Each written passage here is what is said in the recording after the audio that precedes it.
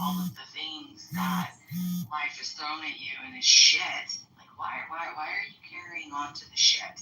Let the shit go and move on, because it's stinky and nobody wants it. Just move on, But it's like, I'm tied to the shit. I want to be in the shit. You know what I mean? It's just like I'm tied to the past, and it's and I know I'm kind of going on a tangent, but it's just having that clarity, I think, that you're able, to see that you can avoid, it's all about just staying in flow. And I think going back to that, when you're in flow, for me, life just moves so much easier. Yeah. Well, you said a couple things that I want to come back to, if I may, that I think are really important. So I want to put a little spotlight on them. And one is, you talked about taking off that backpack, and I think we all have pretty much a constant set of issues, whether they're new ones or they're old ones from childhood. And we have a constant set of fears, whether they feels like we were born with them, like they're a genetic. Sometimes there's a genetic, component to a fear of heights, for instance, or whether it's something we're just in a position that we're fearing, like your friend getting out of an abusive relationship. And when we are willing to just meet the fear, and we're maybe not even ready to take the backpack off. Me.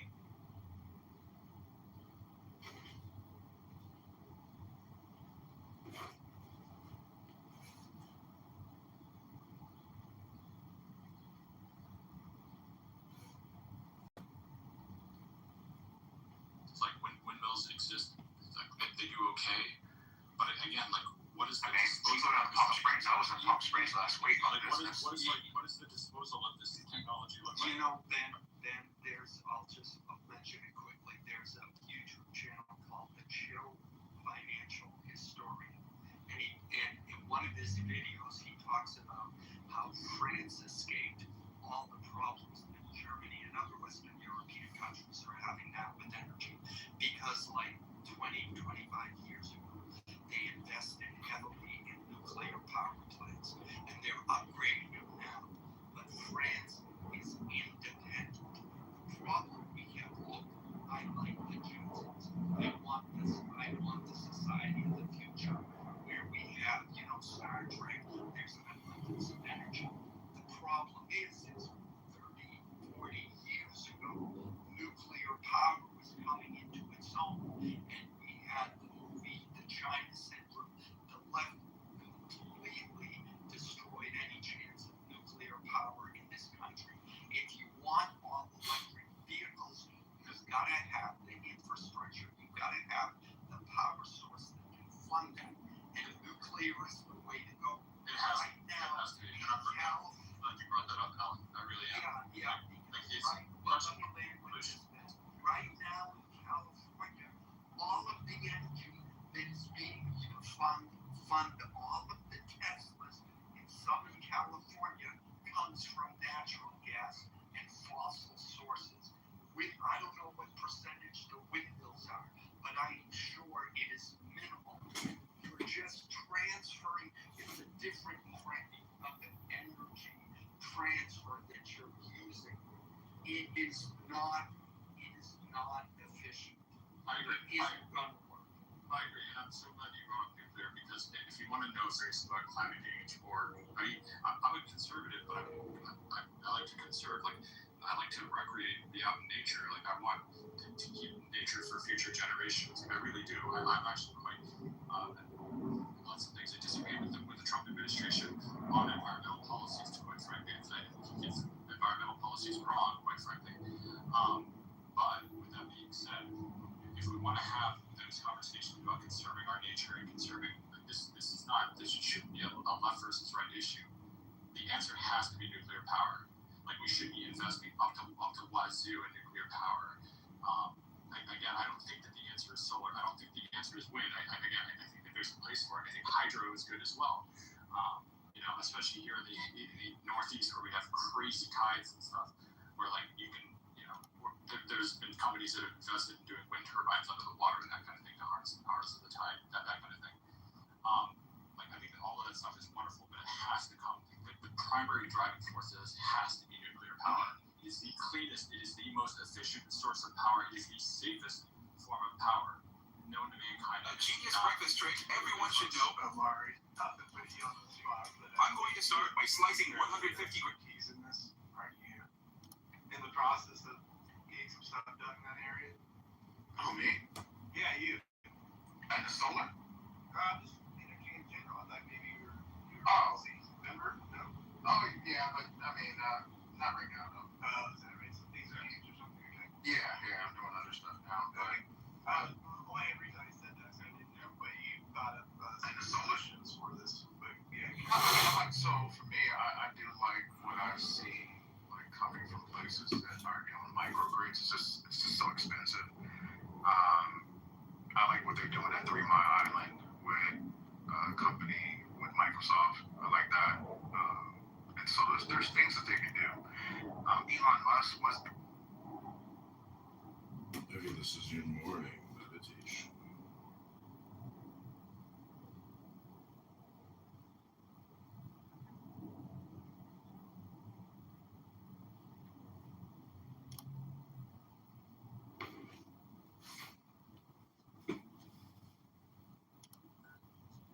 Good morning, Marion. Welcome to your morning meditation, Marion.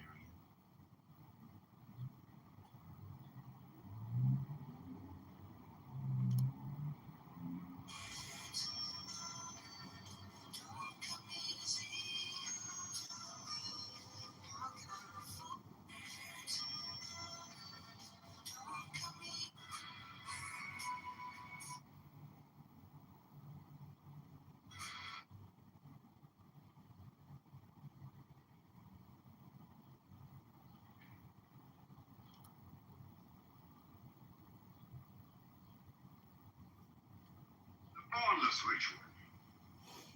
Thee I invoke the bornless one. Thee that didst create the earth and the heavens. Thee that didst create the night and the day. Thee that didst create the darkness and the light. Thou art Esau unnatural, whom no man hath seen at any time. Thou art Yahweh. Thou art Eon, the Prophras one. Thou hast distinguished between the just and the unjust. Thou didst make the female and the male. Thou didst produce the seeds and the fruit. Thou didst form men to love one another and to hate one another. I am Achav the consul, thy prophet, unto whom thou didst commit thy mysteries, the ceremonies of heaven. Thou didst produce the moist and the dry, and that which nourisheth all created life. Hear thou me, for I am the angel of Kitover, of Prophras Ra. This is thy true name, handed down to the prophets of heaven.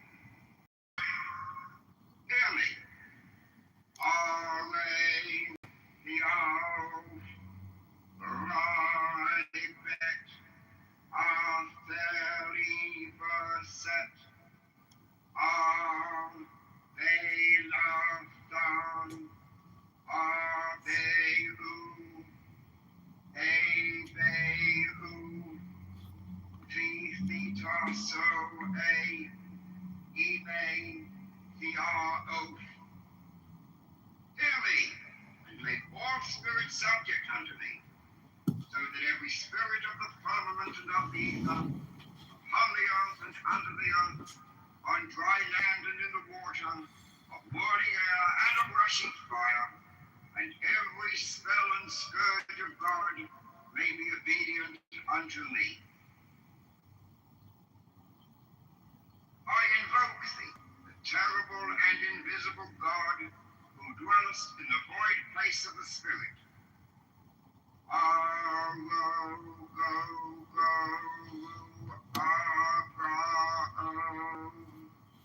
So thou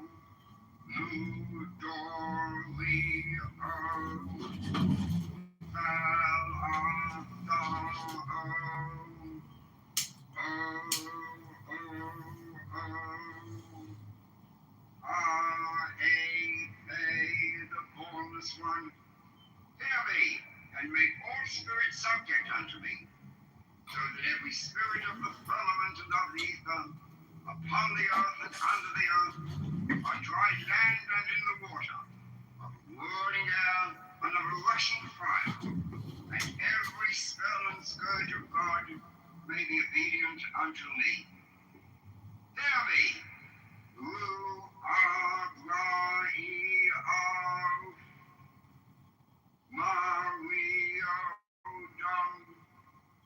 Babylon, thou been abaft, Salonai, Arfen Eof, E, Proteth, Abra, Sex, R-A-O-O-U, Ishure, mighty and formless one.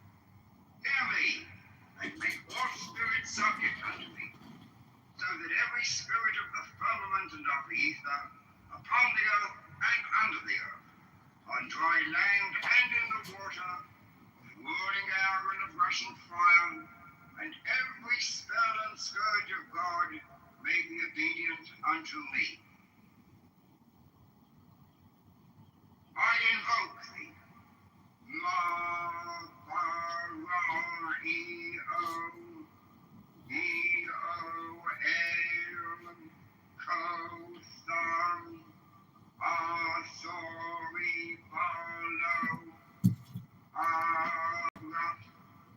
Hear me, make all spirits subject unto me, so that every spirit of the firmament and of the ether, upon the earth and under the earth, on dry land and in the water, of whirling air and of a rushing fire, and every spell and scourge of God may be obedient unto me.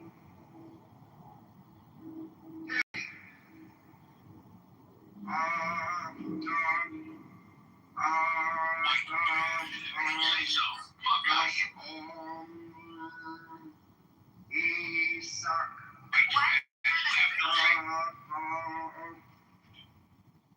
This is the Lord of the gods.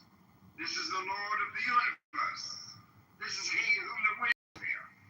This is he who, having made voice by his commandment, is Lord of all things, King, ruler over the universe.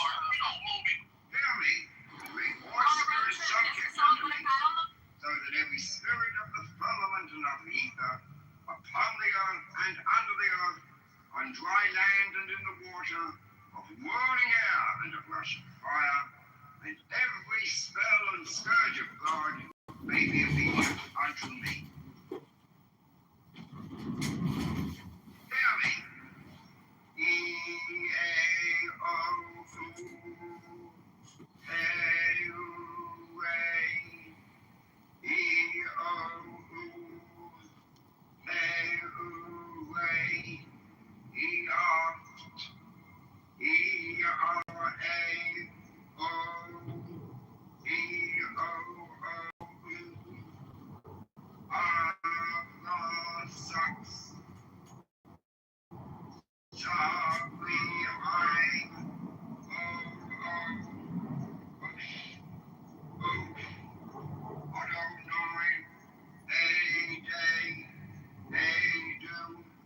Angelos Tompion, Alala Lai, Gar-E-R. Diathana Thoron. I am he, the formless spirit, having sight in the feet, strong and immortal fire. I am he, the truth. I am he who hate, that evil should be wrought in the world. I am he that lighteneth and thundereth. I am he from whom is the shower of the life of earth. I am he whose mouth ever flameth. I am he the begetter and manifester unto the light. I am he, the grace of the worlds. The heart girt with the serpent is my name. Come thou forth and follow me, and make all spirits subject unto me, so that every spirit of the firmament and of the ether, upon the earth and under the earth, on dry land and in the water, of roaring air and of rushing fire, and every spell and scourge of God may be obedient unto me. E-R-O, Sa-Ba-O. Such are the words.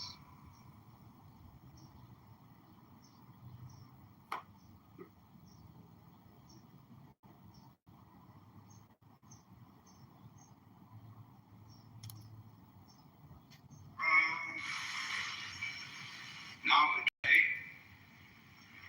we are living in an age which is quite peculiar, because in the world of science, there are no longer any secrets. Because the bornless ritual. Thee I invoke the bornless one, thee that didst create the earth and the heavens.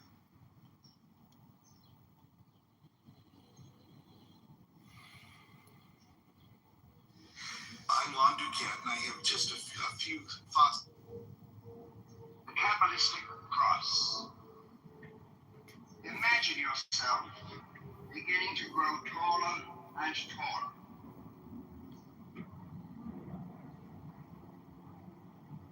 You are as big as the house, still growing and growing, bigger and bigger.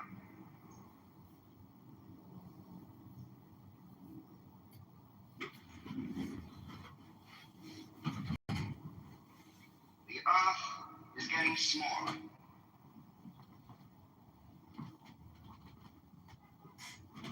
Your head is now above the clouds, towering among the stars. The earth, a small, rolling ball beneath your feet. Far out in the universe, you see a brilliant, scintillating white light.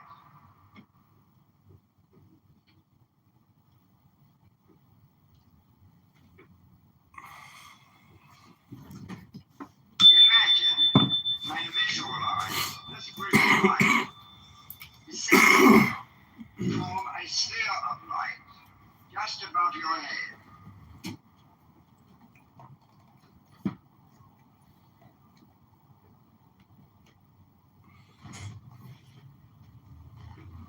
Raise your right hand slightly above your forehead. With it, bring the ball of light down and tap your forehead, vibrating the word Ato. Ato. Which means thou art. The hand is now brought straight down to the region of the solar plexus, and with it sends a great shaft of pure white light, encompassing your now enormous astral body.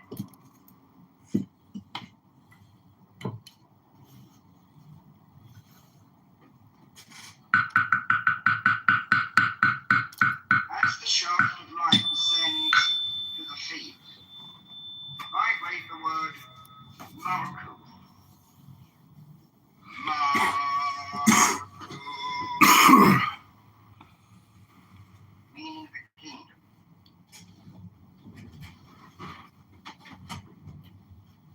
Visualize and feel this brilliant ray or shaft of pure light which has descended from above and encompasses your tremendous astral body.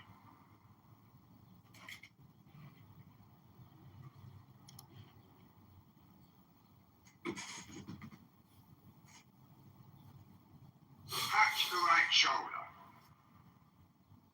With this tap, a sphere of light is formed just off the right shoulder, in tone of the word Vagabura. Zagabura.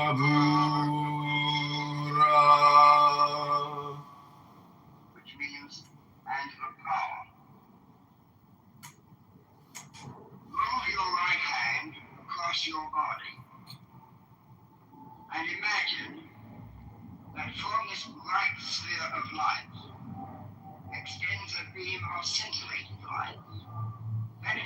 chest and continuing through and just beyond the left shoulder.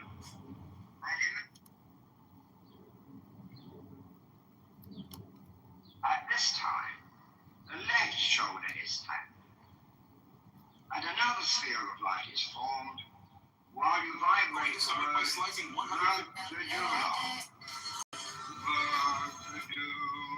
Love.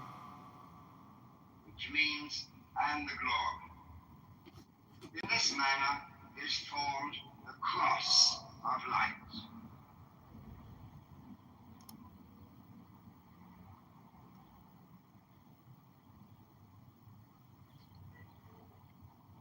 Now clasp your hands in a praying position on your chest, with both arms and elbows raised, to be encompassed in the horizontal beam of light.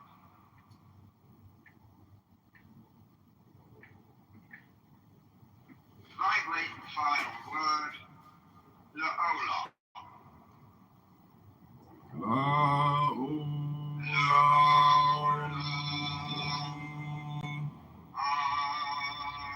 Amen. Meaning forever. Amen.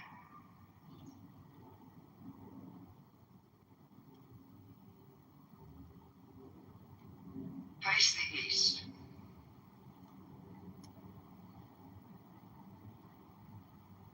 For the ceremonial instrument, you may use a stick of incense, a ritual dagger, or the pointed index finger of your right hand.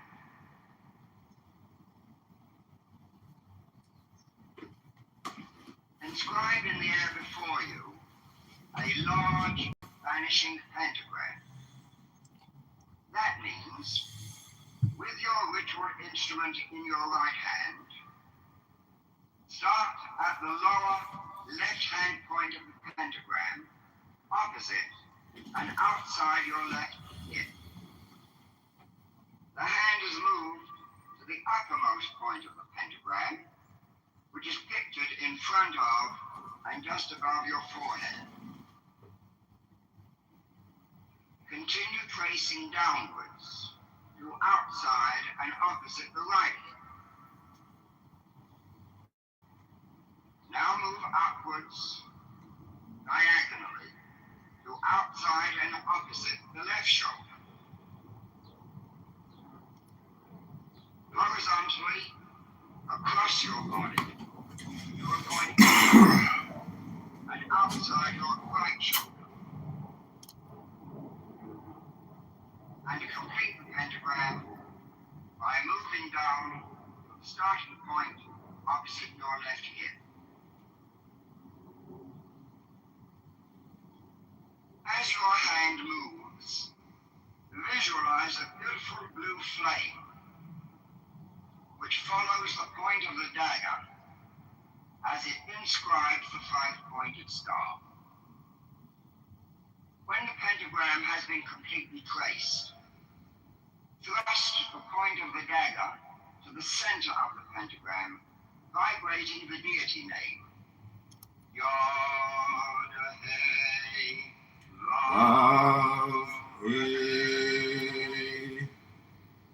imagining that your voice carries forward to the end of the universe.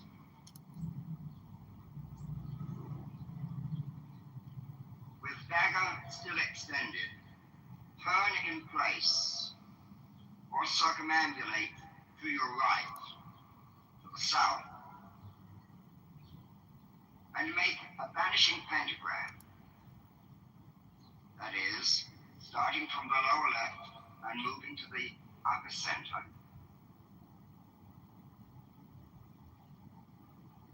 And with the central thrust of the dagger, vibrate the deity name.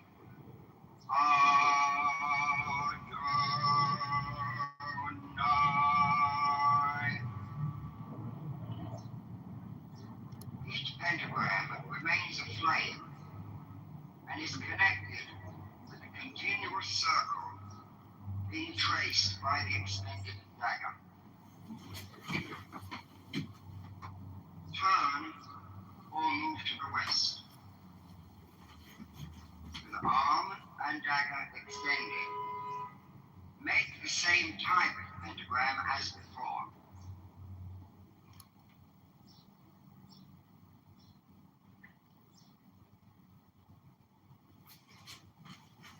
As you once again score the dagger in the center of the star, vibrate the god name.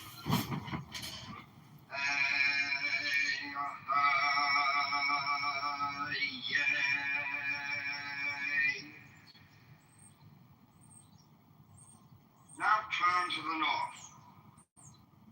The dagger still extended. Make the same type of pentagram.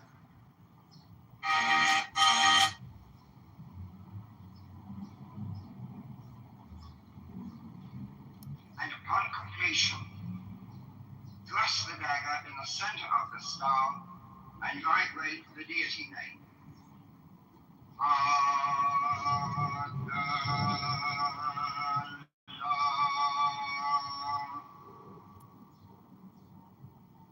With arm and dagger still pointed, return to the east. Complete your circle of flame by bringing the point of your dagger to the center of the first pentagram. Pause a moment.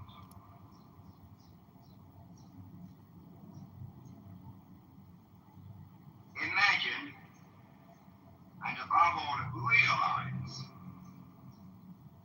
you are standing in a flaming circle with beautiful fiery pentagrams in each quadrant.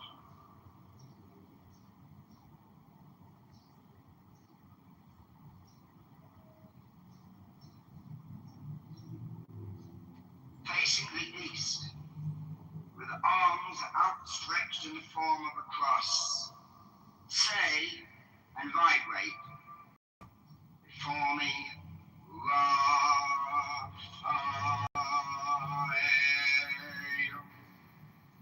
Behind me, Gabriel.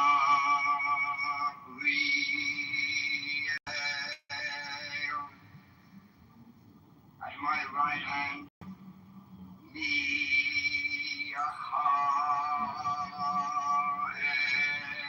Michael. At my left hand, Oriel.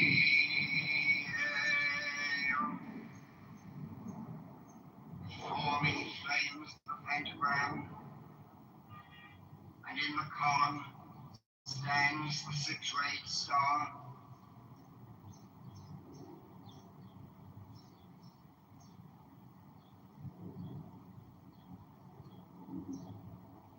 Follow the above pentagram ritual, once again using the Kabbalistic cross as before. Was it Kitover?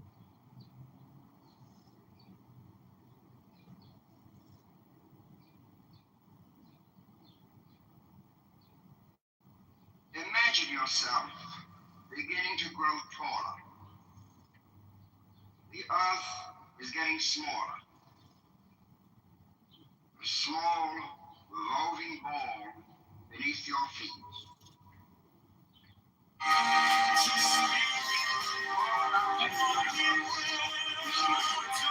Scintillating white light. Visualize this brilliant light descending to form a sphere of light just above your head.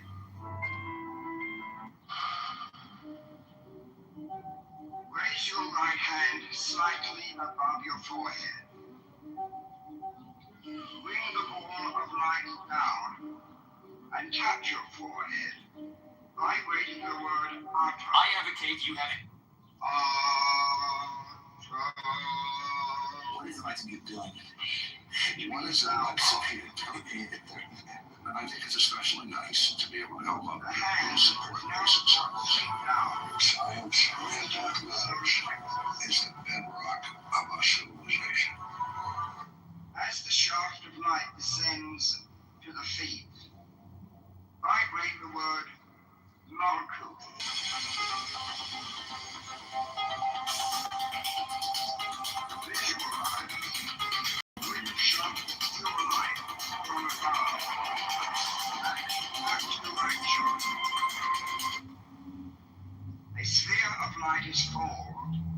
just off the right shoulder, in tone of the word Vagabura. Vagabura, which means and the power. Move your right hand across your body.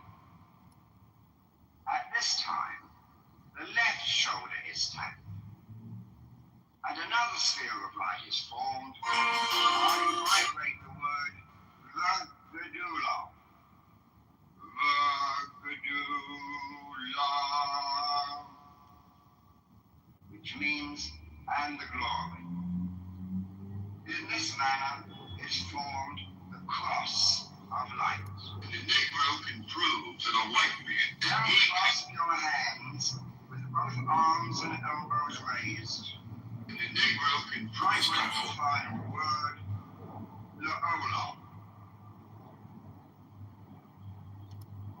La'ola.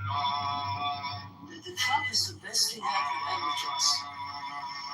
Because she believed what the entire operation of this Nordic magician, that he is the magician of the highest order. That he is there in his irrational mind to create confusion in order with the human being to find new order. And you know, it's not so stupid thinking about this in that way. It's completely turning things upside down. Because since Trump is around, things are changing.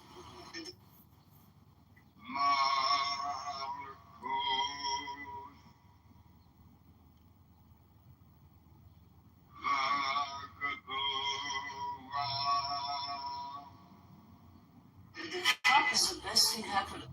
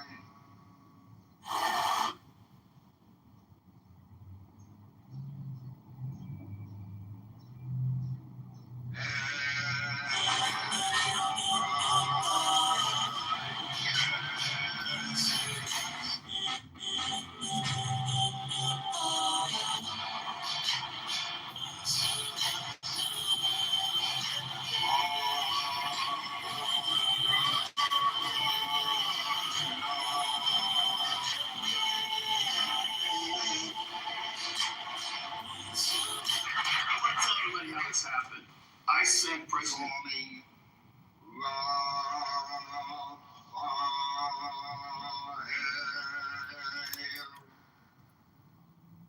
behind me, Gabriel.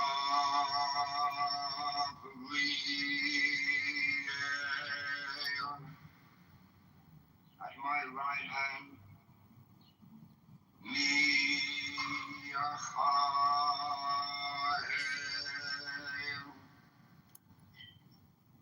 At my left hand, Oriel.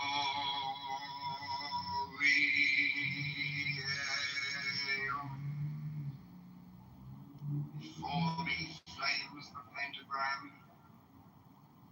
In the column stands the six-rayed star.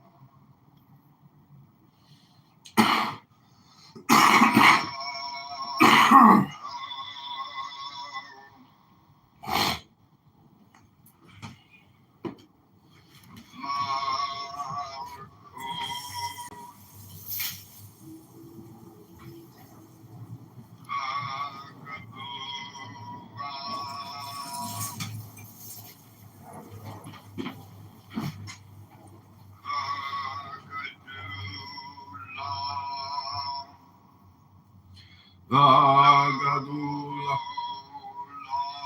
Amen.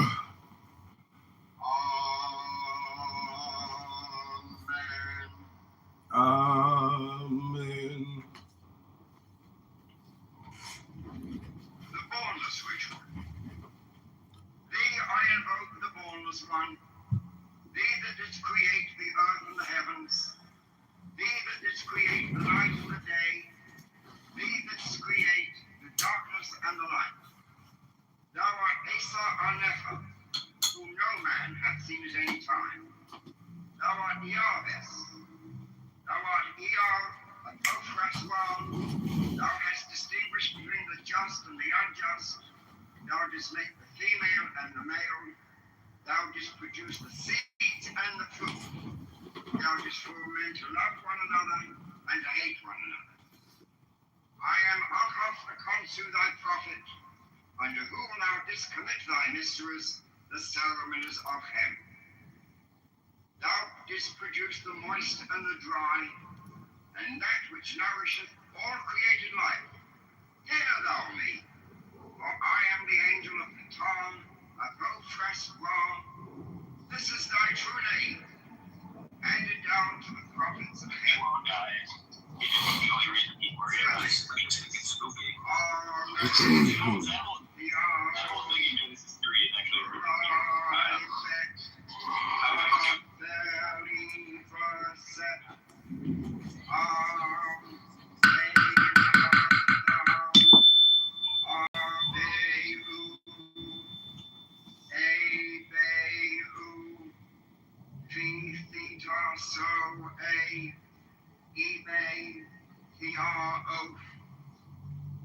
Hear me, and make all spirits subject unto me, so that every spirit of the firmament and of the ether, upon the earth and under the earth, on dry land and in the water, of wood, air, and of rushing fire, and every spell and scourge of God may be obedient unto me.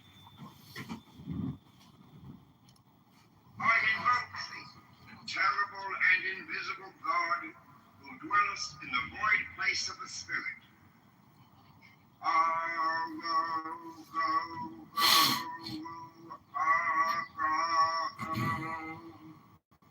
So thou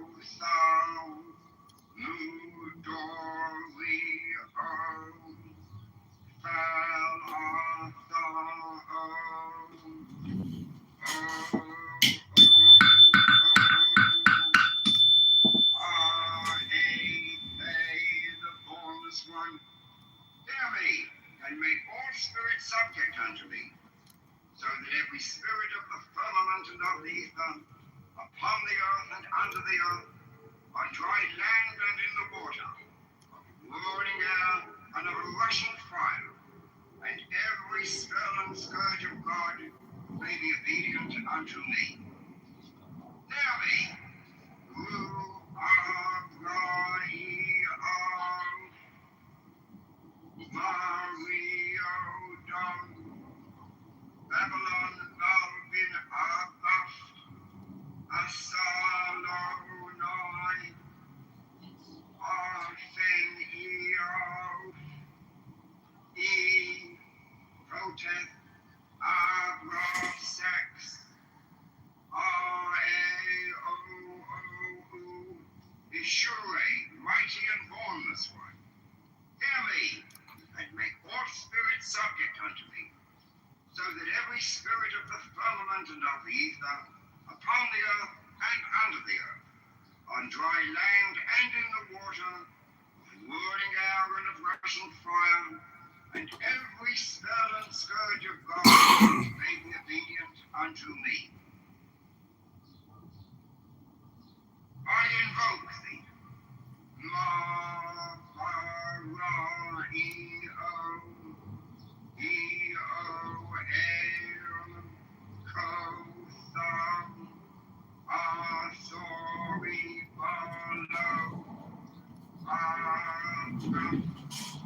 hear me. Subject unto me, so that every spirit of the firmament and of the ether, upon the earth and under the earth, on dry land and in the water, of roaring air and of a rushing fire, and unto me. Hear me.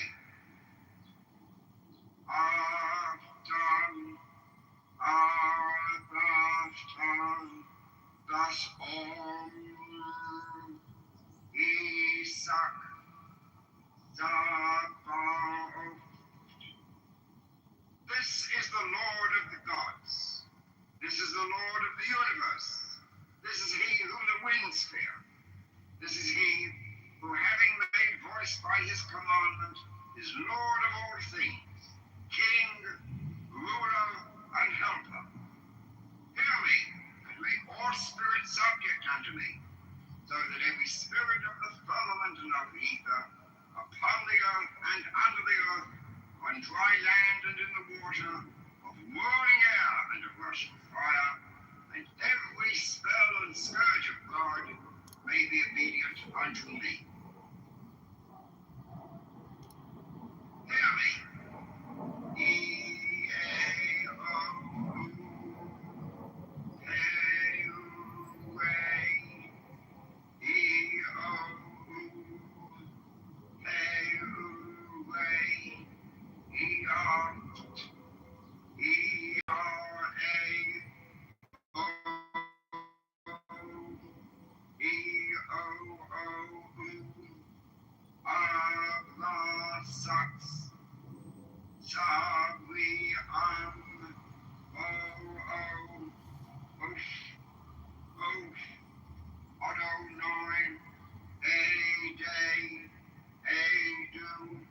Angelos Tontheon Alala Lai Gaia.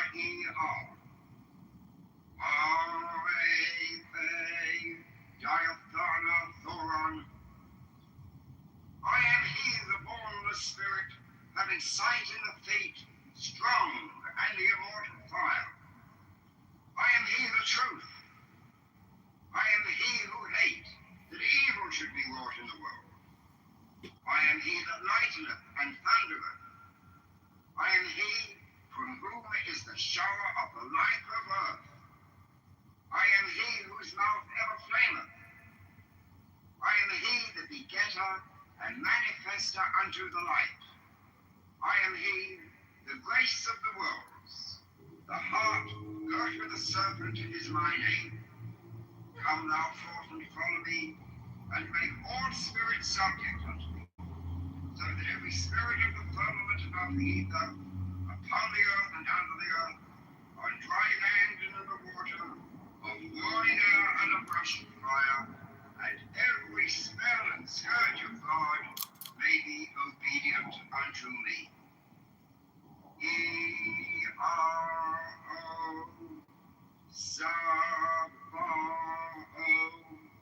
Such are the words. Hello?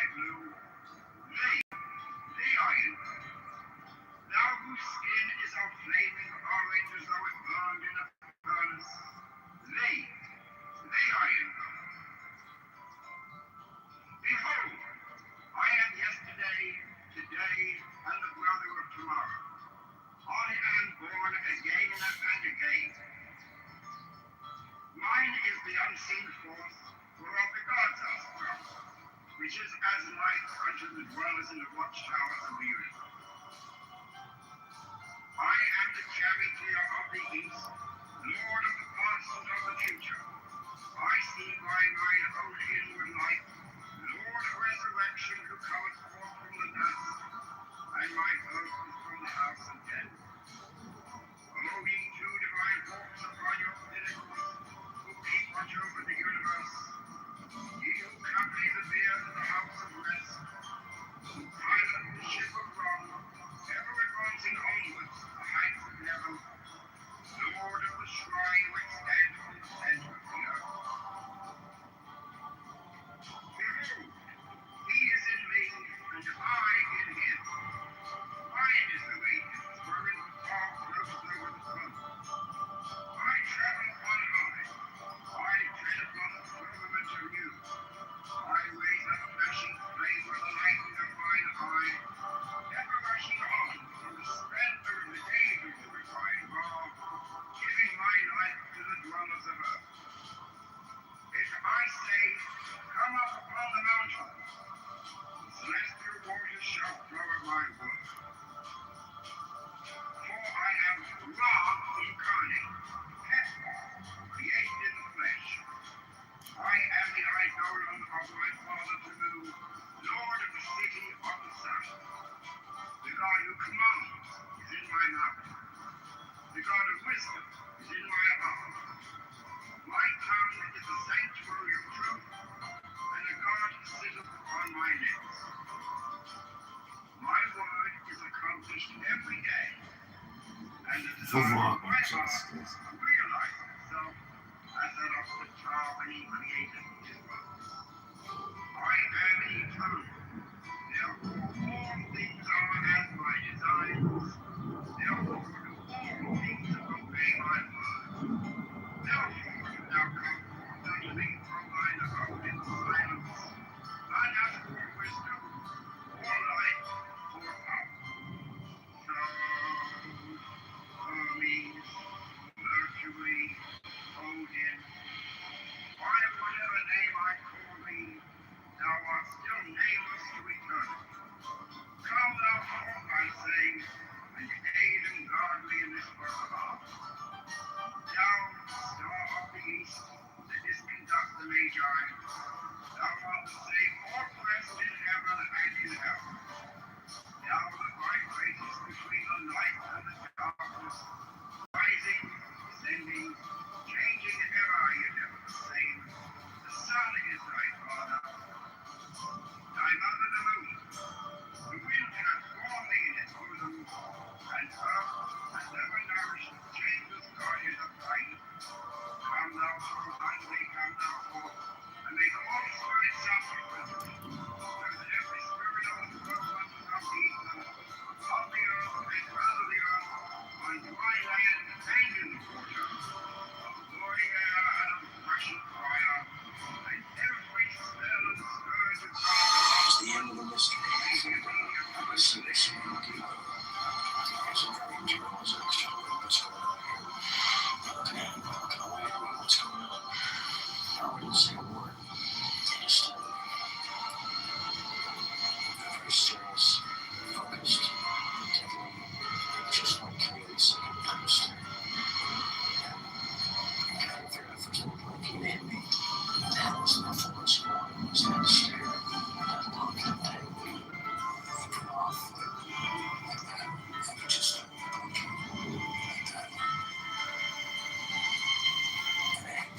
And he realized that he wasn't there anymore. He was somewhere else. Motherfuckers. It was the end of the mystery. And how do you see this?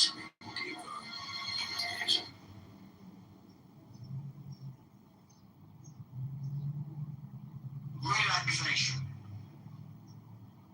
It is important that all the exercises on all of these tapes be performed regularly. Sooner or later, some salutary results may follow. You might then wish to offer up a prayer of thanksgiving at the opening of each practice session. Use your own imagination and ingenium to compose the kind of prayer that suits you and your own beliefs, rather than follow slavishly some already existent prayer, no matter how excellent it may be. At the root of all systems, metaphysical or occult, relaxation of physical and mental tension is considered a prerequisite. Unfortunately, most systems contain only a rudimentary technique inadequately developed for the use of the new student or beginner, without any assurance that it will produce results. I want to present a time-honored viewpoint that is repeatedly confirmed with usage of the newer scientific techniques of biofeedback. First of all, the student is to lie down on his back on any hard surface, or on a bed with a firm mattress, or on a table covered by a thick blanket. A well-carpeted floor has been known to be most satisfactory. For some, a small cushion is permitted for the head. The basic idea is to let the hard surface support the body. Too often, when lying down, we remain fully tensed when we should permit the muscles to loosen up altogether. Thus, we support our bodies with much too much tonicity, instead of letting the hard surface do the supporting for us. He must give himself wholly up to it. A few deep sighs will prove of inestimable value. We should engineer some rudimentary relaxation of the diaphragm, the big muscle separating the chest from the abdomen. What is proposed then is for the student to consider in his imagination every part of the body, from brain to the tips of the toes. No intricate knowledge of anatomy is really required. On the other hand, however, if the student has been taught the broad outlines relating to anatomy and physiology, he may find that knowledge useful. While lying on the back, a thick, large pillow should be slipped under the knees so that the knees are raised some few inches from the surface. This tends to induce a mechanical relaxation of the spinal muscles. Let him now cross one ankle over another, the heels resting on the hard surface, and fold the hands over the abdomen by interlacing the fingers. Bro, you gotta fucking stop. Consider the brain by visualizing it in the skull. Everyone has, at some time or other, seen diagrams of the cerebrum. Imagine now that the brain is a mass of white and grey nerve substance, divided into a right and left hemisphere, with a little bulb at the back. The entire surface of these structures is marked by numbers of lobes, convolutions, and depressions. Try to feel that this brain, normally white and grey in colour, becomes pinkish in hue as you think of it. This visualization dilates the blood vessels in the head, automatically directing an increased blood supply there. This creates warmth over and above the normal amount, and this radiating outwards to surrounding structures produces a relaxation. Maintain this visualization long enough to become aware of some kind of sensation in the head, subjective sensations of warmth and tingling. Yet these are not wholly subjective. Biofeedback experiments indicate that the temperature of fingers or toes using this method may be increased by a degree or two.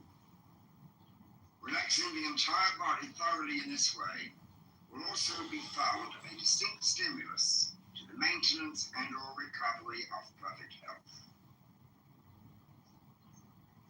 Imagine next that the blood, which has been warming and so relaxing the brain, pours downwards from the frontal portions of the brain into the forehead, the eyes, and the temples, dilating stimulating the blood vessels there.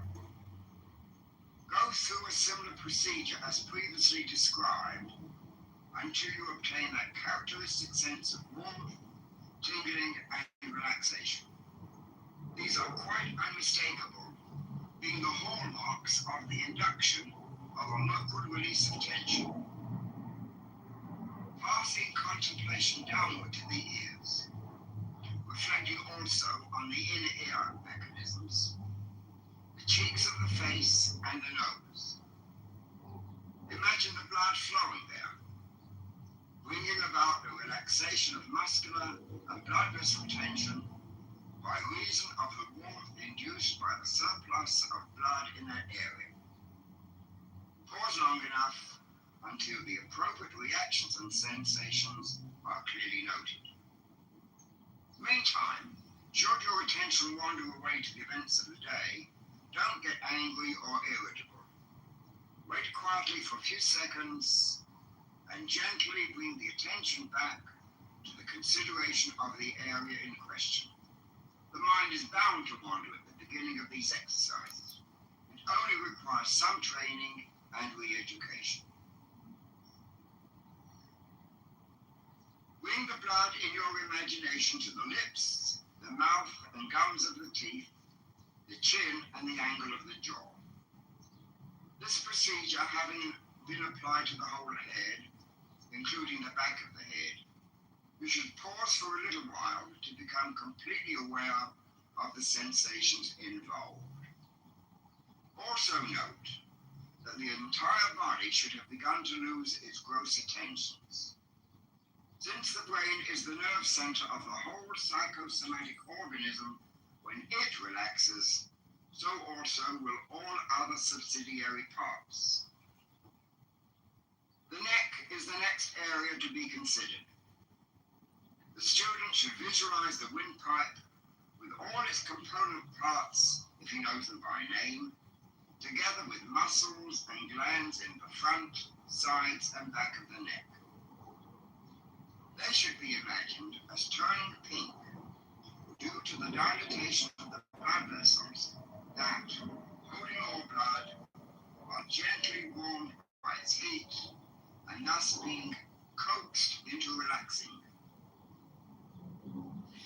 As the tensions begin to loosen, pass the attention to the powerful muscles of the shoulders and shoulder joints. Pay great attention to these, for they are unusually tense in most modern people. The price we pay for the benefits and stresses of civilization. Let the attention slowly wander from the shoulders down the arm to the elbow, forearm, wrist, hand, and fingers, dwelling for a minute or so on each part, feeling a sensation of warmth and tingling there, firmly telling each part to relax. Return in imagination once more to the shoulders. Visualize the entire chest cage. Within this cage are several large and important organs: the bronchial tubes, the lung, heart, large arteries and veins leading to and from them, and the diaphragm. Also make note of and feel the powerful rib muscles which aid the breathing function. Just make a simple picture of this cage and begin to feel that slowly the blood pours into every dilated artery, vein, and capillary. The muscular walls of these vessels relax, enabling them to convey larger quantities of blood than before. Because of this increased blood supply, a greater quantity is being generated in the chest, resulting in a generally diffused sense of relaxation. So far as the abdomen and pelvis are concerned, a similar technique is to be followed. Thinking of the large areas which include the individual organs that you know to be housed there. Feel the warm descent of the blood and experience fully the sensation of aliveness that the consideration of those parts produces. As you practice, you You will at first become increasingly conscious of each bodily segment, becoming aware of each separate organ, rather as one does of each tooth, if and when there is a toothache. This awareness is succeeded by a complete cessation of sensory awareness. The relaxed portion, formerly standing out so vividly in consciousness, will fade utterly from view. Eventually, consciousness of the body as a whole vanishes entirely, with a deep and abiding serenity and stillness resulting. Having completed the irrigation of the pelvic area, imagine the life stream of blood dividing into two powerful rivers, each sweeping down one hip and thigh. Consider the thigh as far down as the kneecap, in a manner similar to that applied to all other portions of the body, until you become aware of the warmth and relaxation of the heavy, thick muscles. Then pass downwards with the mind to the ankle, and finally to the tips of the toes. Become fully aware of each minute part of the body, becoming absolutely flooded by the bloodstream, which enables it to undergo this needed release from tension. The entire process from head to toe should take not less than a half an hour at first. More time would even be more satisfactory. As time goes on, less time may be necessary to induce relaxation, until finally the mere wish or thought to relax will spontaneously induce all muscles and tissues everywhere in the body to relax their chronic tension. Skill is the important factor, and skill is achieved solely by practice and constant repetition. In this way, a conditioned response may be built up with the almost instantaneous reaction that such reflexes have.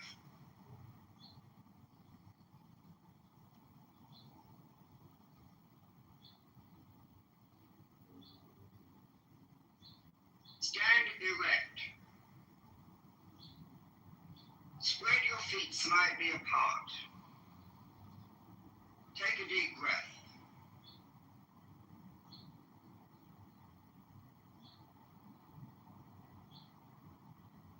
Stretch and twist your body.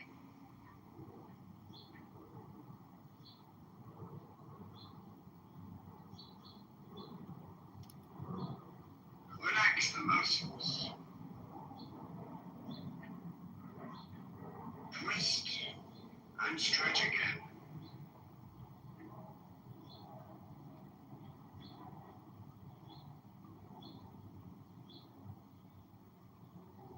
Relax. Exhale and let your body flop from the waist, dangling like a rag doll. Inhale and bring your body back into the upright position. Loose and relaxed, but upright. Exhale, let your body flop again.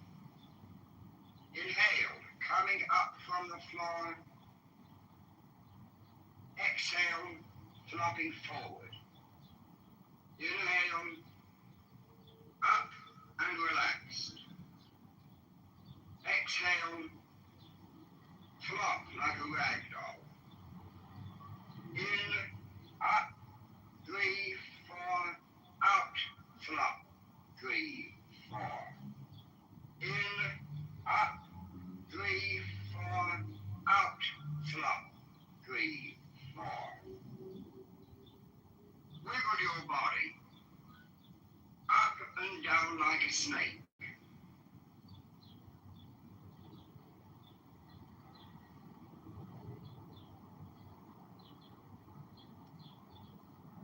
Turn it loose as if it were boneless.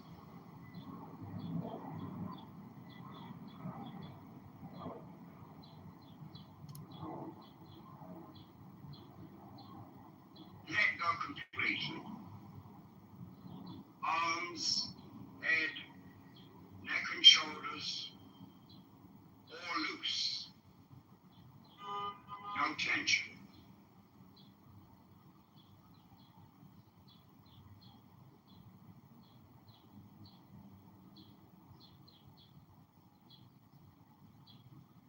Let us dedicate this work to an awareness of the ever-living God by using an ancient prayer.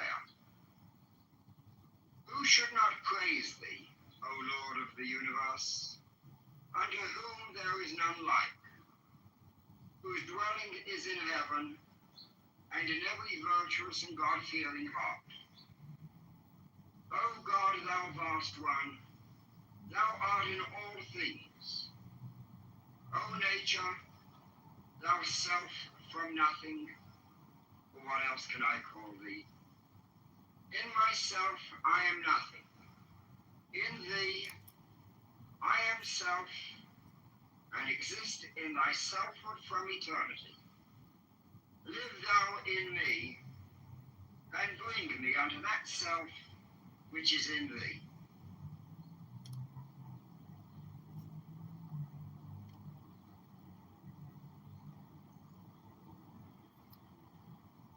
Lie down and make yourself comfortable.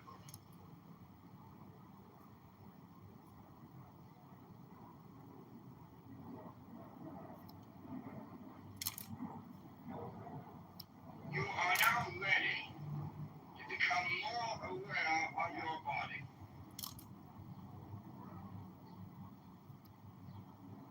Breathe easily, with the lips slightly open.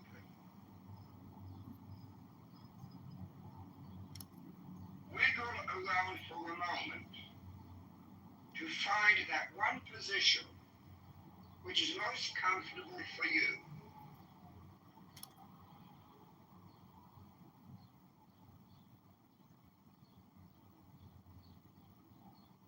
Now stay in it. Do not move from it in any way. From this moment forward, remain absolutely motionless.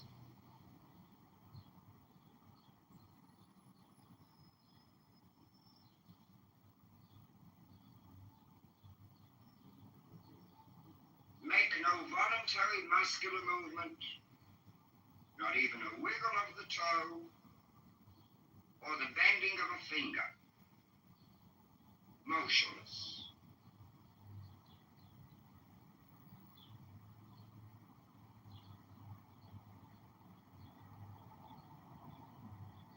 Now try to feel what is going on inside your body.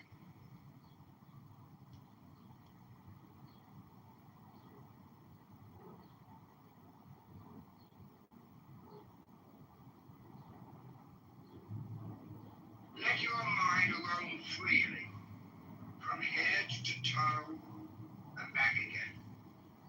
Slowly, deliberately, methodically.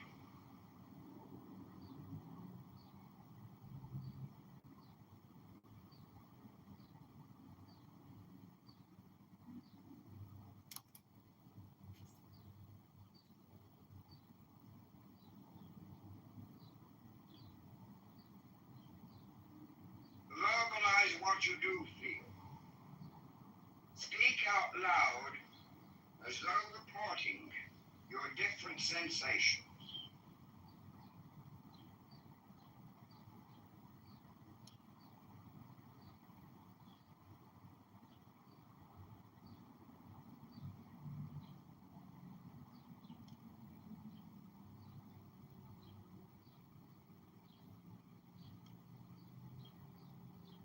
You are attempting to do one thing and one thing only. Heighten your awareness of sensations inside your own body.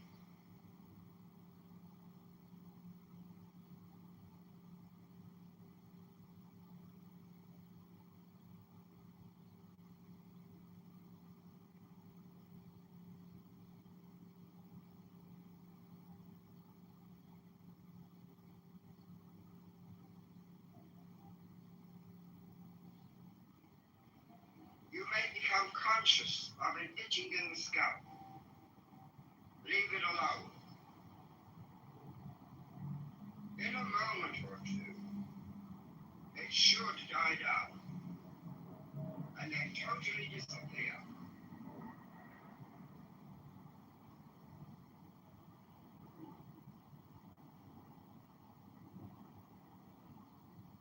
Your attention may soon be distracted by a muscular itch or a tingling somewhere else in the body. Whatever it is, again, do nothing about it. Merely observe.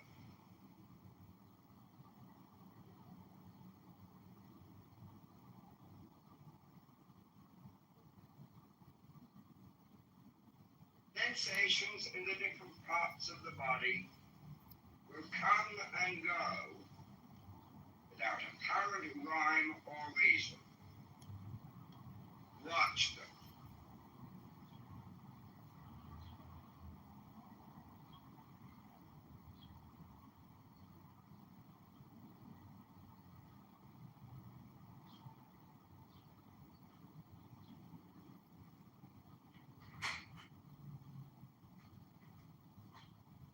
Become aware of your body as something you have lived with. And perhaps now, for the first time, you watch it let go and become soft and relaxed.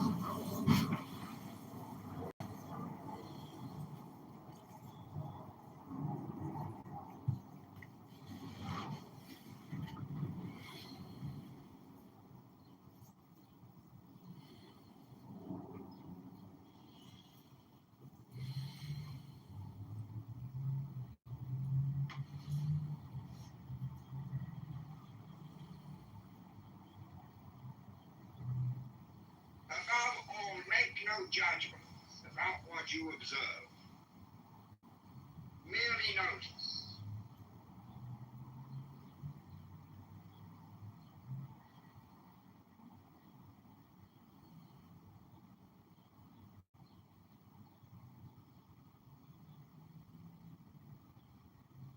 Don't criticize or reject any of these sensations. They may be comfortable or uncomfortable, pleasurable or otherwise, but they are your own.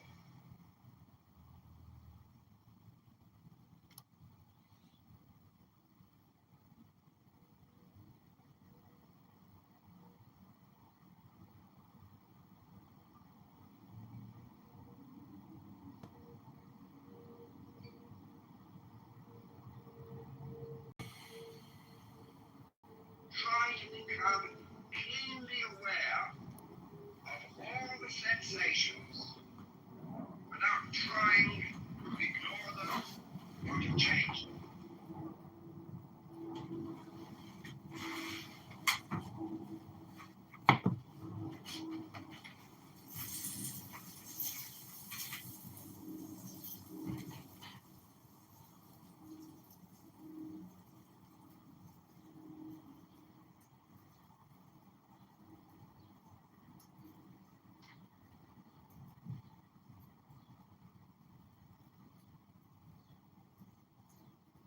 Be aware of everything that is going on inside. This is the process, eventually leading to self-realization, the integration of the whole man.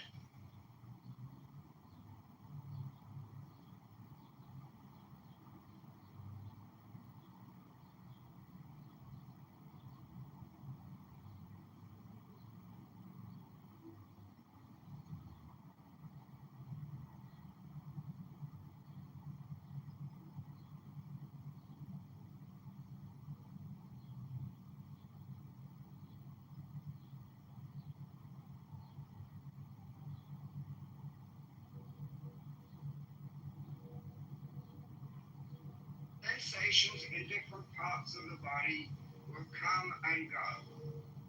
Watch them. Verbalize and study what you do feel.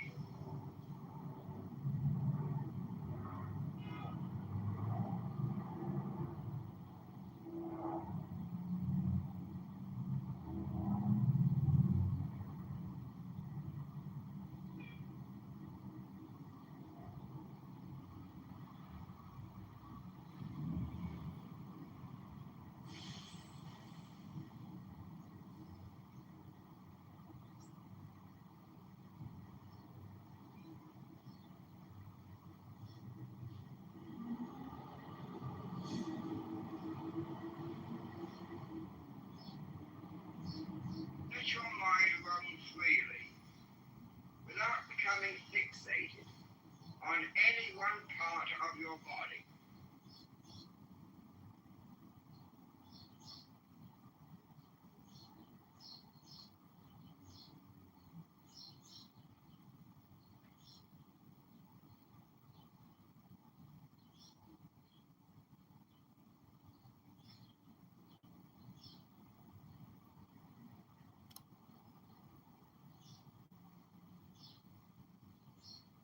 Make no judgments about what you observe.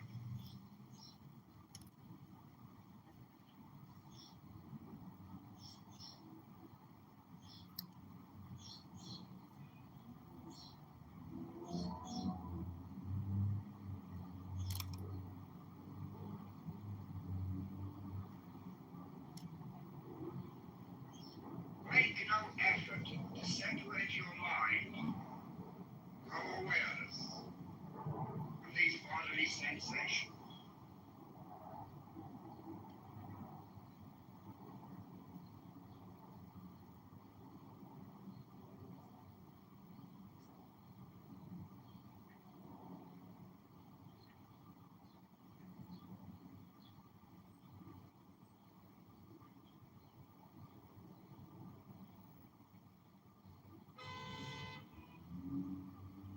There may be a great temptation to think of something else. You distract your mind from discomfort. Don't succumb to this. Just watch and observe.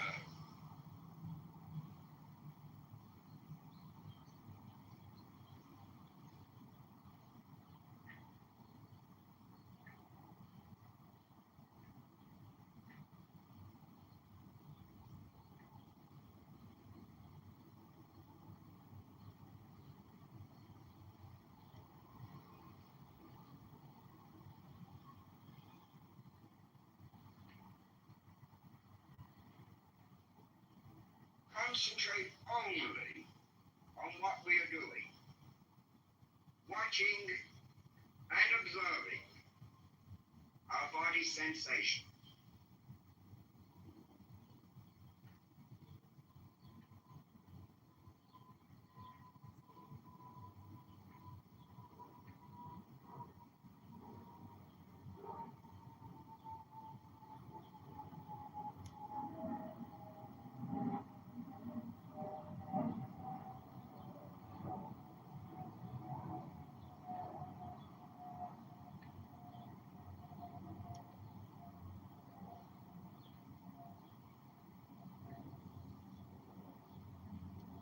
Don't criticize or reject any of the different sensations, comfortable or uncomfortable, pleasurable or otherwise.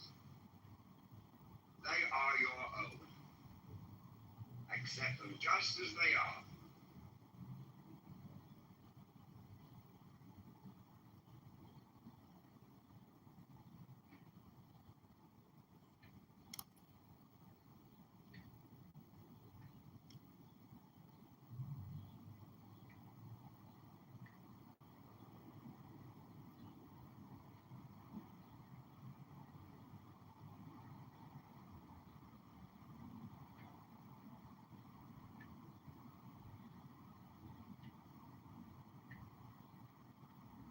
You do nothing else but merely observe the rise and fall of sensation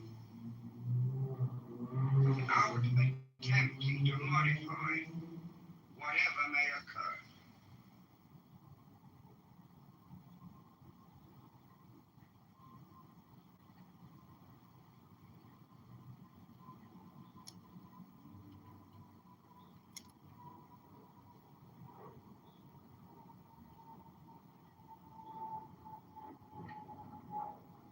This practice heightens the function that is called self-recollection, mindfulness, and self-awareness.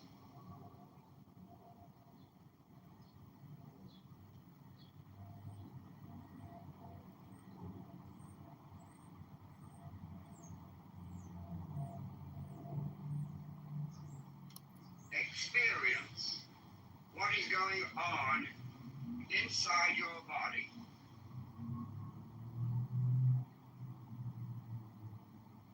Become aware of what is happening.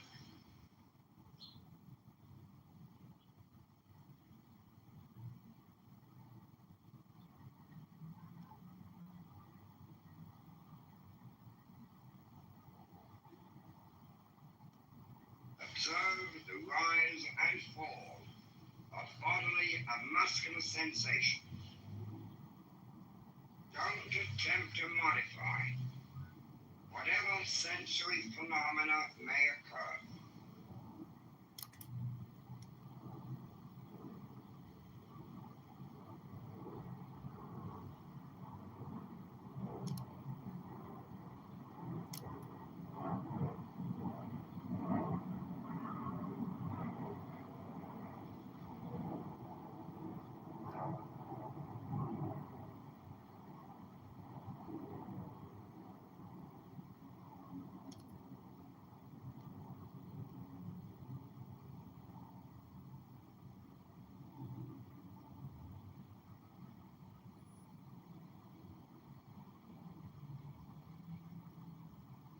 Verbalize.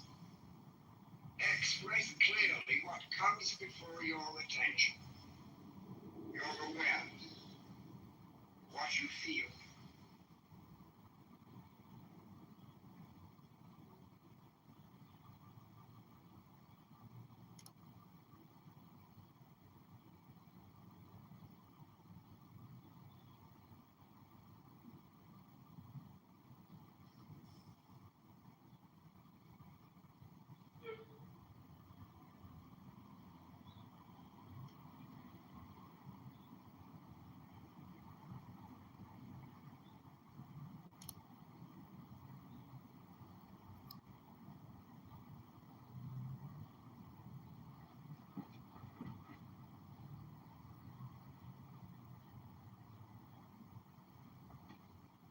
Realize that you are becoming aware of your body.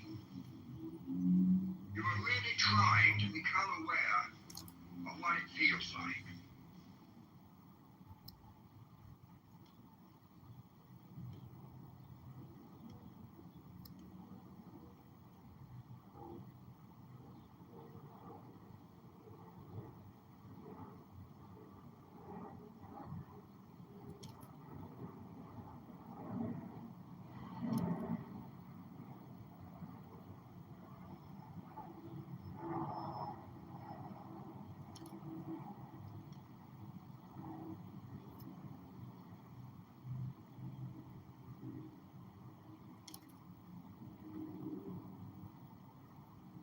Let your mind move around.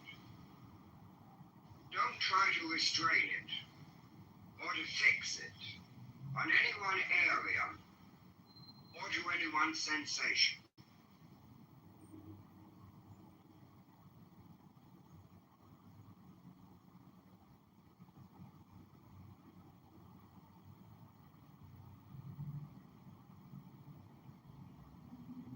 Let your mind float around inside from head to toes.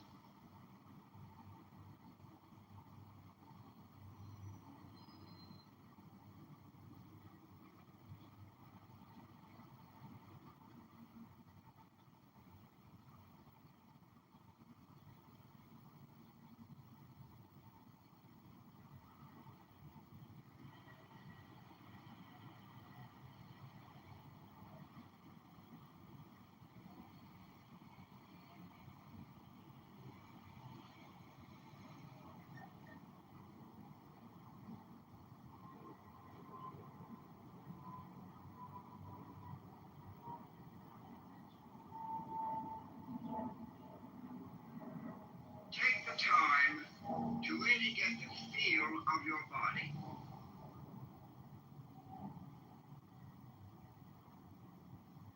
Become aware all the time, not just when it hurts or when there is a pain or an ache.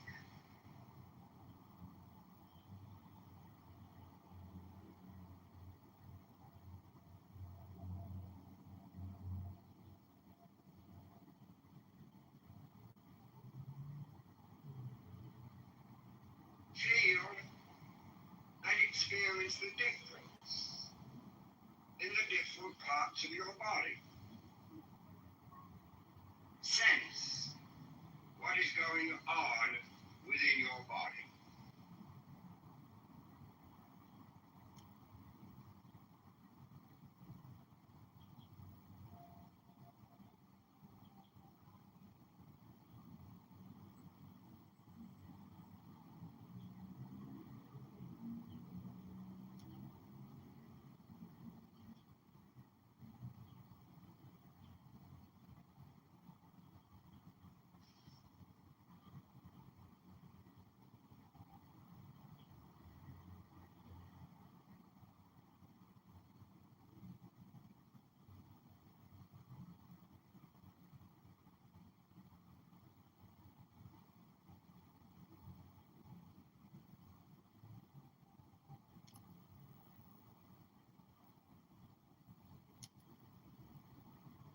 With one broad mental sweep, become aware of the body as a whole. From the crown of the head to the tips of the toes.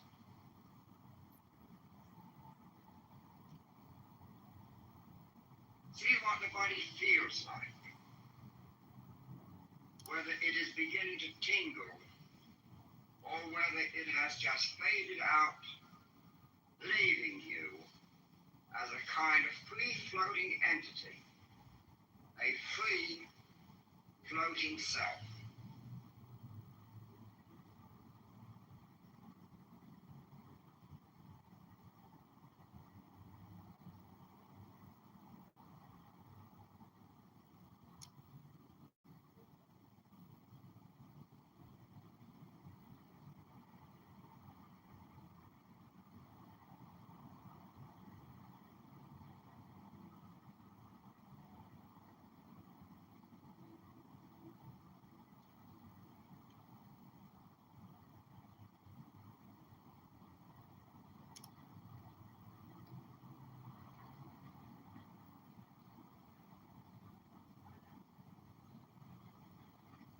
Now stretch and twist and enjoy the feeling of your body on the surface. Try and feel what it's like. Wiggle your body around.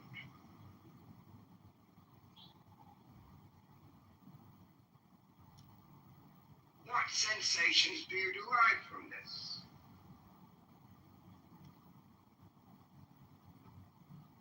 They can be extraordinarily pleasant and pleasurable, and should be.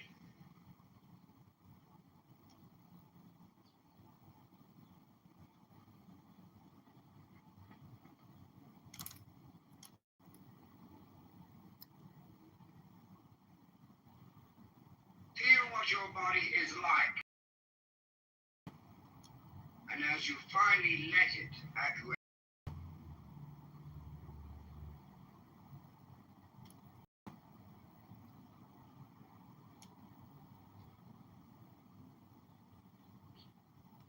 give thanks for whatever guidance you have received or progress made. Blessed be thou, Lord of the universe, for thy glory flows out to the ends of the universe, rejoicing.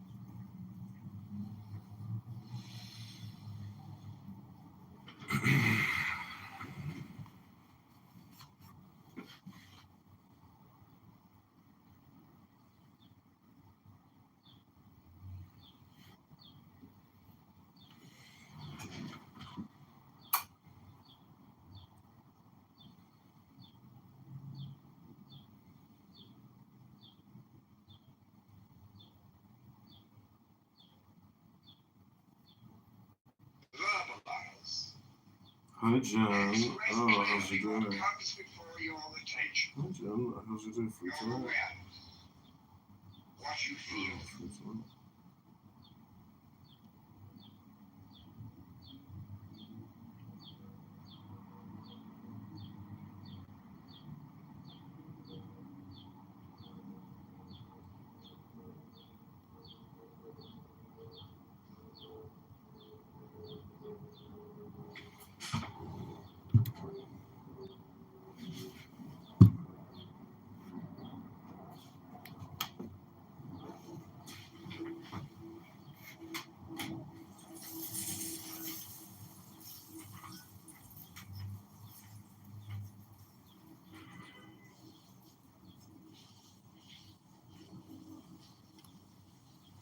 Realize that you are becoming aware of your body. You are really trying to become aware of what it feels like.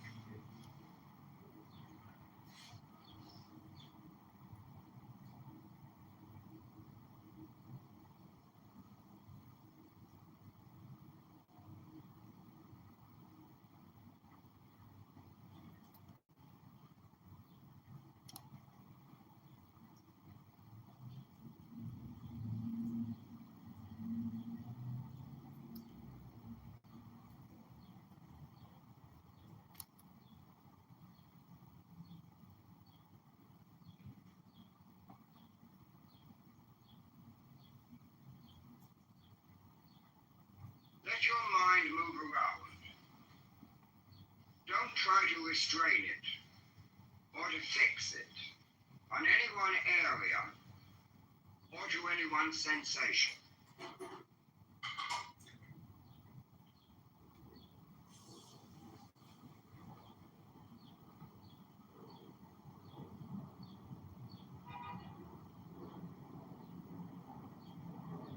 Let your mind float around inside from head to toe.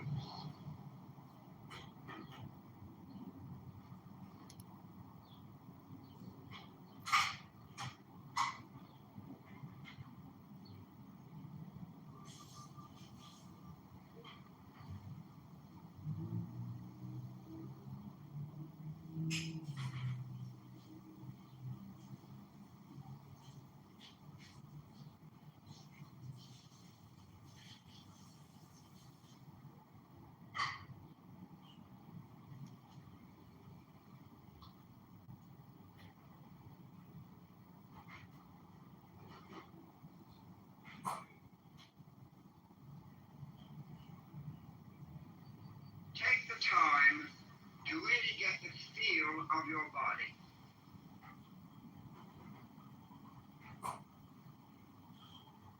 Become aware all the time, not just when it hurts or when there is a pain or an ache.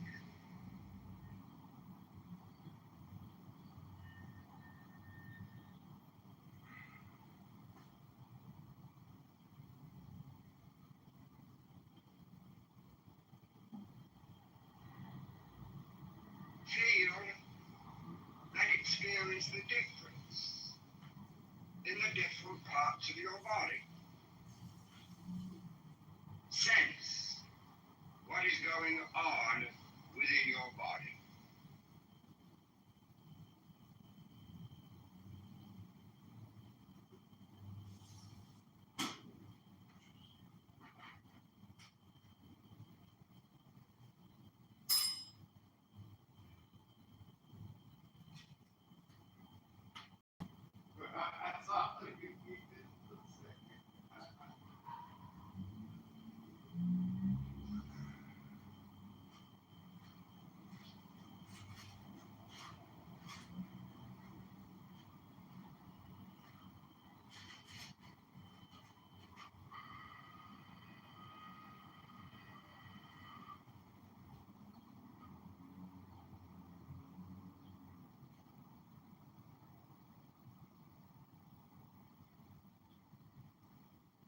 With one broad mental sweep, become aware of the body as a whole. From the toes.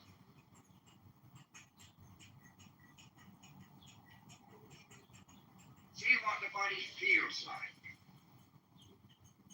Whether it is beginning to tingle or whether it has just faded out, leaving you as a kind of free-floating entity, a free floating self.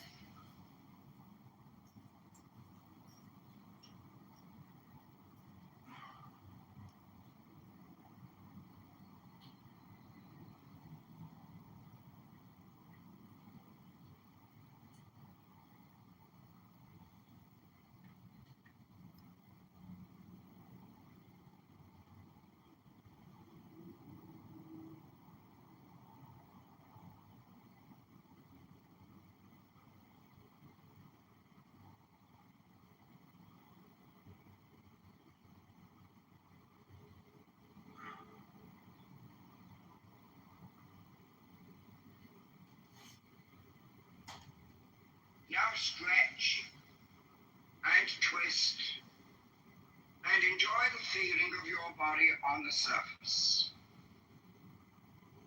Try and feel what it's like. Wiggle your body around.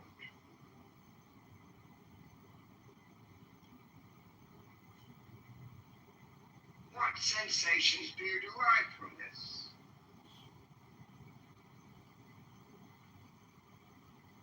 They can be extraordinarily pleasant and pleasurable, and should be.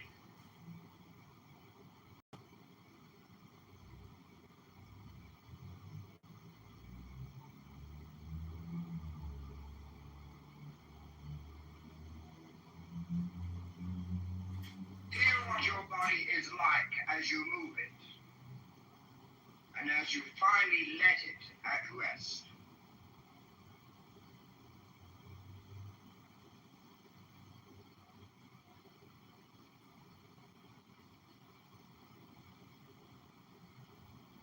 Give thanks for whatever guidance you have received or progress made.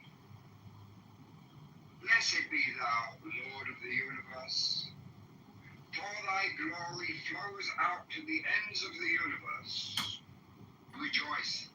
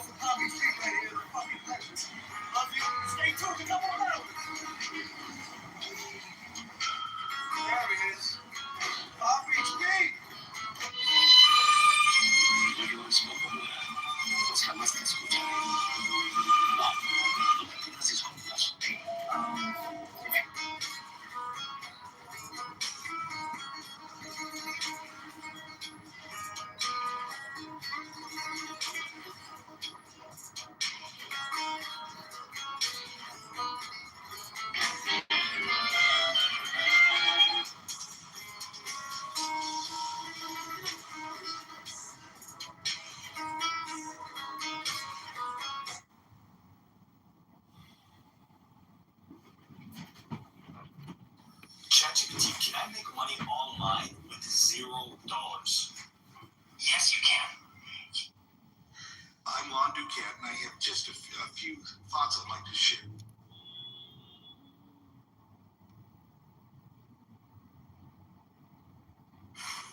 I can't believe there's people that exist, that breathe, that have reason, that believe that Whataburger is better than In-N-Out. It's a very serious problem. I've met one.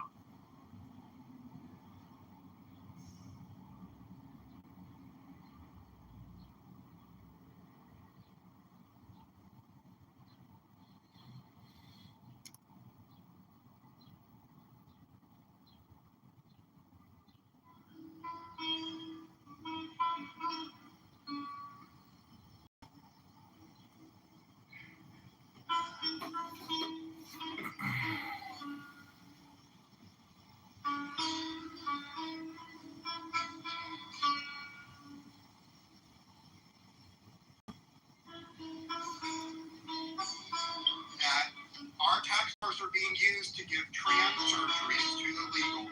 I have 4 links. So basically what the Democrats are doing is they are saying if you are an illegal, you snuck into America and you want your penis off, American taxpayers will pay $15,000 for it. And that, why are Democrats paying for trans surgery? Because the people who are most likely to vote Democrat are trans. If you actually survey trans people, more than 90% vote Democrat. So it is in the best interest of them health and the best interest of the Democratic Party to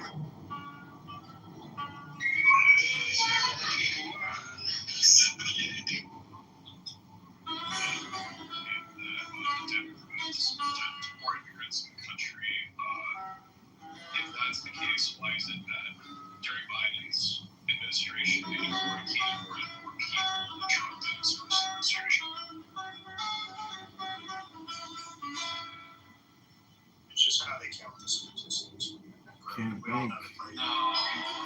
No, come on. It is. Well, how come it simultaneously, if Biden deported the most illegals from coming into our country or that were in our country, then how does he also have the most illegals that came into our country in the span of 4 years?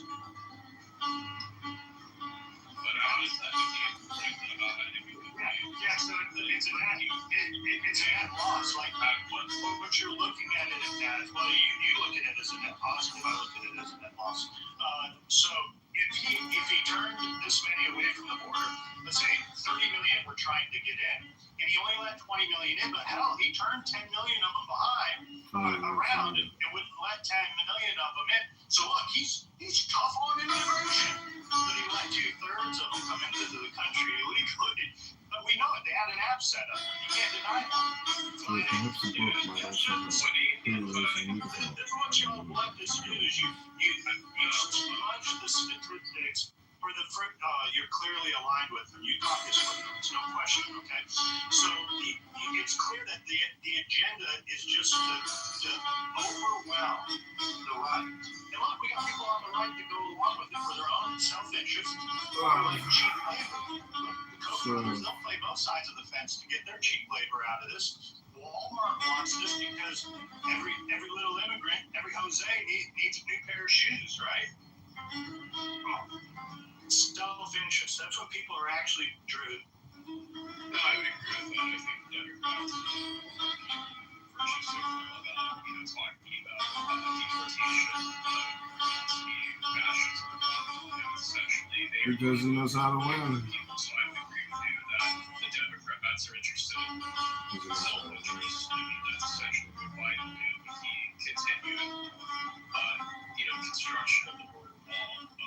But to me, though, my point is essentially it still stands is that if the Democrats were in favor of letting anybody come into the country, why wouldn't so many people? I think I can answer Necro respectfully because I do respect Necro, and I'll be very specific. The reason why the Democrats deported illegals when we had elections, they wanted the campaign to say the border is not open.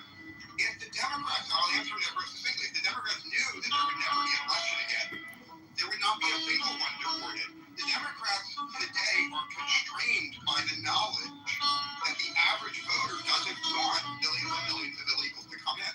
And that's holding the Democrats back from what they really want. So that's your answer, Necro. Yeah, I mean, I think that's fair to say. I mean, but I think really just the idea that, they want to leave people to vote in illegally. I think, I mean, I would like to know when that, is suggested because the fact that they have policy that don't disincentivize people to come here, I don't think that that's the same thing. This is Alistair. I'd like to be put in the queue, and I will be succinct. Okay, I'm happy to pass the mic down. So I've seen videos. Oh, sorry. Go ahead. Run. It's already been. Hold on. Let me finish. It's already been run in Europe. That is ML's policy letting violent migrants from the third world come in. It's been tested in Europe, and I'll post links. The overwhelming majority of gang rapes in Europe are committed by immigrants from the third world. The same immigrants that ML demands that America let in are committing mass gang rapes, and it's not in one country. It's in 10 different countries in Europe. So if anyone is honest and neutral and just Googles what do ML's policies do to a country, you don't have to speculate. You can see it. And I'll post a few links. I'm going to the audience. ML demands. Yeah, I mean, I know there's been the suggestion that, immigrants in Europe, one of the things is saying that there's been rising crime among them, but I think it's also been pointed out by the Canadian who's a libertarian think tank, which positively is immigration, but their studies have shown that now I don't know if there's necessarily a distinction between people who are here legally, who are legally documented versus people who are not documented. But I mean, to me, it's like. Try to be succinct, Necro. I'd like to go next. Try to be succinct. Yeah, that's right. I think I've gotten an idea. So I've seen videos over the past few days of Angela Merkel, former Prime Minister Tony Blair of Britain. So we have Germany, we have Britain, as well as even the Italian Prime Minister now. But the Spanish Prime Minister just recently gave 500,000 African migrants basically amnesty. And it's because the Spanish people hate their leadership, because they are allowing these illegal migrants to come in for their votes. It's the same thing here in America. The Democrats want to destroy the country by allowing millions of more illegal alien refugees from all around the world to pour in to collect their votes. It is a scheme, it is a scam, it is a fraud, and Kash Patel, when he's finished drinking all his beers, partying all the time, maybe he'll do something about it and start arresting politicians. Until we start arresting criminal politicians, nothing will change, nothing. We need arrests, and we need arrests this year, and Donald Trump has to take his eyes, his gaze, his power, and he needs to refocus within. We need to get to the root. We need to rip this tree up, and we need to chop its roots up, which is the Democrat Party. They are criminals. They are fraudsters. They are liars. They are thieves. And until we see arrests, we will never, ever be free of these parasites. These parasites are killing us. They are low IQ. They are weak. They are effeminate. They are brainwashed. They are suicidal. They hate our history. They hate themselves. And they are miserable, horrible, pathetic people who have no intelligence, no courage, no morality, no strength. And I say we crush them, we arrest them, we imprison them, and we put them through the trials and the courts. And if the Democrat judges don't agree and they release, well, then we arrest the Democrat judges. Our police must begin arresting Democrat judges who release murderers back into the streets to kill our people. We must arrest soon and now. We cannot wait. We need mass arrests in this country. I am complete. How about the top 1%?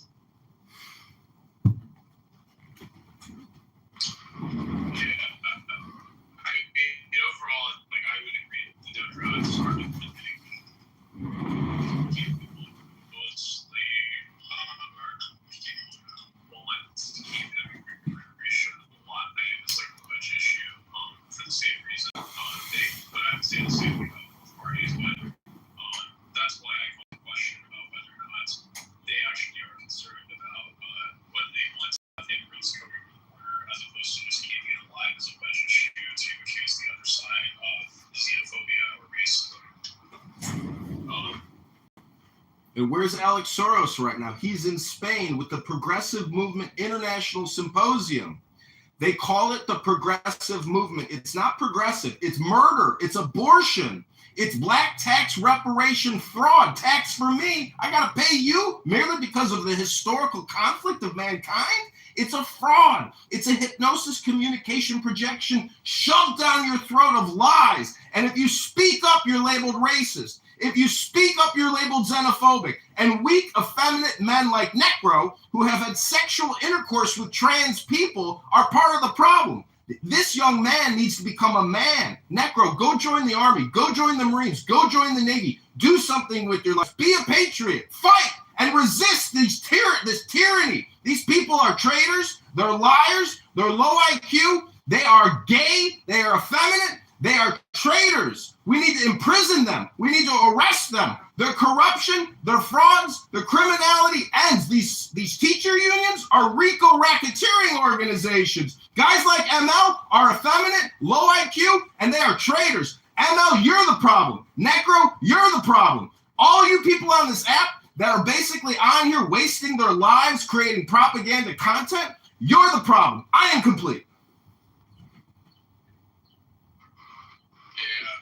I think we should tell people who are saying that we should go to other countries that they should be concerned. Well, Lindsey Graham was actually a reserve in the Air Force. Yeah, well, I think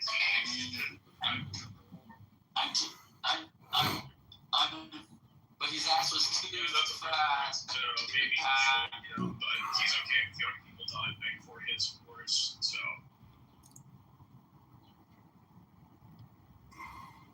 yeah, I agree. We should put all the politicians in there. we need Lindsey Graham is like Newt Gingrich, and he's a chick.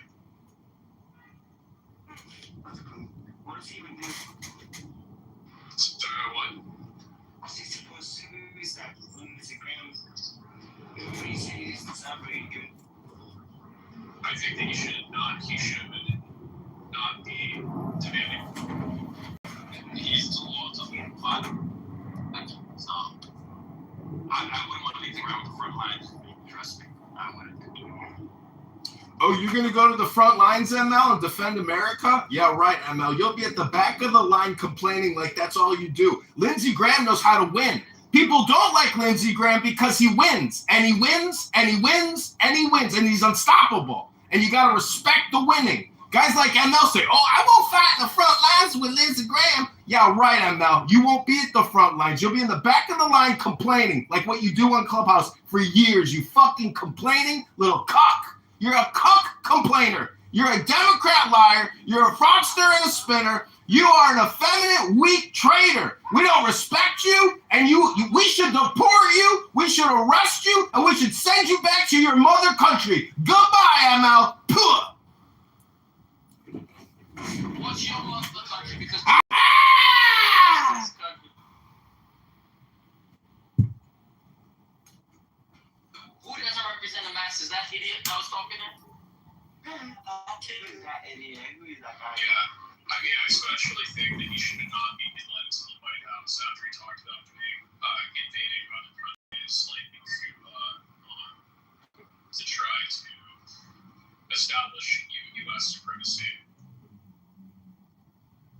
And we are, so like it or lump it.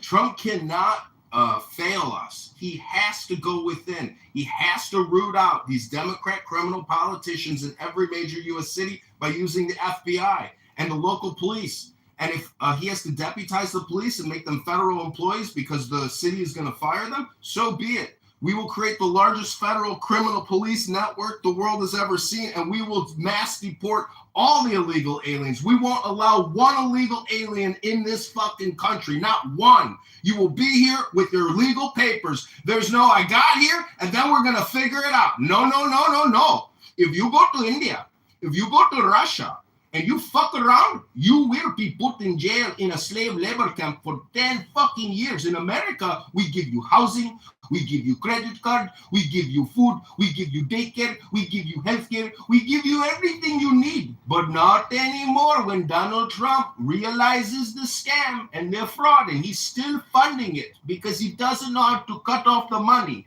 Because the Democrat judges keep saying, no, no, no, Donald Trump, it is already in legislation. We've got the money. We're taking the money. No, Donald Trump, deploy the police. Make arrests. Don't let these Democrat judges get away with it. Make warfare and lawfare your motto, your methodology to conquesting America, because we've been conquested by the liberal left woke progressives. This progressive movement is a fraud. It is a communist socialist scam to fuck the taxpayers. These people are liars and fraudsters, and until we use the police to make arrests, nothing will change. We have to advocate for the police making arrests of politicians, using the FBI and lawyers and judges to file RICO charges. These are criminal conspiracies and racketeering. We won't allow it. It's criminality. It's fraud. It's lying. It's scamming. Guys like ML, I won't go serve in the front line with Lindsey Graham. ML, you're a fucking complainer. Get in the back of the line, bitch. So here's an example. I think Sean has me confused with Ann because he keeps talking to Ann, and Ann is not talking at all. So the bias, the prejudice, go get it, girl or boy. I don't know.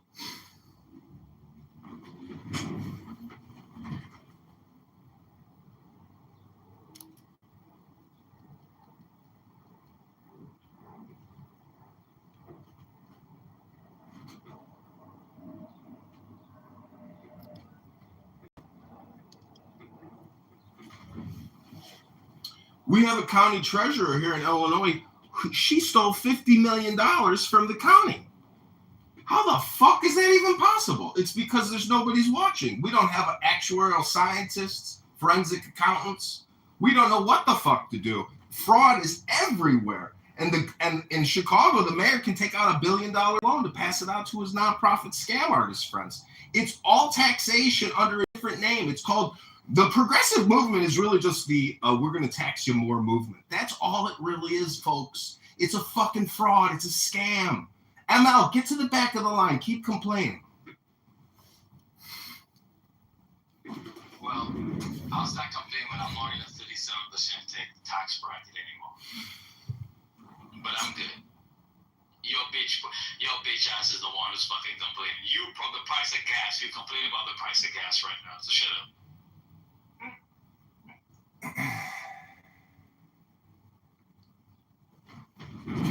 So tell me, how does the individual taxpayer have control over the price of gas?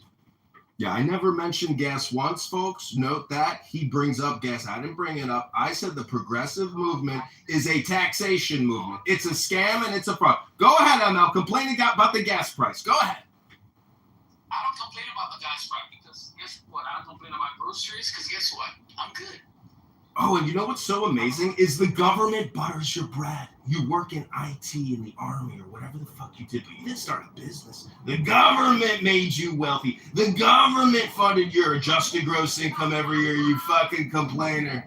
The government did it for you. It wasn't your own hard work. It was a parasitic relationship. You are a parasite. Go back to the line and complain, bitch.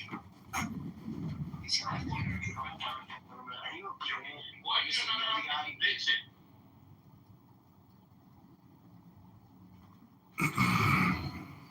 You come in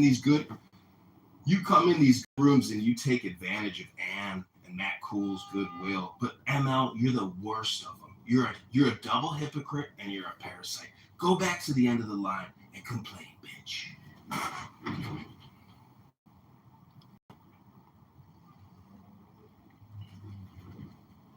Like I said, ooh, I got a 6-figure income. I don't need to worry about my grocery prices. ML, if I was in charge, I'd have you arrested and deported back to your mother country because you're a parasite. And we're going to prevent all parasites from continuing to leach and draw the blood from our beautiful system. You're just a parasite, ML. Go to the back of the line and complain, bitch. Virgin Islands, like he's American. Like, you guys need to stop saying that. It's so ridiculous. Like, My mother country, listen, I just cleared my lot. Hey, dumbass.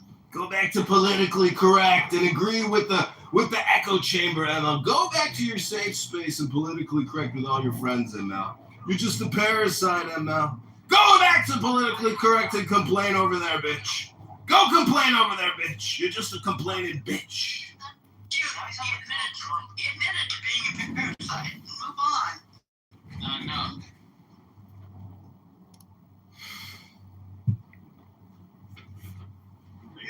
The U.S. Virgin Islands have only been a territory for about 100 years. So, It's more than 100 years. More than 100 years. 108 years. No, we're not going to send him back to. That's not his mother country. It's some African place on the west coast of Africa. That's where we're going to send him back to.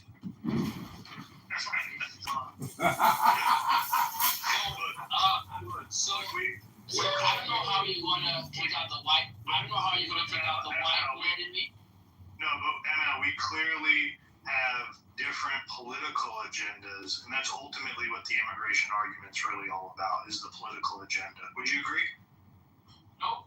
It's not really about how much crime illegals commit or don't commit. Right? You say those statistics don't really play a factor in the debate about immigration. It's really about politics, right? It's about votes. It's about who rules and runs and governs them now. We don't want parasites like you ruling over us. We don't want trans social activists ruling over us. We don't want Democrat female criminal lawyers and abortionists ruling over us. We don't want black reparation tax socialist communists ruling over us, ML. That's why you got to get to the back of the line with Lindsey Graham and keep complaining, bitch.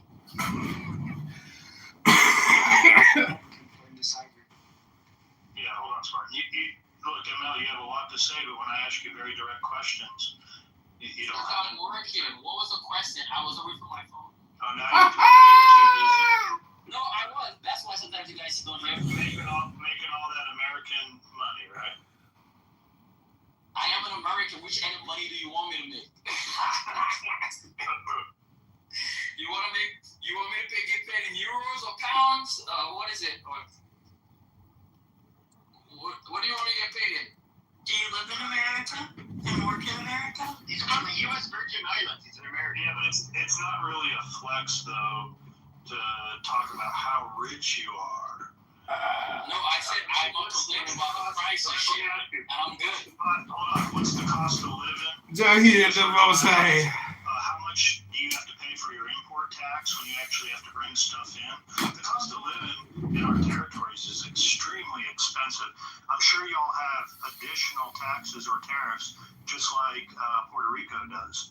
And right? Yes, they're doing a lot of this stuff, but it's super fucking expensive. Hold on. And I would have to guess that the U.S. Virgin Islands are just like Hawaii and Puerto Rico. That most of the money, that when you look at it from the countryside, like Hawaii, $4 out of $5 that goes to Hawaii is because of federal money. And I'm sure it's the same for U.S. Virgin Islands. That you don't really have those that are making tons. Serious? Do you know? Hold on. This way, you guys call me and you guys know what you're talking about. Do you know for the last? Hold on, Joe. Hold on. Virgin Islands don't get any federal funds. Joe,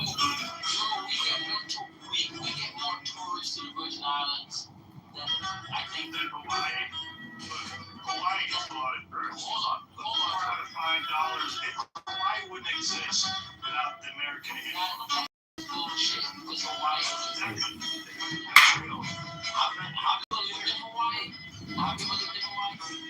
so $4 out of $5 that go to Hawaii comes from federal funds. It's not from the tourism. It's not their largest industry.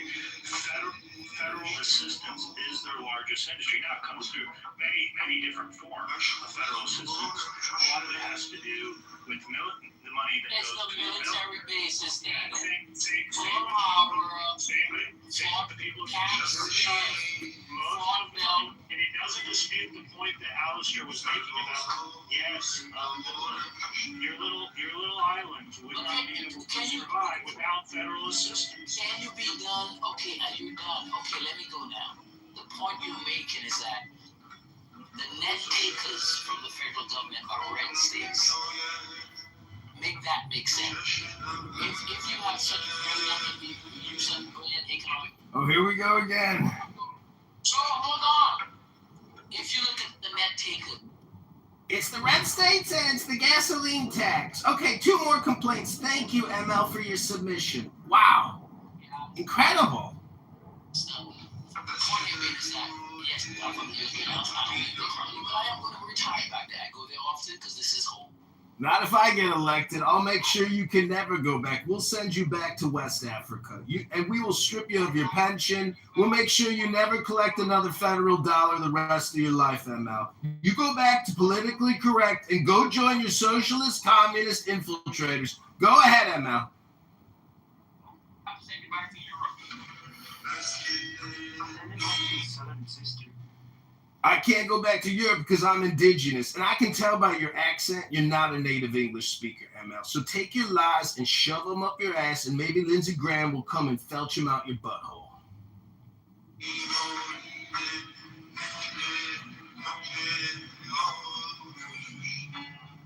Oh, thank God El Normo's here. He can maybe talk some sense into you, ML, because you are so brainwashed, so brain rotted out. I fear that our government giving you even one more pension dollar. I know you got an ex-wife and she cleaned you out. That's the greatest justice. That's what I know, and that's what I like to see, is that when big mouth, big brain, stupid line, communist socialists, and progressive faggots like yourself get cleaned out by their ex-wives, that's what really gives me joy in my heart.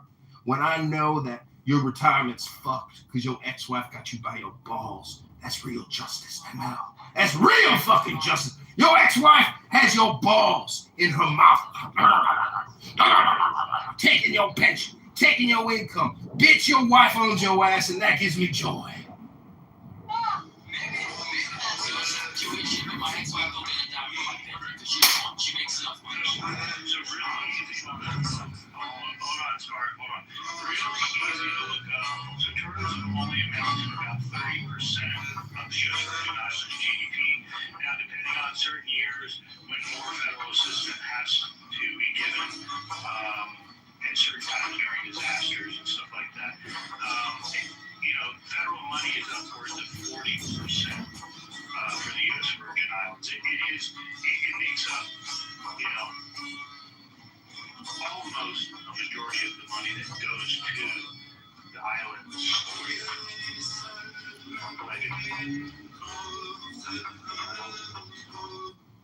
Well, your ex-wife didn't get your pension, but she still got you by the balls. And I'm so happy your marriage fell apart because you're such a know-it-all. Your ex-wife eventually got annoyed with you, and she said, fuck it, it's not worth it. From my birth to my death, I don't want to live with a fucking know-it-all socialist, communist, parasite. And notice the women have a woman. Oh, I got a lot of women, baby. They ain't got me by the balls like your ex-wife got you by the balls. So you gotta come in these good rooms and waste people's time. I think you're trying to get laid, actually, at the end of the day. It's politically correct. You think because Patty or First Lady gonna give up that fat ass to you.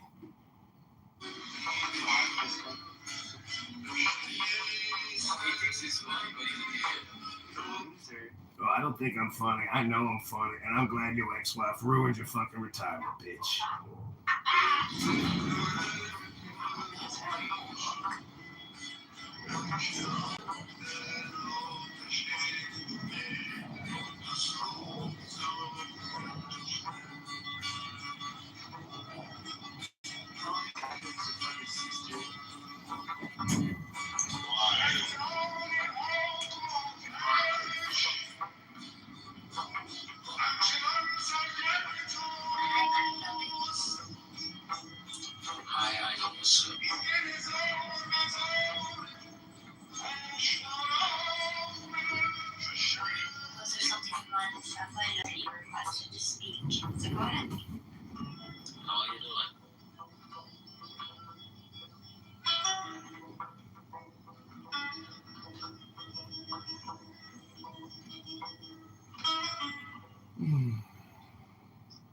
Well, this is the President Trump discussion. Thanks, everybody, for coming. We're talking about Donald Trump, the greatest president who's ever lived in America.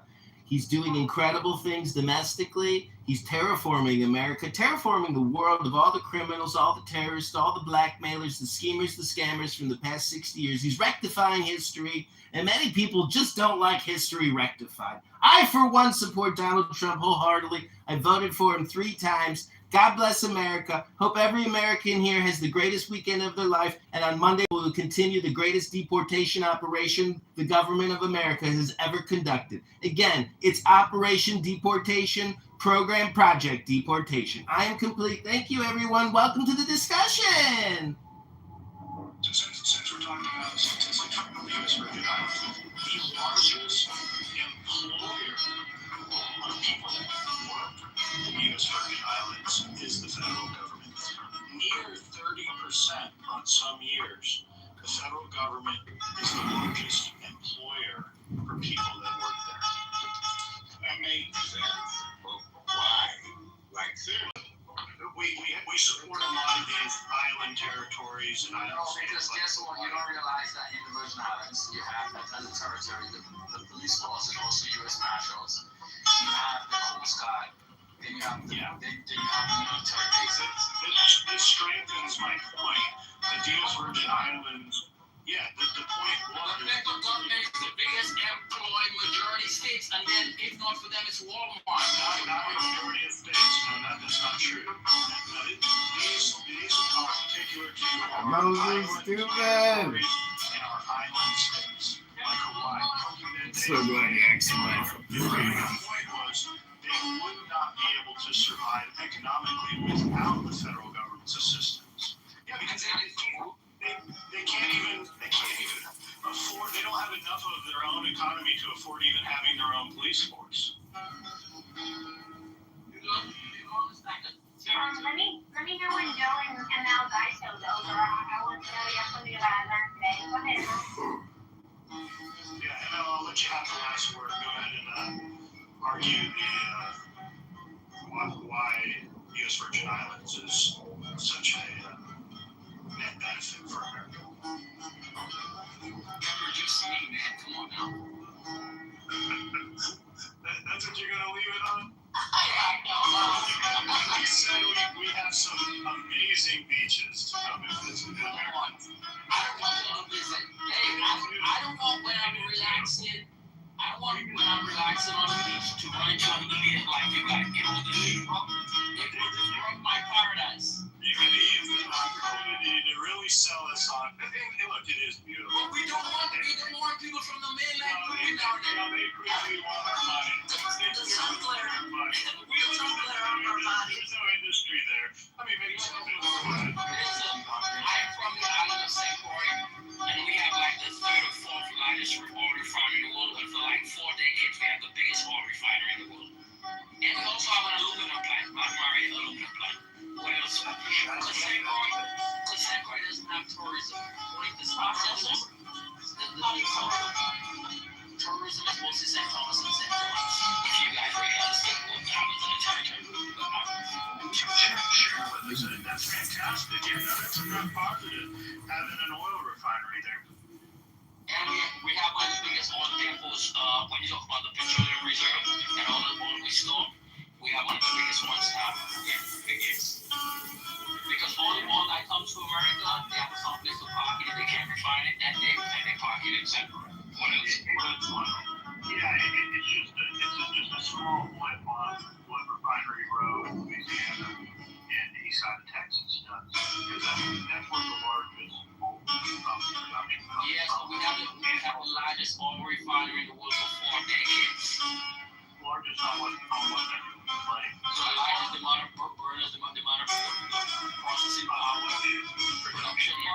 Yeah, we produce majority of America's jet fuel for 4 decades. Jet fuel, very specific. Because I don't know that.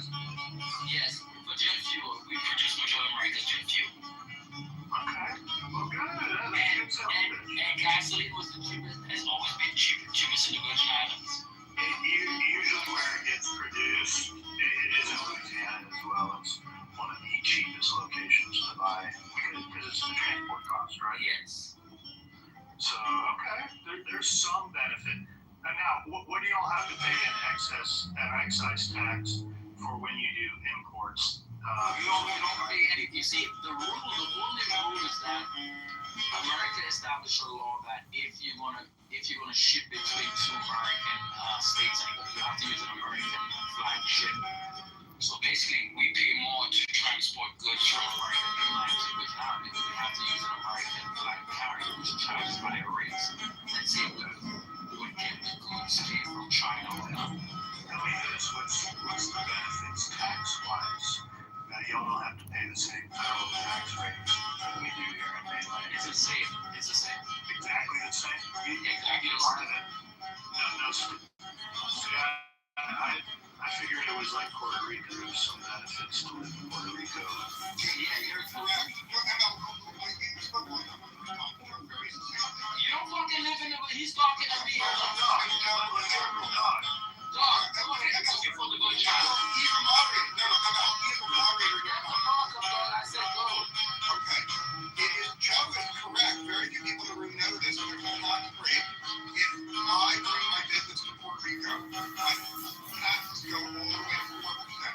You bring a new business to Puerto Rico, especially professional services business, your federal taxes go to zero, your state taxes go to zero, your local taxes go to zero. You negotiate 4% taxes, the best tax break available to an American citizen. So it's perfectly correct when Joe said he's suspicious that there are some tax benefits to an American moving to the Virgin Islands. I'm done speaking. Joe, if you disagree, let me know.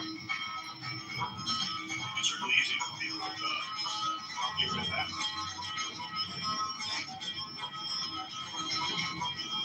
We're talking about originality.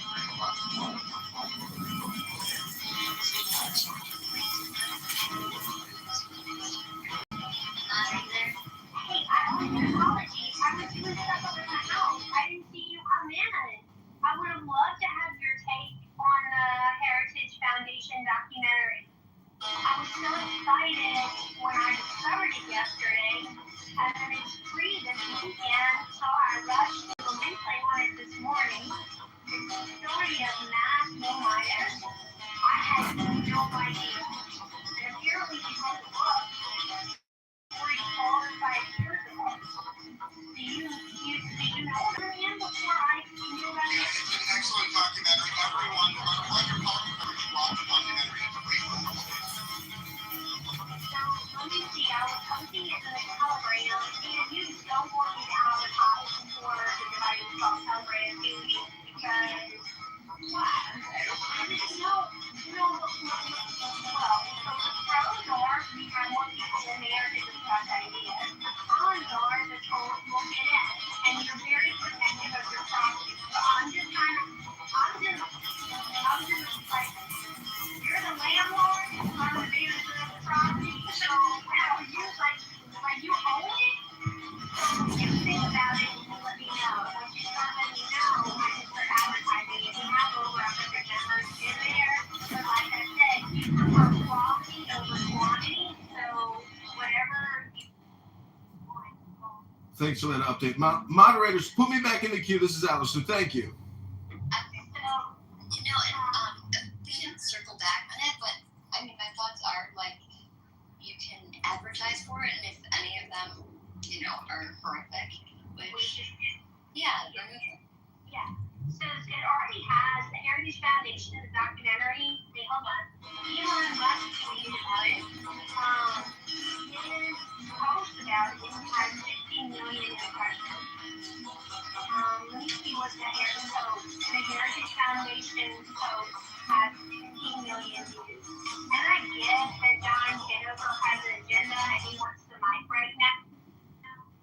Oh, Monica, agenda. I just wanted to share a few thoughts. You don't have to say I have an agenda, Monica, but thanks for mentioning my name. And online comments of DEI and race theory in our military, that's corrosive and divisive and racist. I would love to have that conversation with people. The pastor who is segregating black soldiers and fighting them reviews on these like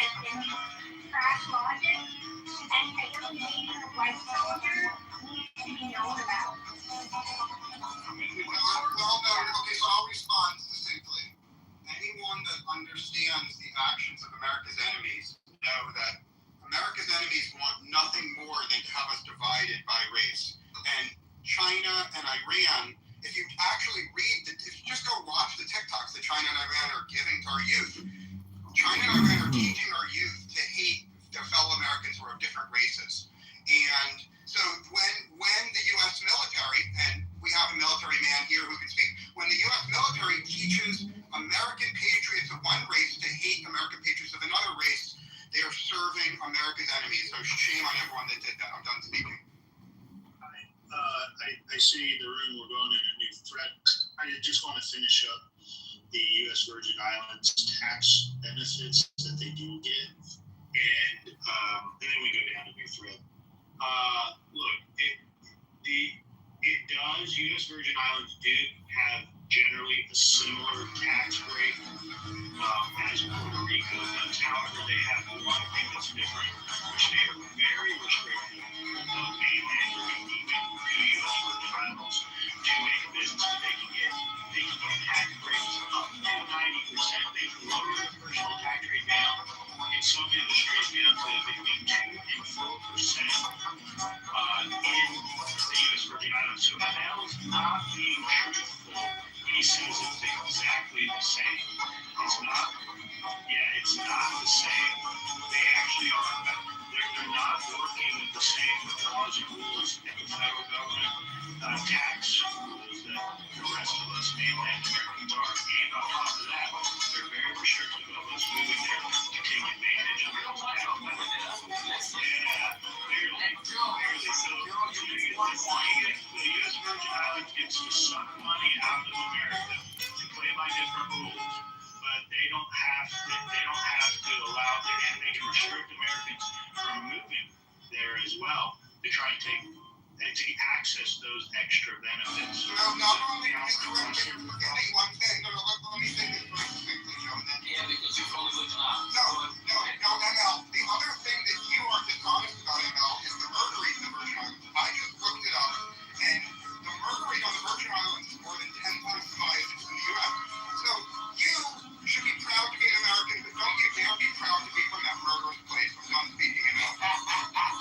So, listen, Diane, bro. So Joe, there is what you call, if you look up the mirror law, where we don't care about it. Yeah, that's what I looked up. Yes. Why did you withhold that information when I first brought it up? Go ahead. Because if you just pay, you don't pay state taxes. That's about the only thing that wants to you come from. But if you're Actually, the opposite. The federal tax that you pay goes directly to what you only pay goes to the U.S. Virgin Islands. yes, that's what it is. It's identical. It's identical to the federal tax. Well, it doesn't go to the federal government. It doesn't go to the general fund. Y'all suck money. The U.S. Virgin Islands sucks money out of the federal government. However, they don't see it. Yeah. You know what's amazing? That's essentially ML's philosophy on life, and he's self-interested. I'd like to be put back in the queue. This is Alistair.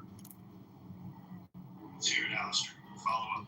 So I created a new house. It's called the Progressive Movement, and it's my opinion that it's just a tax scam, because I'm witnessing it real time here live with our mayor in Chicago, who's going on television in a presser and saying we need to tax the racist white people a black tax for reparations. That tipping is connected to slavery, when he doesn't even know that it's an acronym, which means to improve performance and service. You should be tipped if you got a great attitude and your customers like you. I recently got a phone call from a banker, and he was screaming at me in the voicemail.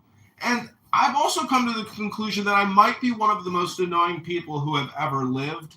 And I hope one day to have patriotic children who will also become one of the most annoying people who have ever lived, because we need annoying people to question authority, think for ourselves, and stop letting people like ML fill your ears with his waste of time lies. These are all progressive movement lies. The progressive movement doesn't deal with our national deficit.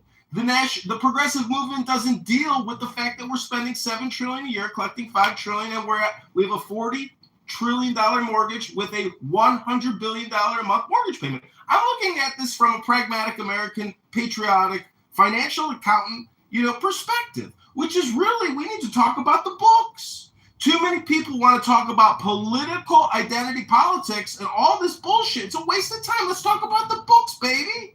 The books is the truth, the math, as they like to say.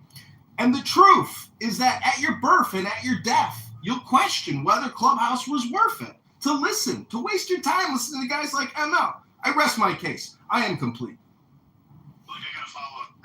It's not surprising that ML is as progressive as he is. I mean, the U.S. Virgin Islands did not even become a territory until the famous, most progressive president we've ever had, Woodrow Wilson, accepted them into the Union. And now we find out how much of a tax burden are on our country, how much benefits they actually they get from being part of a country where they don't pay into the general fund. However, they extract money out of the general fund. It makes sense where ML is coming from now. ML, do U.S. Virgin Island residents, do they have a Woodrow Wilson Day for him accepting y'all into the Union?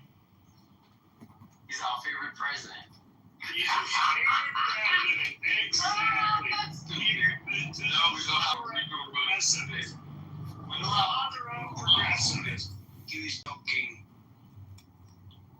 Yeah, he's not joking. I mean, it might be tongue in cheek, but it takes a lot of sense why ML is so progressive, because he needs Daddy Washington to support him.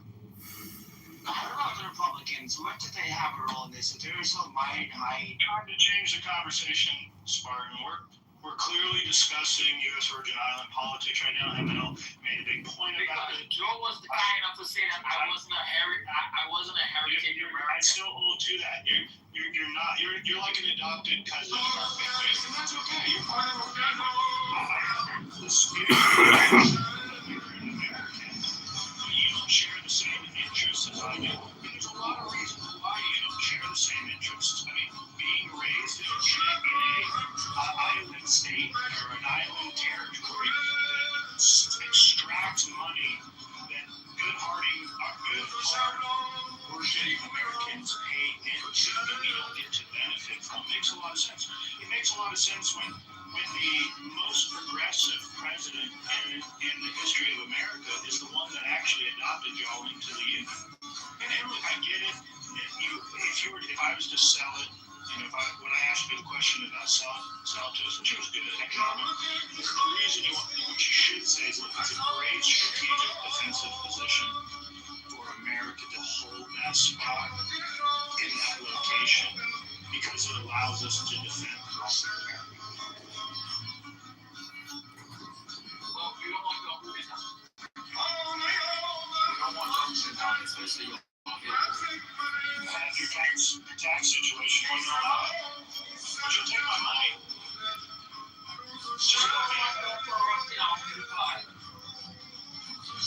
Yeah, give me time. I don't need my conversation to be held here. I've been doing 2 hours, but I guess it's good if people think it's on the heritage topic. I know. Heritage Foundation. Monica, I am also a fan of the Heritage Foundation, and that's where I learned about Thomas Massey before he became a congressman. And Thomas Massey has an excellent lecture about how corrupt and fiscally irresponsible the U.S. government is, and how they are completely infiltrated by special interest lobbyists, and also all the law breaking they do.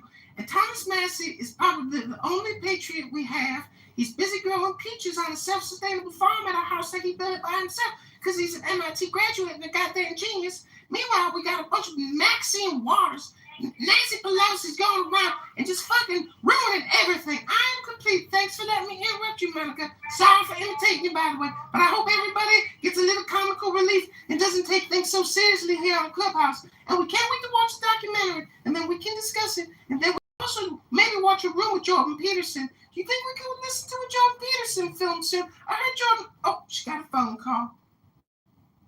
Who's Jordan Peterson? He's just the greatest philosopher that Canada has ever produced. Hello? The greatest? I wouldn't say the greatest. I don't know. We're talking about Canada here. People. Every white is greatest for that. Trump's the greatest. Every mediocre person that runs a bid that circulates the greatest. I don't understand that logic. I don't trust any of the government, anybody in the government. Are you enjoying the show, Matt? Republicans suck, everybody sucks. Well, there you go. No, this is live. I was just imitating Monica in the big room. What are you doing?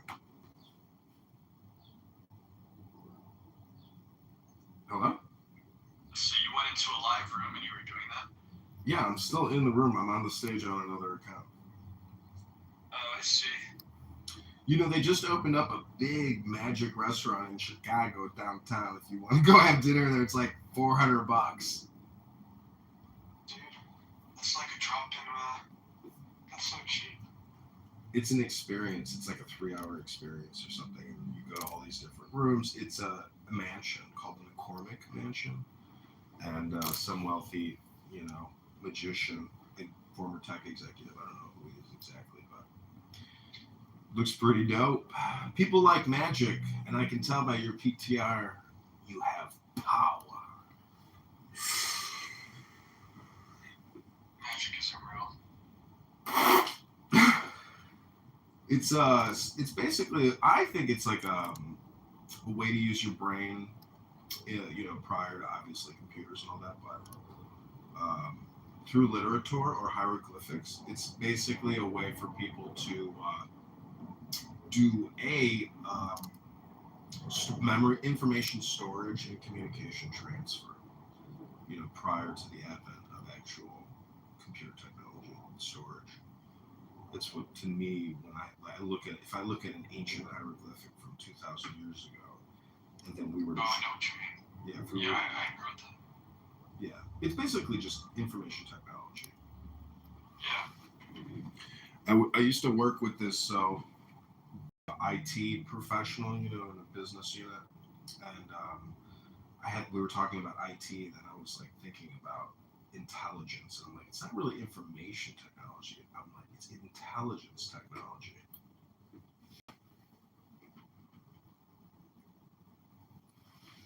That's valid. Yeah, that is the origin of all of our progress, isn't it? Somebody figured out how to store intelligence in some form. So the question ultimately becomes, what's the best form of intelligence? Because if everything is basically an aesthetic of index, a bell-shaped curve of subject or object, if we look at intelligence and we look at it from the perspective of, let's say, brain science, we can start making hypotheses and experiments of what the topic is, which is intelligence.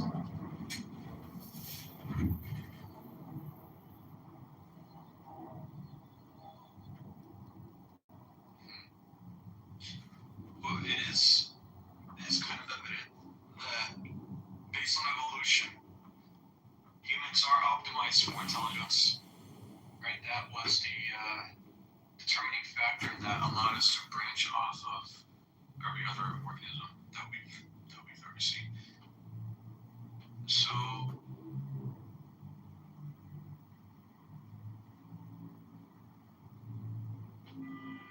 yeah.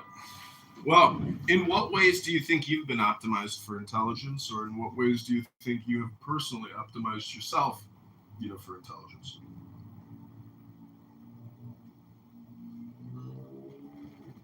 I have a statistical. I have a statistical edge in that I'm pretty good at quantifying variables, large amounts of variables, to predict futures. I thought that was a pretty common thing that all humans can do until I started interacting with other people, and I realized that most people just work with what they got, but I am able to somehow go beyond what's given and come up with my own variables, make sense of them.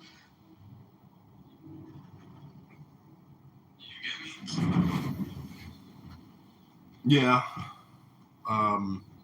What's interesting is intuition can process a tremendous amount of variables. And so, like, from like a trading perspective, That's true. Yeah, in Wall Street and the stock market, you can make very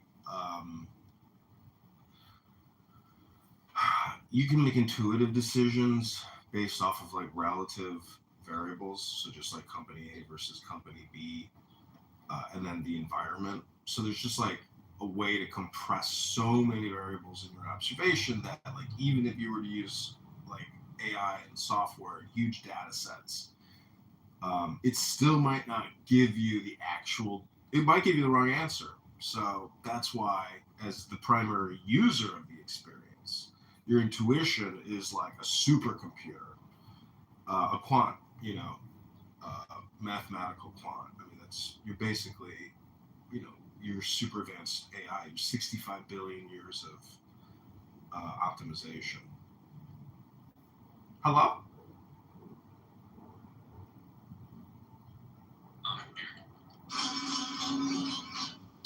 So one thing that I like to do when I'm interviewed is to tell the camera or the possible listeners to take the deepest breath of the day. What do you think that means? Deepest breath? Yeah, take the deepest breath of the day and hold it for 10 seconds. 10, not 11. 10, not 9. Isn't that a way to reset your limbic system? Limbic system?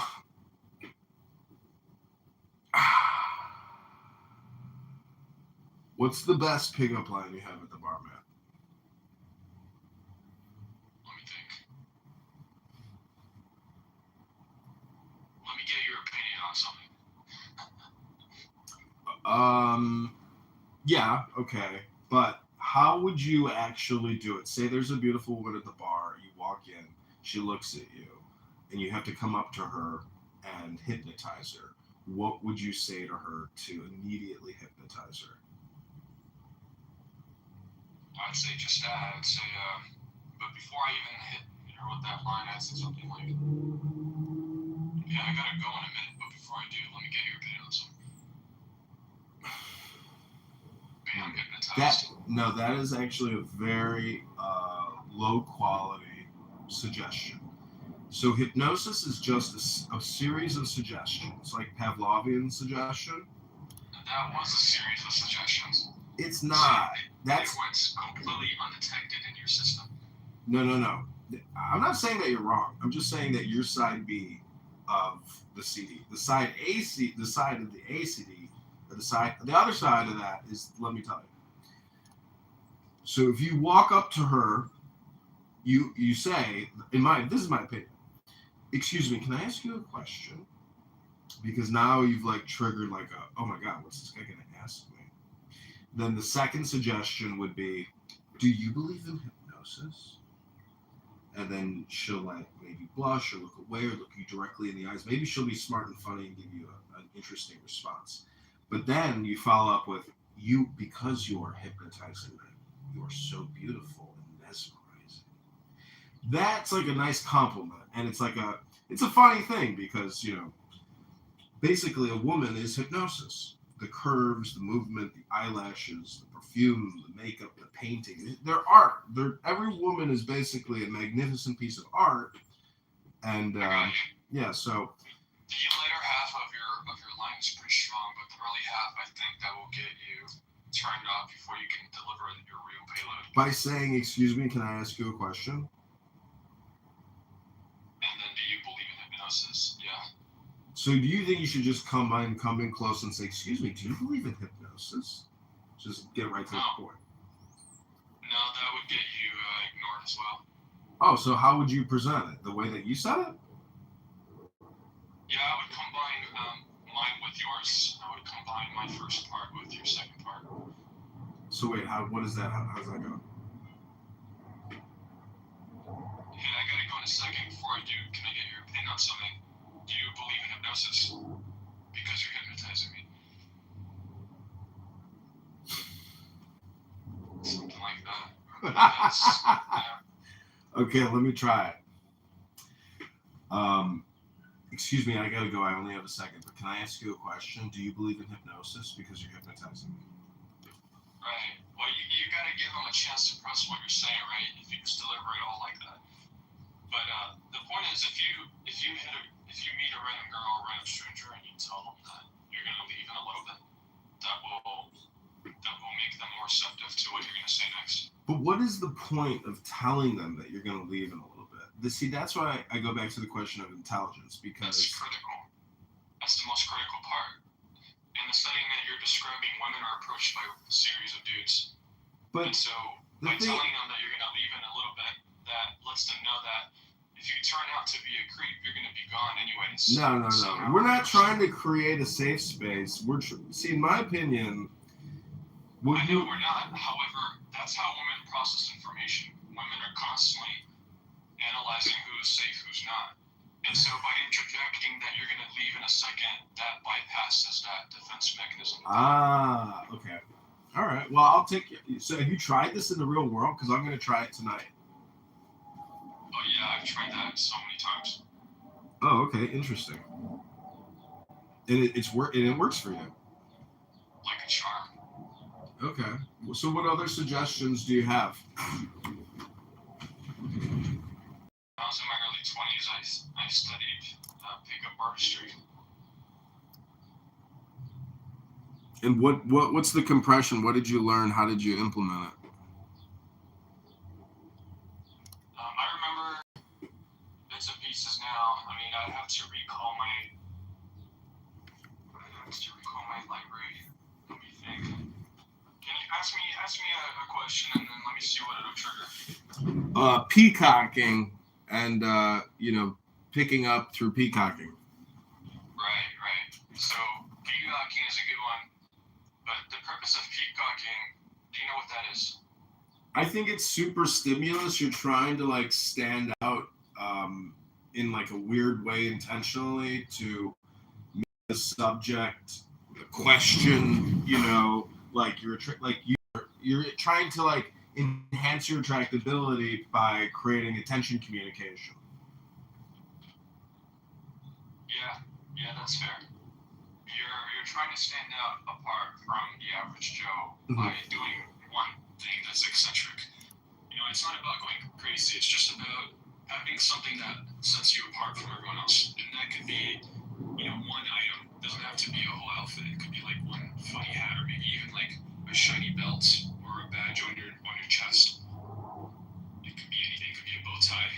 Though, even a bow tie you can pull it off. But yeah, that's what peacocking really is about. So you go to the bar with this one thing and you put it somewhere visible. They'll set you apart. And then, I remember my favorite thing that I learned. There were five primal attraction triggers. And if you hit any one of them, you'll create attraction. The most basic one, everyone knows this one, is displaying that you have the potential to be an alpha.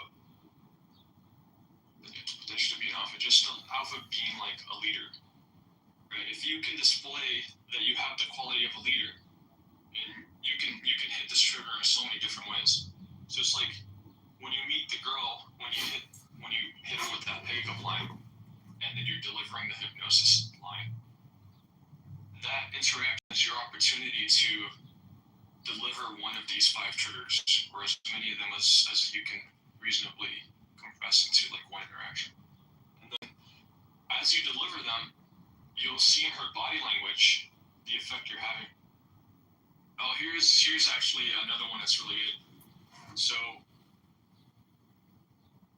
communication is 80% nonverbal.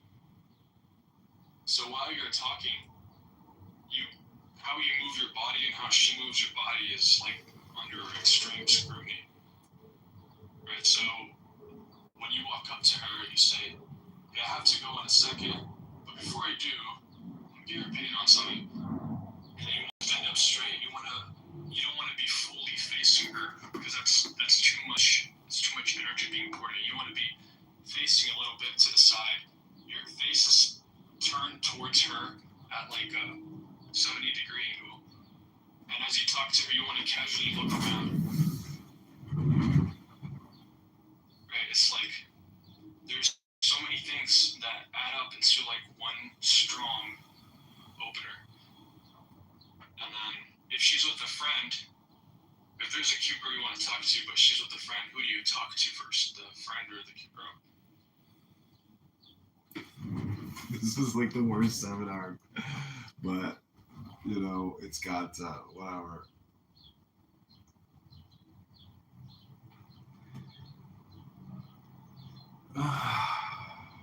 Yeah, that happens a lot. You know, I have sometimes I put people to sleep. I have that monotone voice.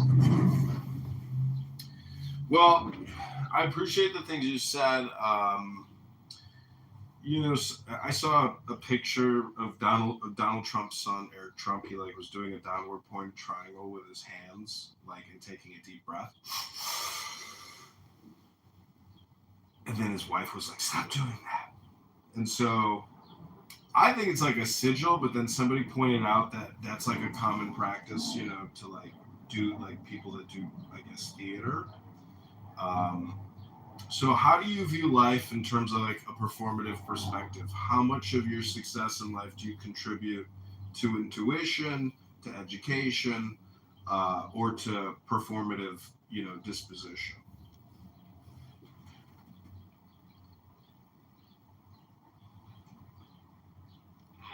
A large chunk of it, I'd say. Very large chunk of it. It's all performative. When we meet people, we perform our little song and dance, and if we do a good job, they'll like us. And you're enriched by their presence in your life. Isn't that how it goes?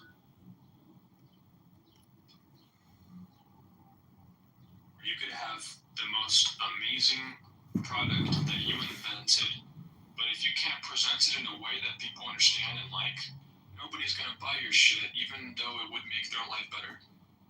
They won't care. They don't want that from you. They want that from someone who makes them feel good, even if it's lesser quality. Unless they're very intelligent and they can overcome your inability to be entertaining. They can entertain themselves, and they don't care. I don't think life will be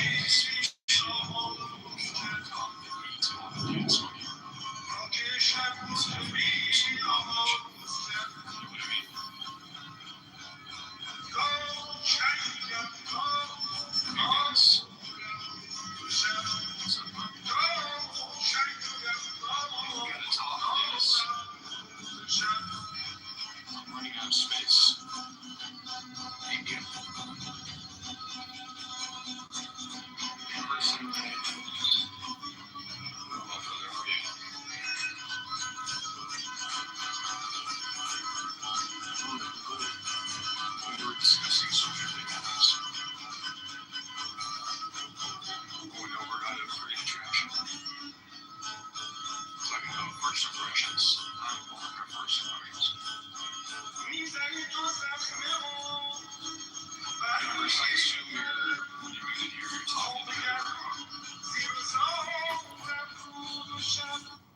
No, I'm just pinned a link to my YouTube live. FYI, I'm YouTube living because I believe that being alive today, the smartest way to be alive today is to be live on YouTube.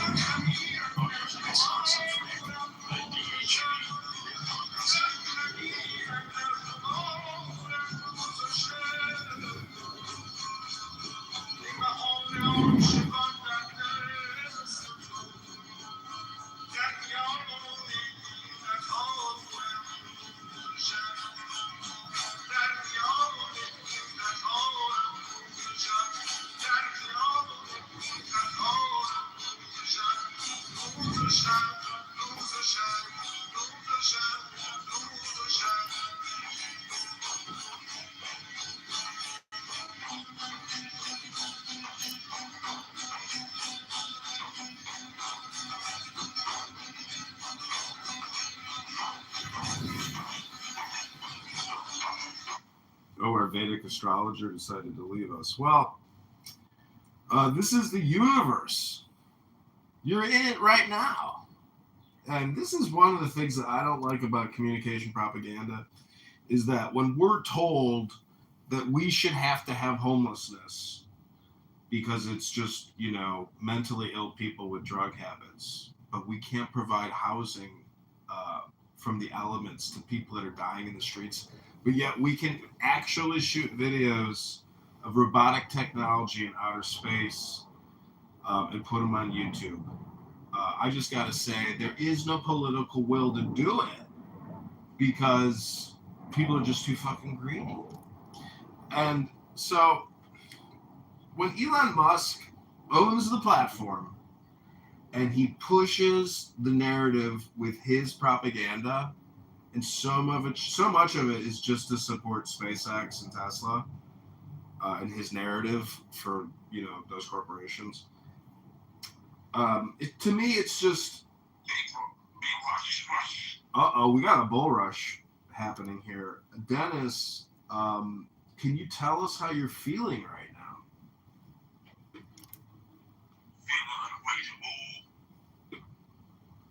You feel like a raging bull. What does it feel like? What does a raging bull do?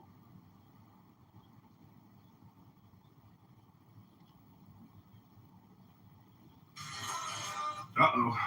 Dennis had to go run off. Must have seen a mating partner.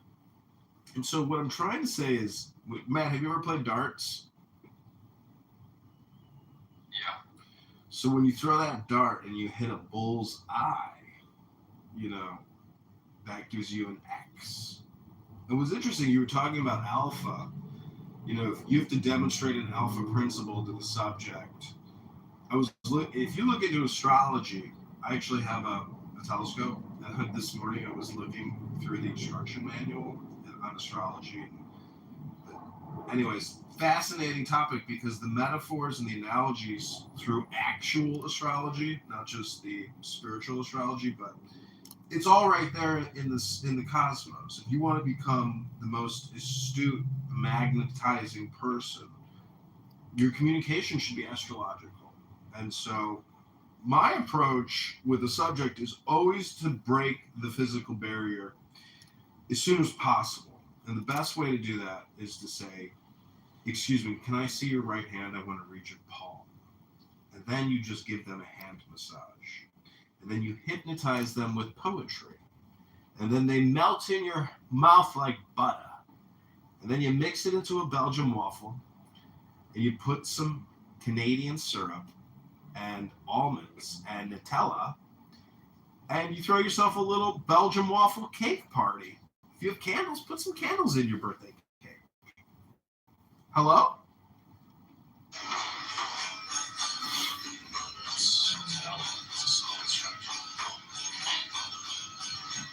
Actually, I would incorporate that right into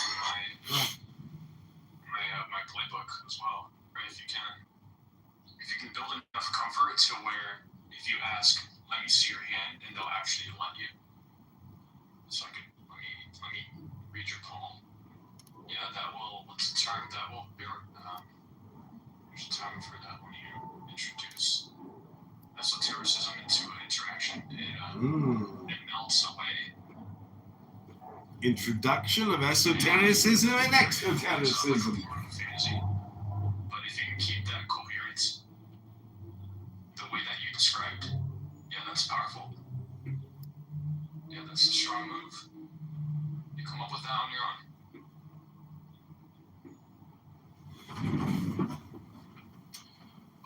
No, but a girl gave me a hand massage at a bus stop that I was at the beach with, and I got so turned on. I was like, oh my God, I had no idea that like a hand massage can like turn somebody into like a sexual, dynamite. So, Physical touch will do that. One time I was at the bar and I said, excuse me, can I read your palm and show you a magic experiment? And then I took a lime and I squeezed the lime in her palm and I gave her a hand massage. And she was at my hip the whole night, and she was so hot. And it was that lime juice hand massage magic trick that just made her wet. Hello?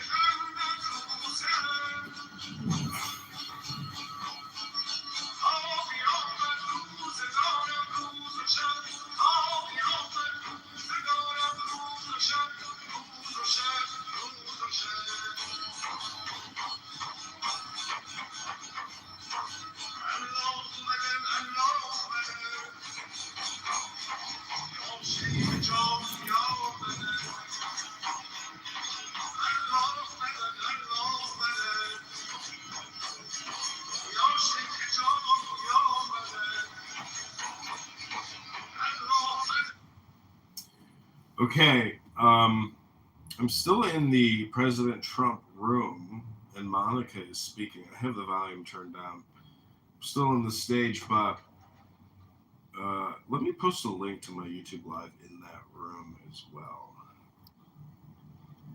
I like bridging platforms through links.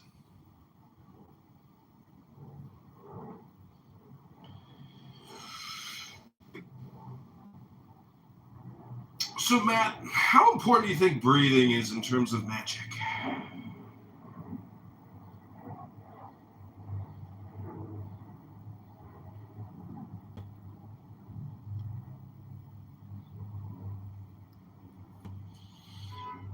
I'll see you later. Until Bill Clinton did it, I think it was like 1993 or something else like that.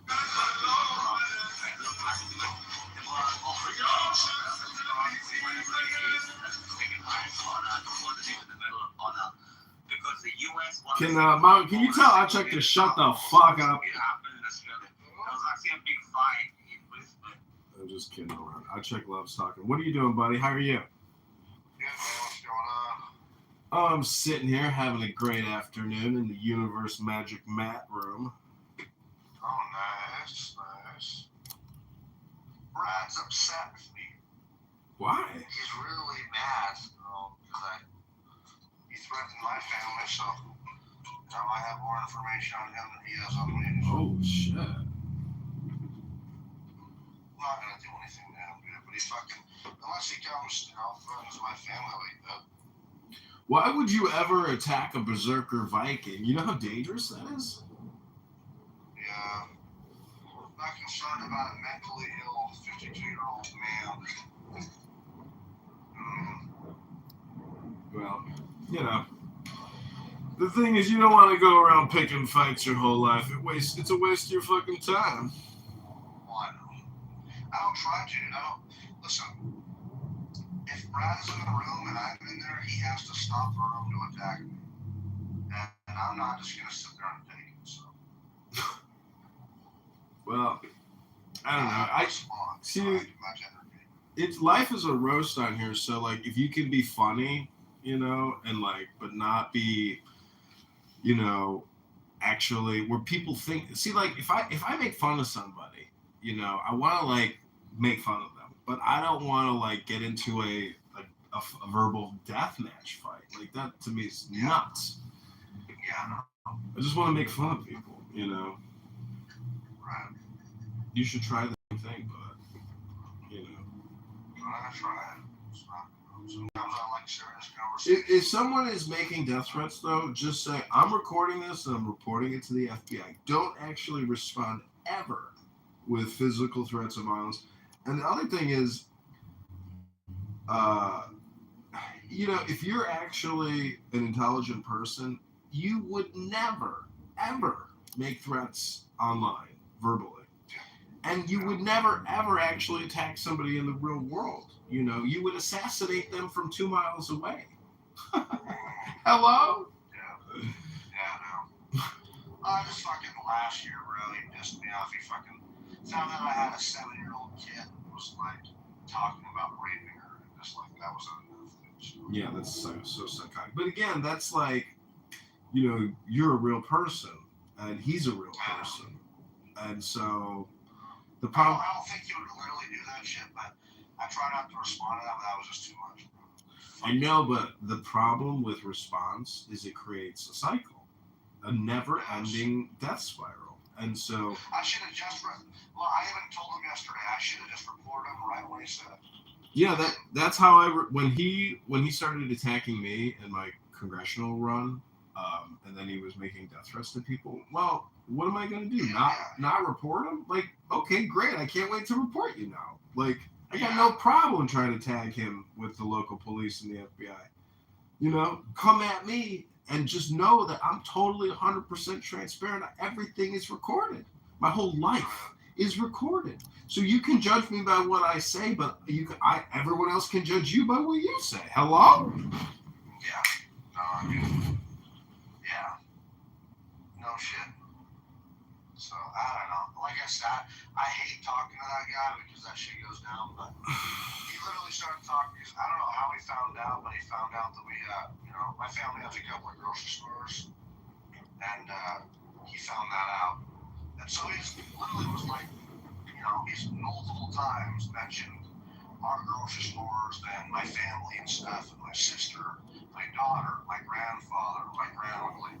Like literally yesterday was talking about beating my grandfather to death. Like, what, dude? Like, and then he runs and begs for sympathy. It's just like, okay. Well, see, this is where you create a room and you call it "I'm reporting Brad to the FBI," and then you actually post a link to X where you have tagged the FBI with a video of Brad saying these things, and you stop wasting your time and your emotional intelligence. If you want to get ahead of the emotional intelligence curve, you have to use surveillance capital, and you have to report bad actors, and then they literally disappear and they conceal themselves, but we know who they are. And when they want to say things like that, you don't respond, you just record and report and move on. And you know what that's like, Mountain? That's like taking mail and all the paperwork sitting on your desk and processing it and filing it and then closing it and walking away from it. And it's not a part of your life anymore. You don't carry it with you. You've processed it. Did that make sense? Hello? Yeah, dude. And speaking of that, like some good activities, I'm going to build a small drift boat this winter or this summertime. Just weld it together, a plastic welder or something. Plastic welding. Plastic. He melts plastic together. 6-footer. And then jump on the fucking river and head down, man. Damn. River hopper. River skipper. Right. Building a boat. Building a boat. What do you think? Selling a boat. Driving a boat. Sailing a boat.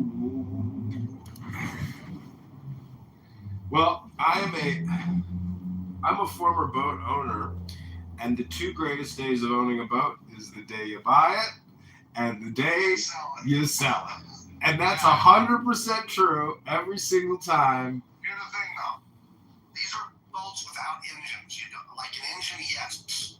I've had a couple of those, and dude, it's a nightmare. They don't want to work when you want them to. That's always been my experience. But like something you can paddle. I think the metaphor of, the day you buy, the day you sell is the same thing with a woman. I've experienced that as well. I know. It's amazing, especially when you fall out of love with her. You finally did, and you're like, yes. You know what I mean? Like, I knew this. I knew it would come. It was going to take a while. But, finally, I don't fucking love this bitch. And it's amazing. Especially when they keep on trying to contact you. You're like, adios. It's pretty good. That's a good feeling. Well, the now is always more important than anything else, because the now is actually all there is. The thing about our brains is our memories are so powerful and our projections are so powerful that we forget that the now is actually all there ever really is. So talking about building a boat, talking about sailing a boat, talking about crushed hearts and despair and broken hearts. Either you're breaking a heart or you're heartbroken.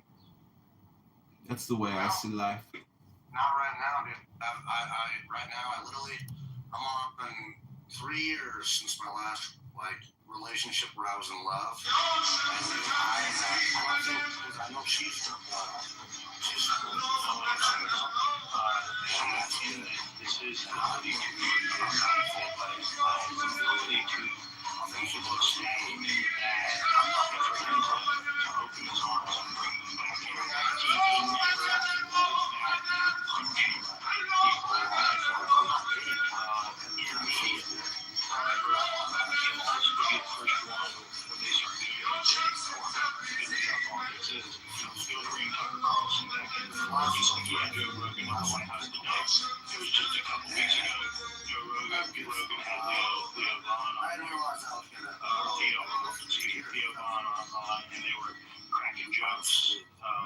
that's been my life choice. So, it's something, there is a public face of these people, and I'm not going with that. I would just really, again, encourage you never, ever, ever, ever say any physical violence or death threats, and don't ever do it on the internet. You will be recorded. You're 100% recorded, 100% recorded every single time. And that goes for Brad too. And when he said, when I was witnessing and observing and receiving his anger and hate and, extreme rhetoric, I don't know, but see, that's where I don't care, because I just record and I file and I let it go. I got a picture of the Buddha above my toilet that I painted. It's a beautiful painting. I spent a lot of time and I spent money framing it. I got a really nice frame. And guess what it says underneath the Buddha? Let it go. And if you think about successful people, you know what they're actually successful at? Letting shit go. Yes, and letting it go with swiftness. That's why these Swifties are so hot, because they're so swifty. You see what I'm saying? Okay. It's magic. Swiftness is magic, but it deals with your thoughts, and that's why, again, I'm telling you, you're gonna get baited. Do not do it, my friend. Get a burner phone and just record it, but don't participate in the emotional exchange. It's not good for you. I appreciate it. No, I agree. It doesn't feel good. I was even saying to myself how bad it feels. Like, I'll literally leave this app if that's what it means. But it's addictive, dude. I'm like dopamine addicted, dude. It sucks. Because I know this app is not good for me, and I'm dopamine addicted though. But like, dude, I just want to come on here and have some debates. I just feel like, when I was a kid, those times when you never defended yourself, you ever been there? Like, you had somebody as a kid do something to you, and you were too afraid to do something because you were a kid, and and then you go on feeling. That's happened to me a couple of times I was too afraid to defend myself, and so I went away. Not only did that guy win, I guess emotionally, because he was able to punk me out because I didn't defend myself, but I also went away feeling inadequate. I vowed to myself, and it caused me issues, because you got to, because I've learned, it's hard to not pick your battles when you feel like you got to fight every one of them. But ever since then, I vowed I'll never fucking not defend myself, and so, so I've had to physically defend myself, I'll never allow that stuff. But even on the internet, dude, if someone matches energy with me, I feel like I have to match their energy, and I hate it. It hurts, dude, because I'm not that type of person.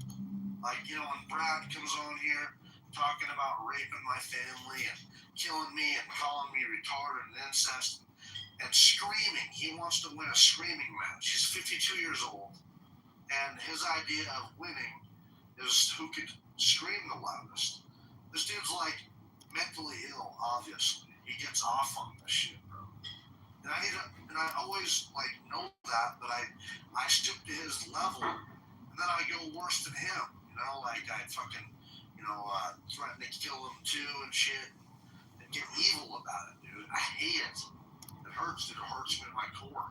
So I fucking hate talking to that son of a bitch, because I'm not strong enough as a person not to stoop to that level when he comes at me that way. You know what I'm saying, dude? I'm just not strong enough, dude.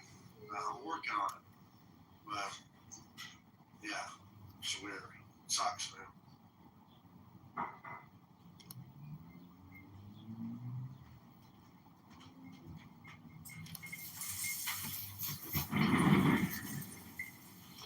See, part of magic is rooting out dark character traits. And unfortunately, I hate to break the bad news to you, Dr. Mountain, but you still have not yet read the Emerald Tablets.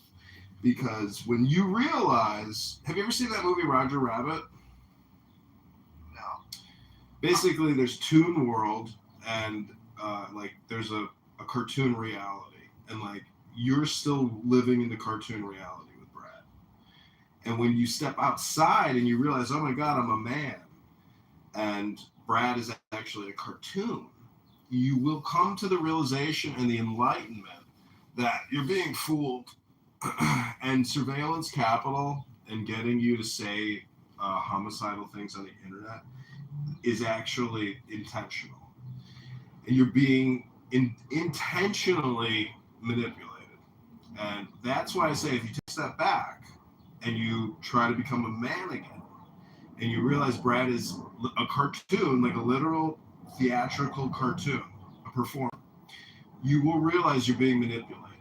And that when you film them trying to manipulate you, and you reverse the surveillance capital, put them on YouTube, and notify Kash Patel and the Houston Police Department, like I have, you will have filed it, categorized it, and then you will see the Buddha above your toilet as you take your third shit in the morning from the huge, delicious dinner you had the night before of ribs and chicken. You will say, let it go. Let it go. And just put it on YouTube, Mountain. And just let the audience decide and judge people's behaviors and speech. But don't participate because you're being recorded. It's all surveillance capital. This is the new economy. Hello?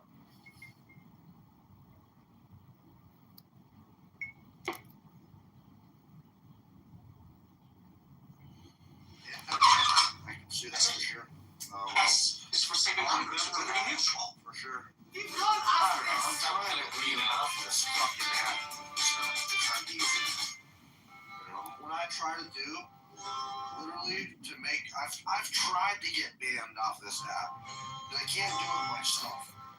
I've tried to get banned off this fucker, and then they really. Well, don't you remember what I told you before? Just start reading books, and you agreed with me. You read, and you're like, dude, this is actually making me feel better psychologically. You agreed and confirmed my experiment worked.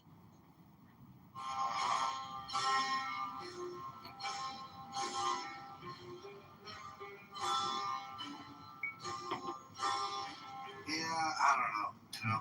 Do you know what the first? I just wanted to get out and just start building some boats. No, this is no. You listen. I'm telling you, the more you do, the more you think, the further from the truth you're gonna get. If you work on a boat, you're gonna lose a huge opportunity cost. Of what? Doing nothing. What?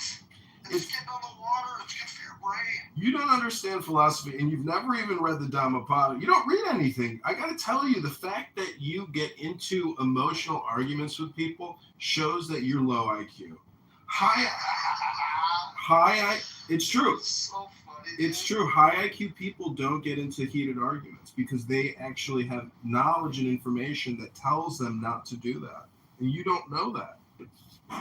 That's because you don't read anything. You're not reading anything. I'm trying to tell you. I'm about to tell you about What the the hell am I supposed to read now, dude? the Dhammapada by the Buddha. The first chapter talks about how words create our reality. And that's why when you read the book, you felt better. And that's why when you scream at Brad homicidal death threats, you feel like shit. Yeah, I do.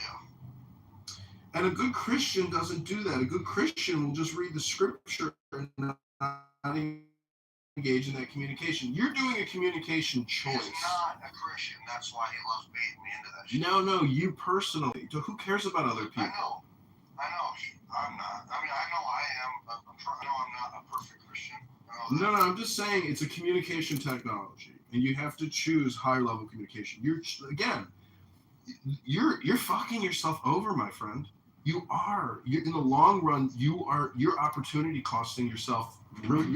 Bro. I mean, I would let you go if I was a fisherman and I caught you. I would just toss you right back in. I'm serious. Like you're a manager's worst nightmare. Why? Because look, I was going to tell you this story. One time, a senior manager told me, a supervisor, to terminate Tyrone. You know, because Tyrone was just looking at his cell phone, and Tyrone he wasn't practicing any of the proper procedure, none of the safety, and he was causing major problems. And so they told me to terminate Tyrone. And guess what I did for Tyrone? I said, Tyrone, I need to talk to you. Come into the office over here. And I said, you know, they've asked me to terminate you, and these are the reasons why, but I think I can help you save your job. Do you want to save your job? And he's like, yeah, I gotta have this job.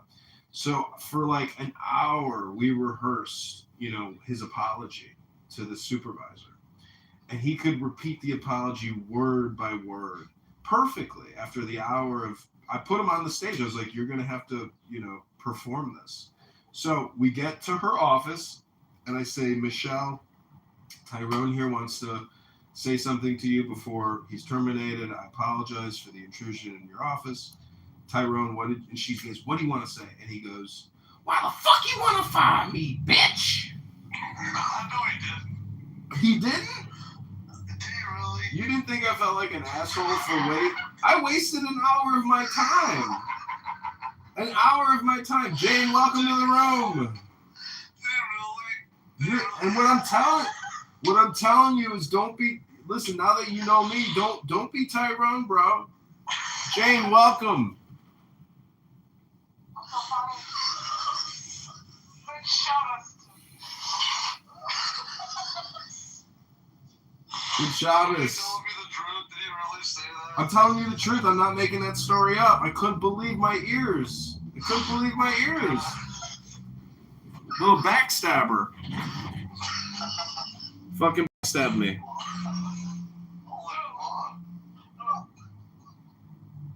Tyrone. I am not that way, bro. I mean, in real life, holy fuck, that was crazy.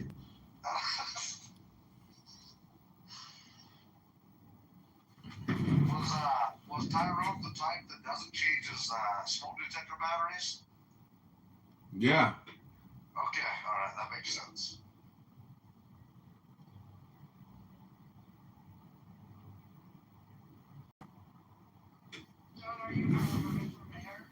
Yeah, I'm running as a Libertarian now. I hate the Cook County Republicans, and I got a lot of press because this girl said, you know, before I can go on a date with you, I need to know your political leanings. And I said, I hate the Cook County Republicans. She says, that's all I needed to know. I'll see you Friday. Back in business, baby. She could ask a few additional questions. John, you were so fucking funny, buddy. That is a funny ass fucking story. Holy shit. It really happened, and I was just in total shock. I held my head down, and I walked out of the office with him, and I walked him to the front door of the place, and I said, trust me, you don't have to worry about this.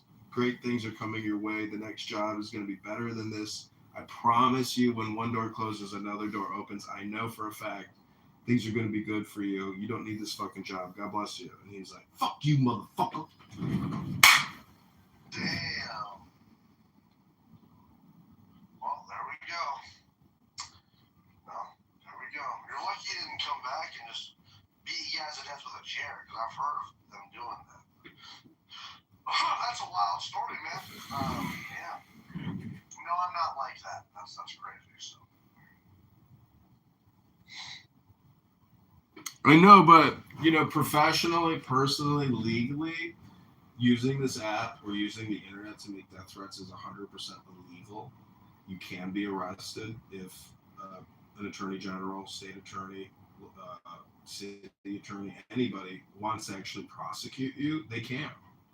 And so if I were to hire an attorney in Houston based off of audio records of Brad making death threats, he could be arrested and charged and even sued.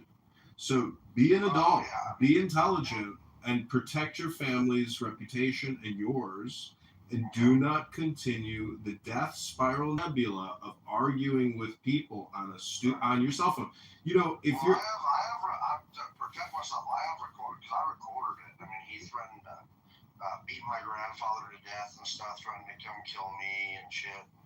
What the fuck else? He said, oh yeah, and then this is a crime in Texas. He was telling me to go put a pistol in my mouth and shoot myself, which is a felony in Texas, actually. Mm-hmm. But he's not the first person. He was literally trying, Doc. You know who Doc is, dude? Yeah. Doc is vulnerable. Doc's a good dude. You know, I like Doc a lot. He was trying to tell Doc to go kill himself, dude. Yeah. That's why that was my biggest issue with Brad in the first place. And that's like a serious thing. And Doc is a veteran. And for Brad to be a veteran, you being a veteran, you guys, I mean, there's a lot of veterans who commit suicide. We have an epidemic of yeah, I get it, but I know, I'm just telling you, they're both highly argumentative people, and I'm telling you personally, don't be like them, my friend. I know. Don't be like them. I'm trying to be. I'm not like that, but I'm trying to talk to Brad. But yeah, I haven't recorded saying all this shit because I got to protect myself from the actors. Yeah, that's absolutely. But I would say even post it. Don't be afraid to even just file it and let it go. Because if you want to use this app and you're providing people with valuable analysis, you're bringing statistics and figures and data, and that's actually the conversations we need to have. These types of death threat conversations are psychotic. They're neurotic. You could say schizophrenic and crazy and totally illegal, and don't participate in it. You've got to be the solution. Dude, I try every time if Brad's in the room. I'm like, we're supposed to be on the same side. And I'm like fighting for Mega. And he shits on me. He attacks me. It's just crazy. I'm like, bro, we're on the same side here. And he stops the room. I'm trying to have a real conversation. And he fucking stops. Oh, here comes this idiot, who fucks his sister. It's like, bro, I'm trying to bring value to this fucking app. He has been on this app for so long. He gets mad if other people bring value to the app.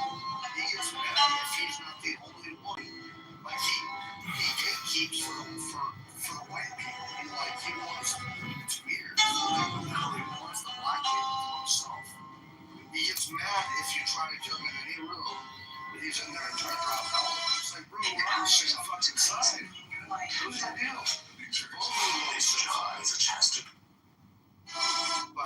Okay, so again, let me. How are we gonna have a strong cause if we're attacking each other? Again, I'm just trying to give you some personal advice that you need to look at this courtroom, okay? And the moderators are the judges. Now, if you're being literally attacked like that, you need to inform the judges that you will be recording. And if they kick you from the room, well, then so be it. But Mountain, I'm telling you, look at this as a courtroom and deal with it that way. Because if you don't, and you come on here and you make any verbal death threats, you can and will be held liable for your words. And that's why I said you need to read more, because when you read the Dhammapada or you read legal code, state law, federal law, you'll realize that you're not in compliance. I am complete.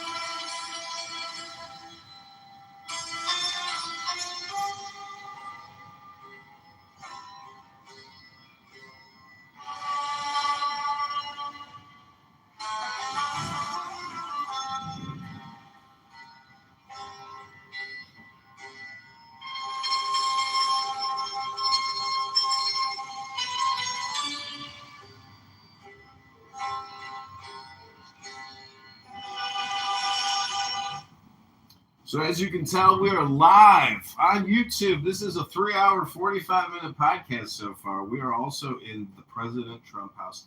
And Mountain was bringing up the MAGA, defenders. And personally, we could go back to Brad, and I'll just say that I was shocked when I was attacked by him. But not really in hindsight anymore, because I have filed it and let it go. But he most definitely is like a suburban street mom, Democrat, liberal warrior, protector, knight in shining armor. And that's cool. Let him do his thing. Everybody's entitled to get laid every once in a while. And whatever your strategy is to get laid, if you want to be a woke Democrat, getter, that's cool. That's you. You do your thing, baby. But some of us stick to the philosophy of intelligence and love and law. The law is the big one. If you're in violation of the law by coming on the internet and making hate speech, homicidal, and otherwise threats, you're in violation of what we call Chapter LAW, USC Code 74.0139G5624D, and in Illinois or federal or Texas State Code, 42.65059. It's their mountain. I've Googled and done the legal research because I have prosecuted legally, and I have notified law enforcement of Brad Stauffenberger. So, in conclusion, once you file your complaint, you are now authorized to let it go.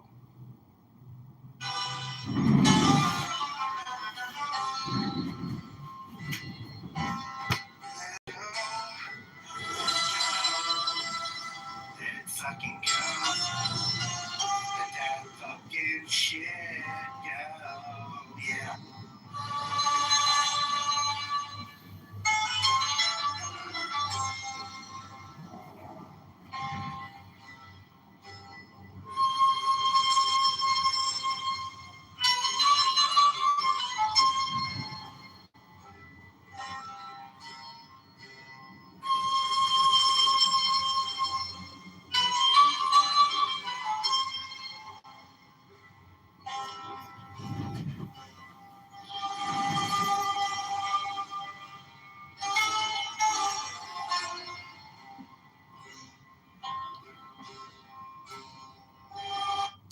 Okay, so Mountain, I want to share with you one of the most important magical experiments I've ever conducted at a bar with a beautiful woman.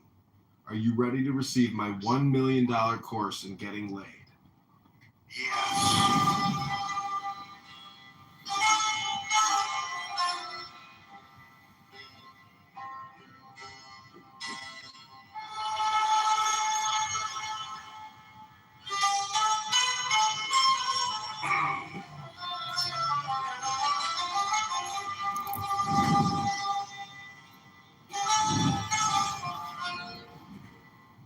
Okay, before I tell you the magic trick, you have to click the YouTube link above and subscribe to my YouTube channel. That's the cost of admission to the Magic Palace.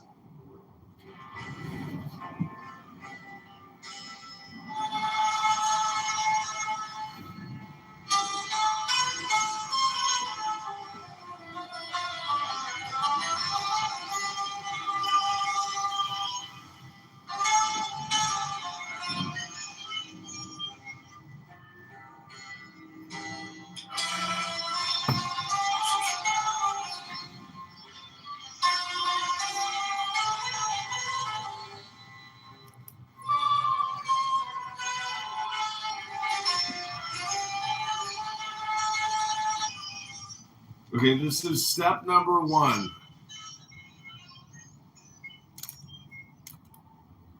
Okay, this is step number 1. Can you turn your volume down?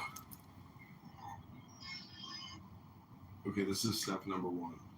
You walk up to a girl and you say to her, "Excuse me, can I ask you a question?" Repeat step number 1 to me, Dr. Mountain. Okay, can I ask you a question? Correct. Then you say, "Can I buy you a shot of tequila, vodka, rum, or whiskey?" Repeat step number 2 to me. Can I buy you a shot, tequila, rum, or whiskey? Step number 3 is you ask the bartender for a lime. Step number 3. Can I buy you a shot? Can I get a lime? Okay, this is step number 4. Then you say, "Give me your right palm."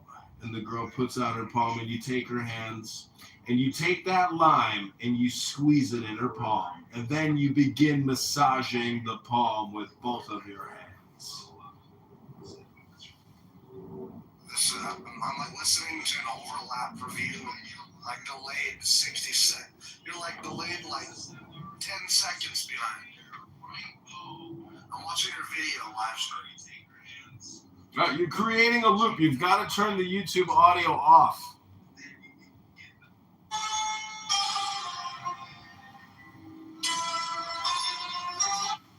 Okay, the next step is as you're massaging the lemon juice into her palm, you say, there are 4 lines: the health, your wealth, your love, and your destiny. Which one do you want to know about? Health, wealth, love, or destiny as you're massaging that palm.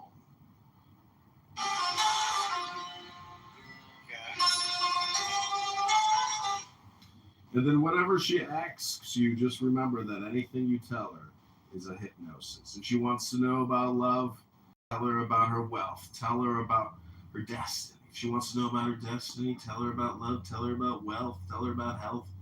So whatever you say is your hypnosis there. But the key is you have now broken the barrier with the juices of the earth. And as you massage that palm, the brain begins producing a sexual oxytocin waterfall. And now this is when you go full MAGA and you grab her by the pussy.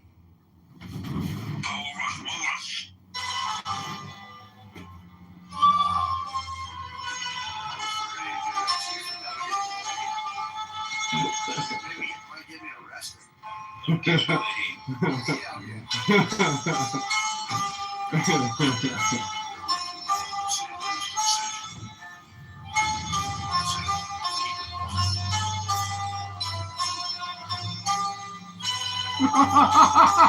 Get me arrested.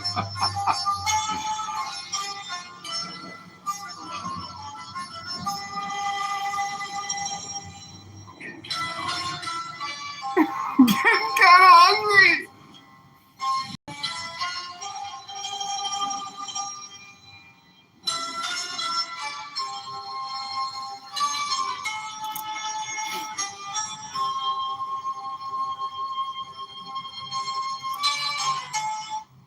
So, Mountain Man, what do you think about my theory of you just recording, posting, doxing, legalizing, letting go?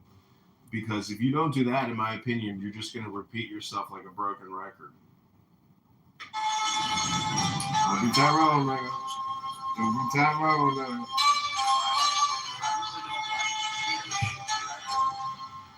Like I said, I don't stick to this level. I mean, ever usually it's crap. Because he's able to trigger me by mentioning my sister or mentioning my daughter. So, like, I shouldn't be it's just, he's the only one. He's the only one I know of that consistently mentions my family, mentions my family, mentions the baby. Like I said, we mentioned straw. That's when I got it, Mountain. But what do you got to try to remember the things that I'm telling you, which is make the clubhouse room into a courtroom, appeal to the moderators as if they're the judges, and inform. But the thing is, you have to keep it. You have to keep it legal, and by the law, you've got to try to be an attorney about this. No, I know, man. But you know what happens is I start screaming all the time. I've tried to appeal to Nathan. Nathan has kicked him a couple times.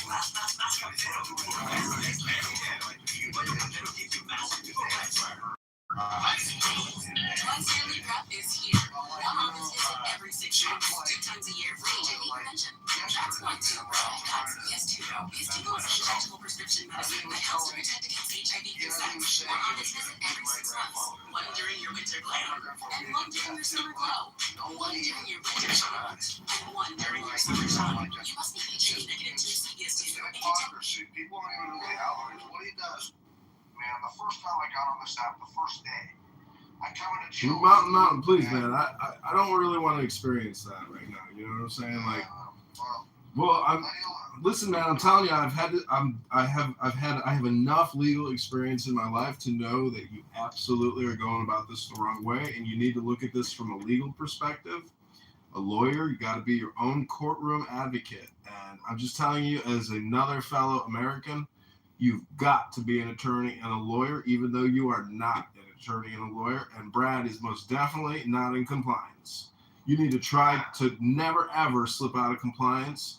Do not ever, I'm telling you, dude, unless you are suicidal or stupid, You will never, ever use this app to ever communicate threats of violence because you can, and will be held liable in a court of law. 100%. It's coming. That type of enforcement is coming. And do not be behind the curve, my friend.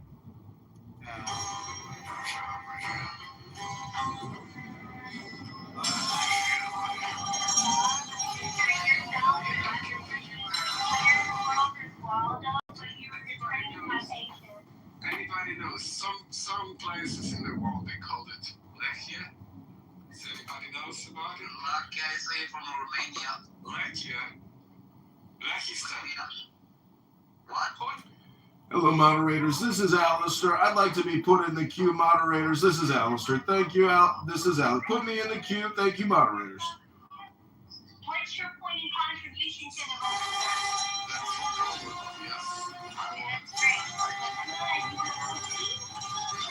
great. You want a cookie for being involved? Like, what's your point? What's your contribution to the content and the topic of the room? Nobody wants a cookie, Monica. Moderators, I'm asking to be put in the queue and to be acknowledged that I have requested to be put in the queue.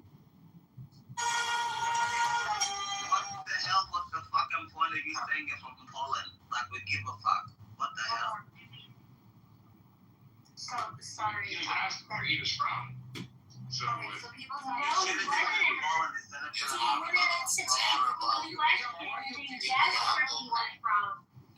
so obsessed. Okay, so I could not hear his response to Monica's question of what his contribution was to the room because everyone else kind of talked over him. So we're going to go back to Zari. And go ahead. So what was your contribution? Perfect. Nothing? Just checking because somebody just muted me. But never mind.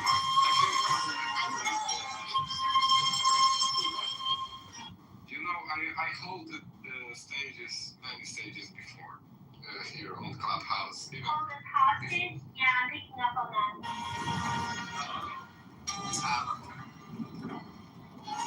sorry. Hello, moderators. This is Alistair. I'd like to be put in the queue and not forgotten.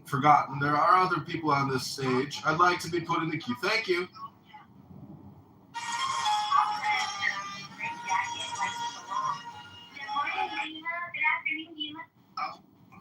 I'll get you gastric bypass surgery, Monica. If you want to put me in a straitjacket, I'd be happy to get you gastric bypass surgery. Or you could just stop going to Pizza Hut 3 days a week, or Subway, or Chipotle every day. It's up to you, Monica. You've got to be your own advocate. Hold on now. Look, I noticed the mail left the room, and everyone got out of control. You're about to leave again. I just came to finish the bed. I didn't want to walk out. Hey, Jack, I got a phone call. I really did. I'm going to come back and finish the bed. Then I'll let y'all go. I'll let y'all go to town, because I won't be here to listen to it. But here's the friendly bet, okay? 1,000, okay, depending upon the specific name of it, so you know what it is. U.S. Supreme Court about to rule on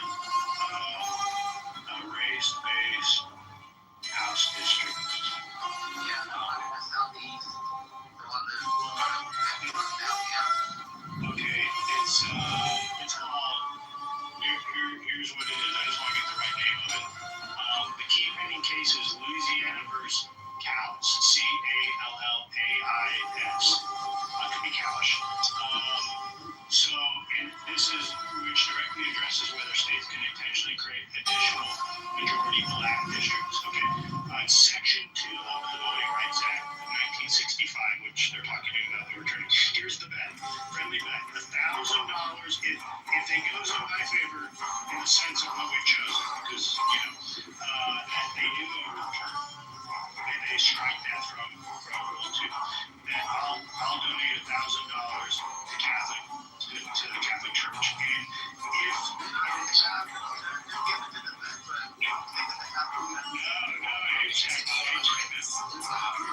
if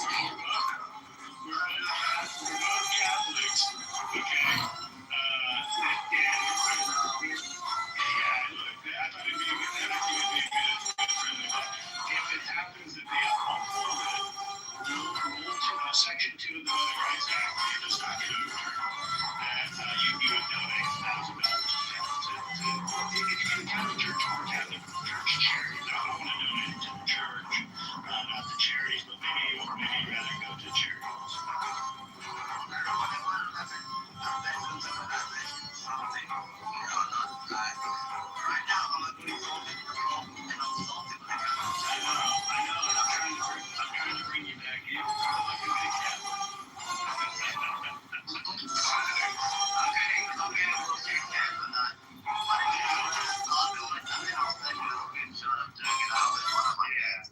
This is so fascinating. This is Alistair. I'd like to just join the discussion and be put in the queue. I know Achik loves to talk for hours on this app, but I'd like not to be forgotten.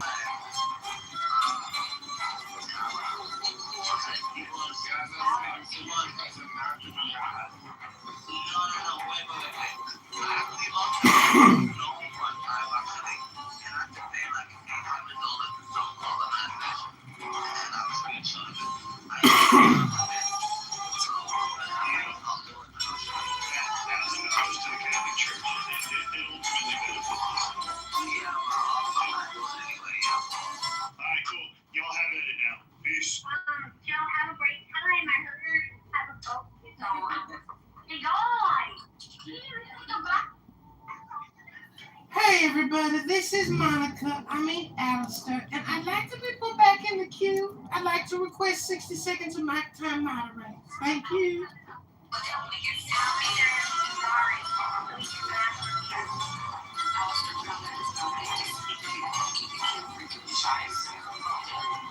Everybody gets to go before Alice. Are you a president?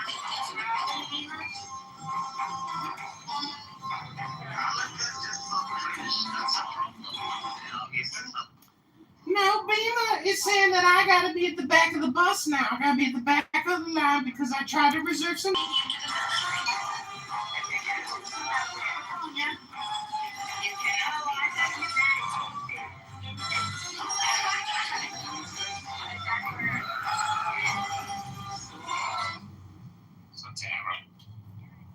All right, moderators, I will request again 60 seconds of your precious time that you think is so valuable. I'm requesting 60 seconds, please.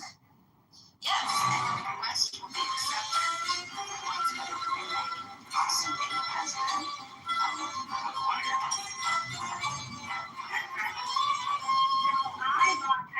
I hate to interrupt, but I'm just trying to be polite by requesting 60 seconds of your precious time. Please, let the microphone, please. Alistair, it's So, great what to do you say? talk. We're trying to have a conversation, bro. It's great to talk. I know. Well, I too am trying to have a conversation, but I can't seem to join the conversation. Therefore, I'm requesting 60 seconds of your time. For God's sakes, Achik, you must spend 6 hours a day talking on this app, and I can't say 60 seconds at once. For God's sake, Achik, stop saying cringe, horrible, and terrible. Try to learn some new English words, Achik. Maybe you could ask Monica to teach you a new English word every single day. Because I never hold you hostage, I will accept 20 seconds, no less, 20 seconds, okay, Alistair, of the Begonia song. No, you don't get to request what I say. I'm requesting 60 seconds to speak to you from my inner depths of sincerity, and what you're doing is very insincere and not genuine, and I will be succinct, and I will be complete. No. Thanks, Mr. President, and hold this count of 3. Look into gastric bypass surgery.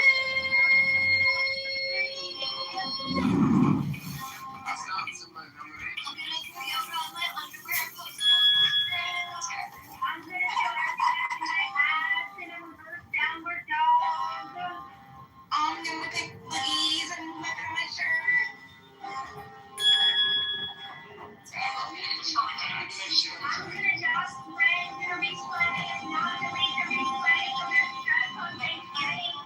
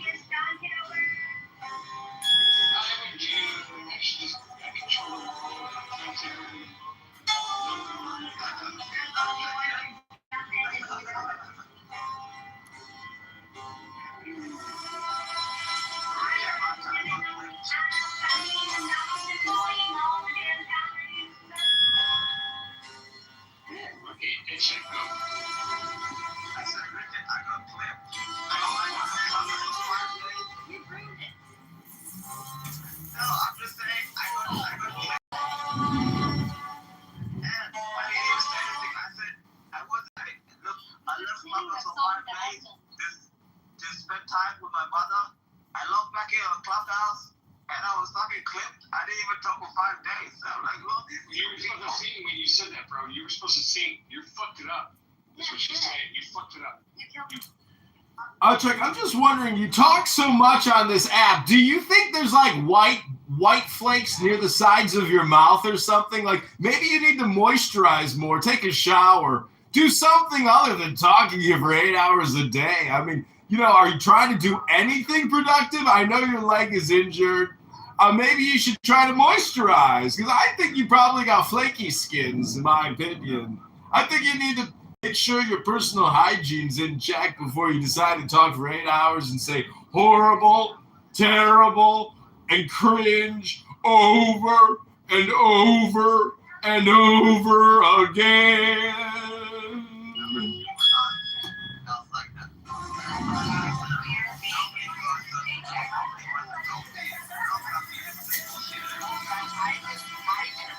He has us figure out lives. We screaming other people on the internet. Nobody comes to your room.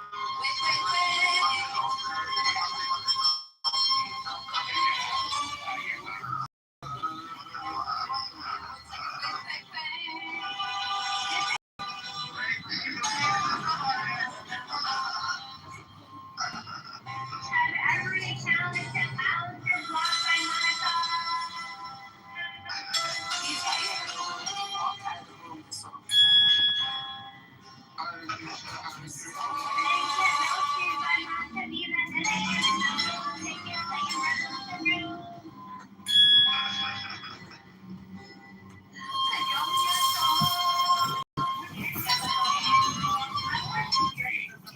Yeah, before I read you the Begonia song, I'd like to sing you a new song. It's a new hit called Gastric Bypass Surgery. It goes a little something like this. Gastric bypass surgery. Gastric bypass surgery. Gastric bypass surgery. Would there be Ozempic for someone to take, or version of Ozempic for someone to take to Ozempic is for thee. experiment on John Carroll?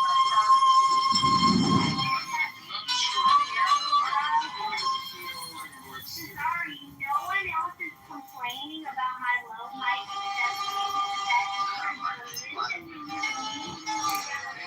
they're on mute, so they actually can hear me. You should try it.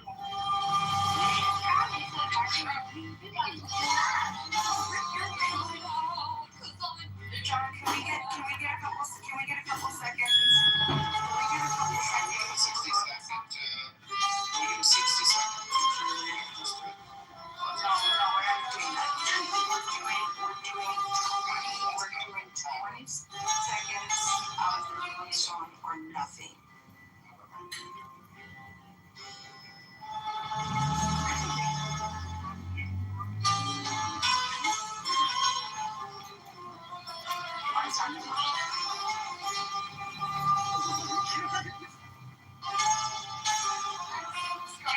What's up, everyone? What's going on? I just looked at the no, it's never date. Where's the market? Oh my god.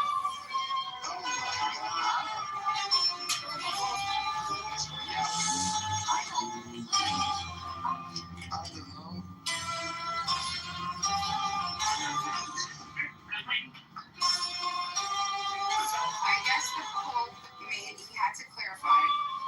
He felt when sex, he said, I did not. Sorry, I'm fucking I did not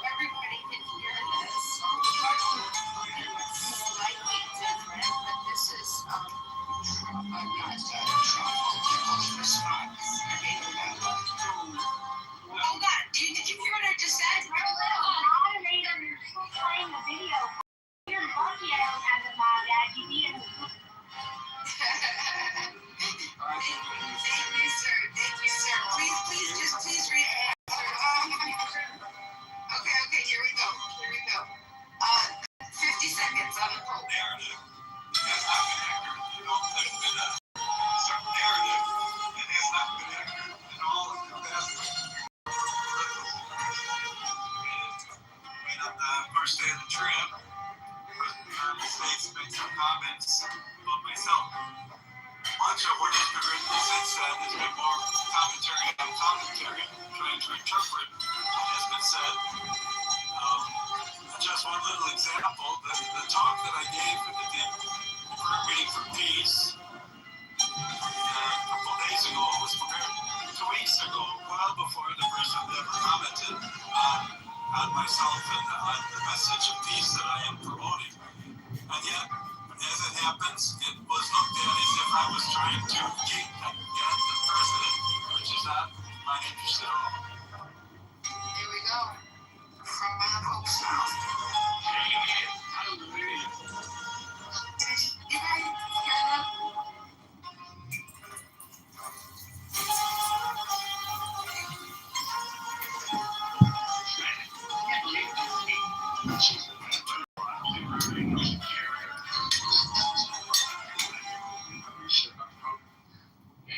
I know he's from Chicago, so it is. That's the first time You know who else is from Chicago? I'm from Chicago. He's like, nice. He was surprising that his English is well.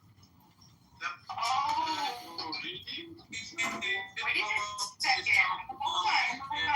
What is this about? Iran fully closed their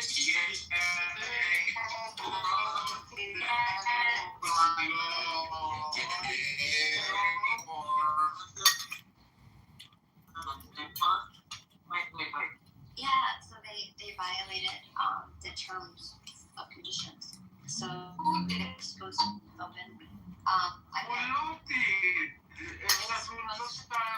Although who's talking and interrupting?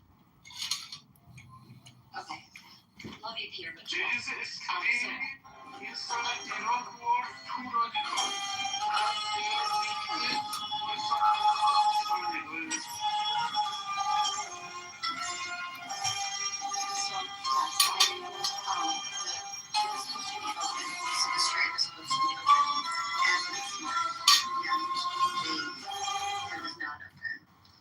I read the news article. Maybe somebody should read something and repeat what they read. The Iranians used a machine gun. They attacked a passenger ship. They attacked a storage ship. And now they will pay the price. Their navy was not completely obliterated, but we will obliterate it completely now. Thank you, Iran. You've restarted the war. There are no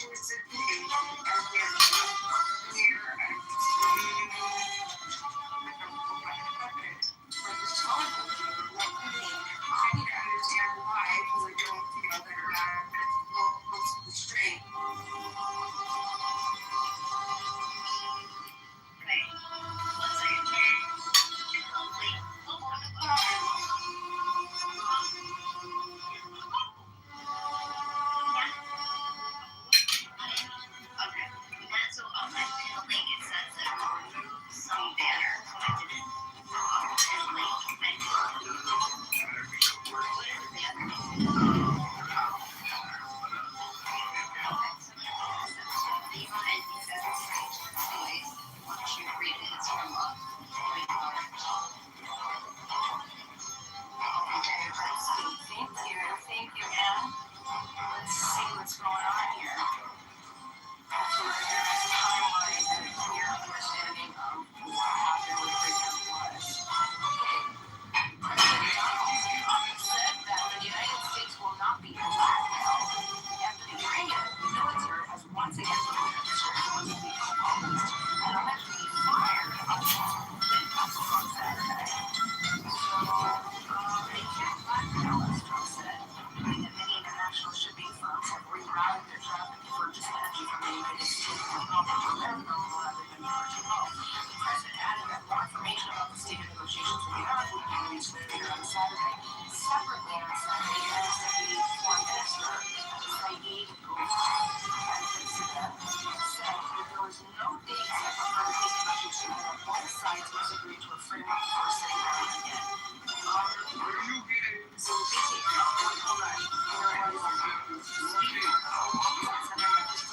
while the administration is having great conversations with Islamic was trying to act cute. It's like these moments that I don't even all know stuff. Like, I can just imagine a movie. He said that this off-stream is trying to act a little cute. I hope. Okay? It's like if you go down the street, someone is just out after a drink or open, see, timeline is really cool. Now, as soon as you finalize that, when you go on to the inspecting center assignments, it comes after spokesman. For the Iranian military announced that the Iran would not allow safe passage to the vessels.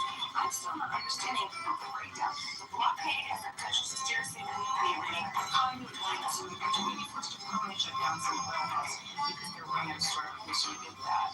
So, Iran claims, let's see, Iran plans to shut down the Strait of Hormuz again over U.S. illegal blockade. So it sounds like there was, what I'm understanding is that there was some sort of U.S. blockade. So you're not saying until the blockade is lifted, they're not going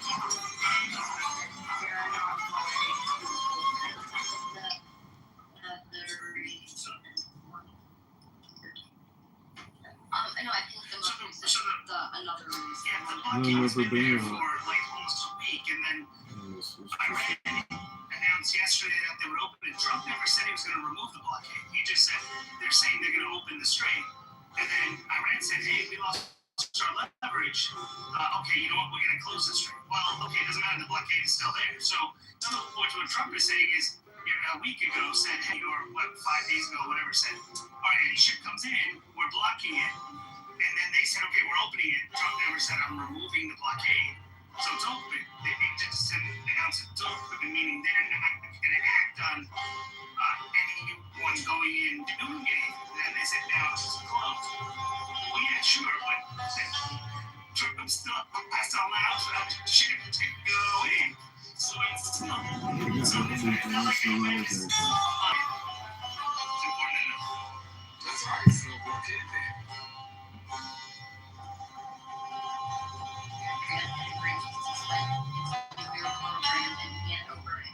Uranium from its nuclear sites at S-4 or the President said that they believe a deal with Iran could be completed in the next day or two, saying that the Iranian wants to get a deal and he will get a deal. Moderators, this is Alistair. I'd like to be put back in the queue. I believe this is an open discussion, not completely focused on Iran. Thank you. Just asking to be put in the queue.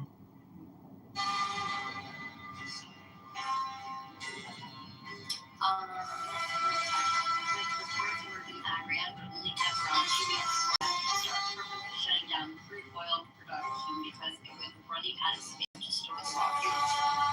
Once the tanks are filled, Iran will have to shut down and fuel fields, which risk long-term damage to your coast. Okay. In addition to refusing to lift the blockade, the U.S. administration also rejected unfreezing bids and seized Iranian funds in exchange for uranium and said that there will be no time frame in which Iran can start its nuclear production.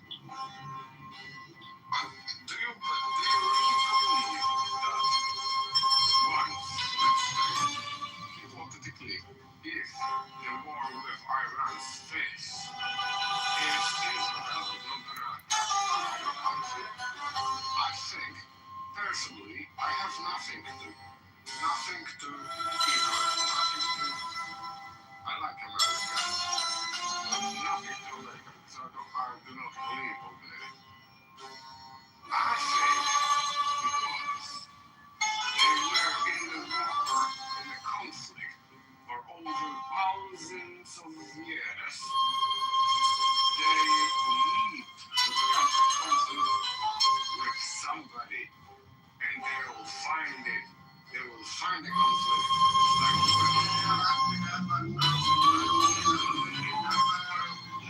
or if it's gonna be Turkey,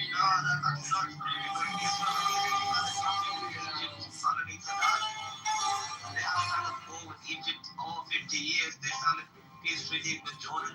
They've had a war with Jordan since 1996. Every single country, every single country that signed a history with Israel. They've had no wars. The problem is you have Hezbollah terrorism. You have problem with Hezbollah terrorism in the north of Israel, and they're attacking Israel. If Israel attacking Israel, they're defending themselves. That's what you're talking about. Like, you really think Israel is the problem? Israel doesn't, Iran attacked more countries than Israel ever did in their entire history. Where you from?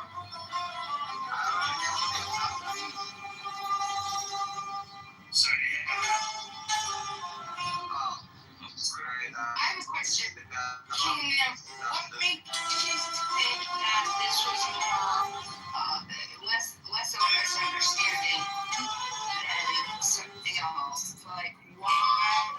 Because it seems to me that they felt that it was like a bait and switch. That wasn't. So if you look at that, all the things that were reported yesterday, and also from the IRGC, no way those reports didn't say the blockade from the UN stopped, right? So they said the strait is open, right? And then they kept it going in action. The US allowed some ships to go in, and some ships went in and came out with the blockade saying, like, the US forced us in, right? The Iran assumed that, hey, as soon as we said it's open, they're going to remove the blockade. And we still have control, meaning they can shoot down some of the ships if they wanted to, or do whatever they wanted to do in that area. And so the blockade just stayed, and actually Trump said, we're staying there, and we're going to actually have more like support over there until this gets resolved on the Israeli side of the deal. So then they suddenly said that, that the strait is closed. Well, it doesn't matter if they say it's open or closed, because there's a blockade there. So it's the U.S. that's controlling what goes in and out. And that's it. And that's what was spicy. It's still spicy. Okay, sorry, you talking about I tell you something. Everybody's on the crypto market. Iranian leaders, they said that they're trading oil.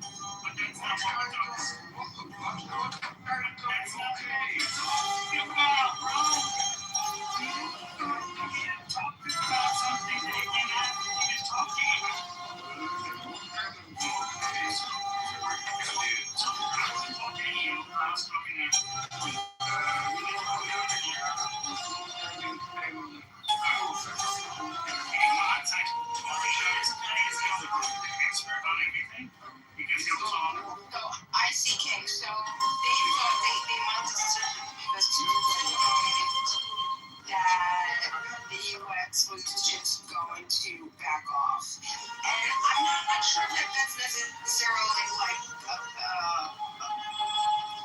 I mean, I don't know. I would think that if they were genuine to open community. Well, yeah, they're controlling it because they were attacked. I mean,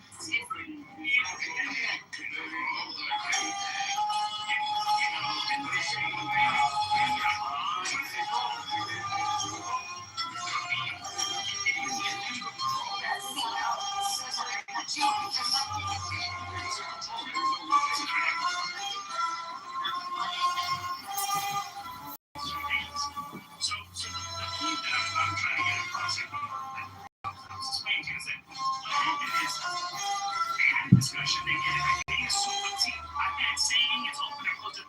So about 5 days ago, when the blockade started, the United States, oh my God, they take action on it. It's ridiculous. And this guy thinks he knows everything. You want to tell us the entire world politics, bro? You know everything. It's ridiculous. So somebody mute him or move him down for a few minutes. So, all right. So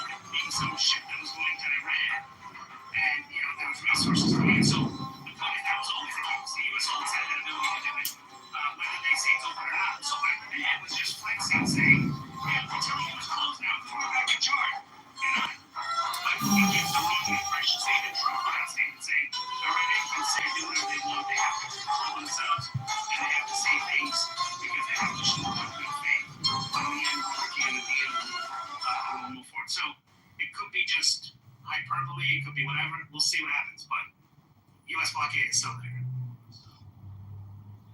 And it's blocked in China. That's the big thing. And it's blocking Iran. Just to be clear, it's blocking materials and stuff. Yes, and it's blocking, Iran and China, their deals, and I'm sure those are big money deals, big billion-dollar deals. And I see the U.S. is definitely playing chess, basically saying, open it up. Right? That's so funny. Open it up. But we're gonna. So I'm gonna pull my inner Jarl out for a second, okay, Jarl? So you can like this. But why? One point is that you would think that the U.S. would have been smart enough to do this before when they're doing their military exercise. They had. Why didn't they do this from the start? They let Iran sell a lot of oil and stuff to make enough money while they were bombing the shit. It's almost like they underestimated Iran, which shows bad things. I'm just being honest, like that. This blockade should have happened first, and then they go in and bomb the shit out of it. Listen, surrender, and that's it. Like you're basically gone, and this could have been done much sooner. Well, there's only the eternal now, and the now is all important. And I hate to interrupt Acek, who's on here 10 hours a day talking and has a party hat. I'm sorry, party hats will have to wait. And people. Enough. Stop.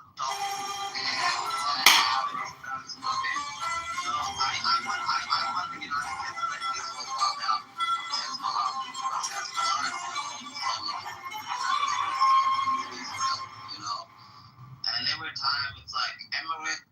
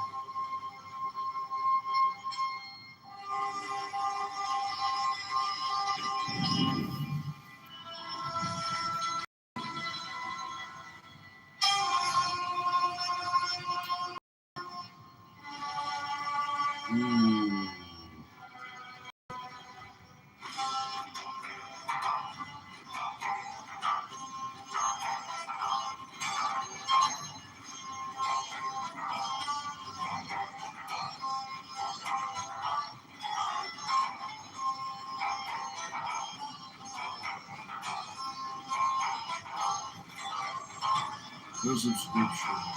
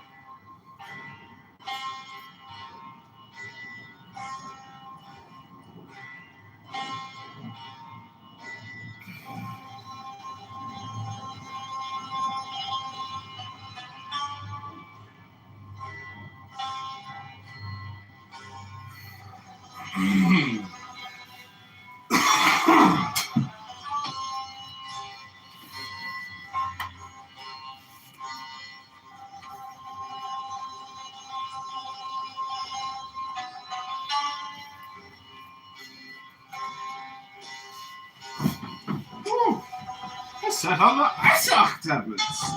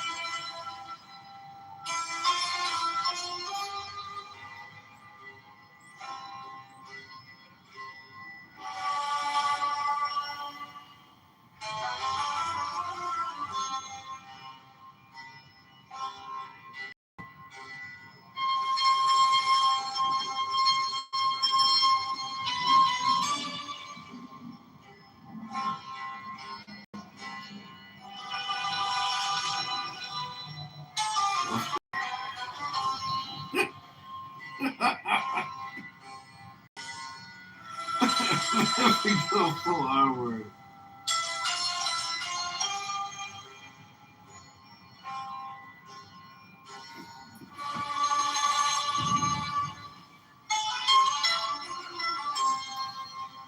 We go full R word.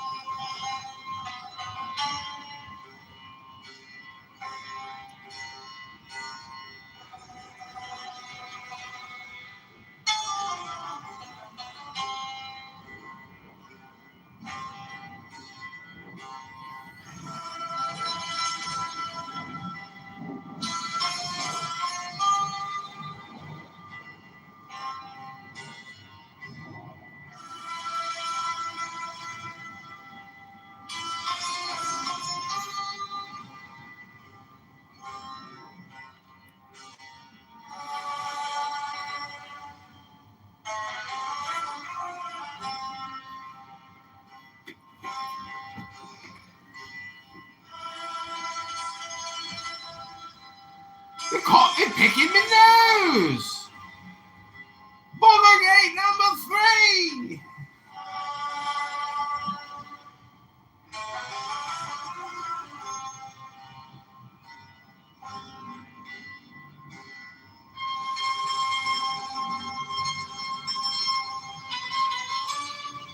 Correct how life I go. That's what you're. It's like diagnostic criteria in healthcare, right? For many years, there were symptoms of alcoholism, there were pain tolerances, there was a lack of more thorough diagnosis of specific things like diabetes or heart disease, where they experienced that more simply, because of their cultural background and everything like that. And so it took many years for them to develop not a separate, but a culturally sensitive, ethnically sensitive diagnostic criteria, so that if someone comes in, right, and they're a person Black American descent, that's one, African descent, that's another, they start having these evidence-based sort of diagnostic routines apply, and they don't just apply what works for white people. It used to be how it works. You're saying, correct me if I'm wrong, hospitals treated white women better than black women, correct? I think hospitals developed the way they conduct business and conduct medical treatment based on the needs of white people, right? And so they didn't get the nuanced differences into the practice until much later. And so for many years, we had worse health outcomes for people of color because they weren't receiving the types of care that they needed and the types of diagnostics that they needed at a higher rate because of certain things, and they were being misdiagnosed or having symptoms ignored because it wasn't something that. It was racist! It was racism, everybody! Racism is the key word that they're not using yet, but racism is the word they're about to use. Racist!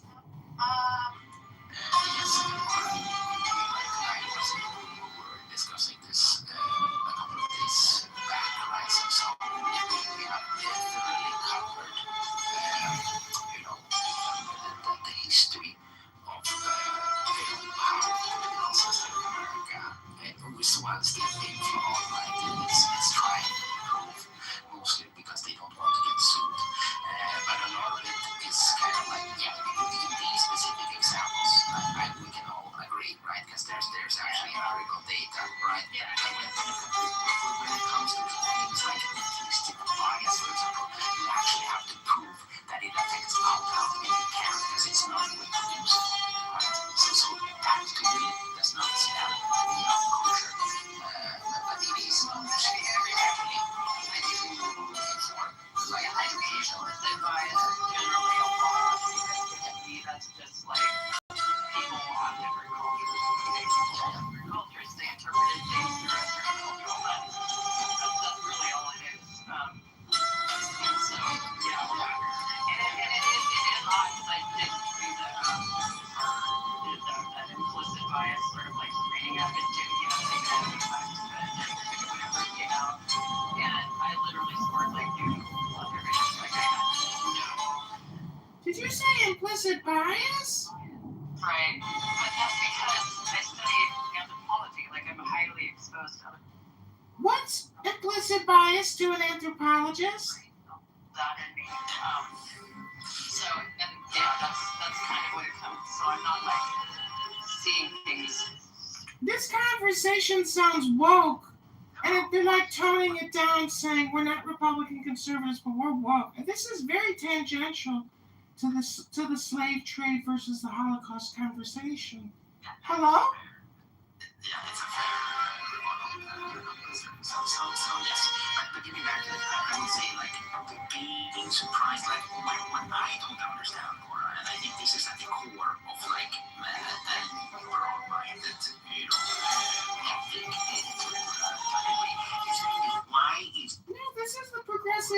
movement, Alex. You just don't know the principles yet of the progressive movement.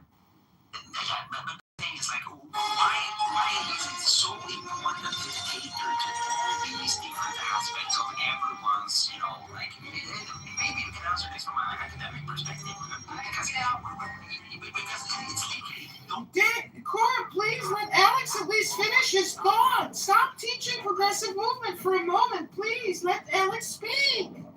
Let Alex speak. Stop censoring Alex, Cora. You're being too progressive.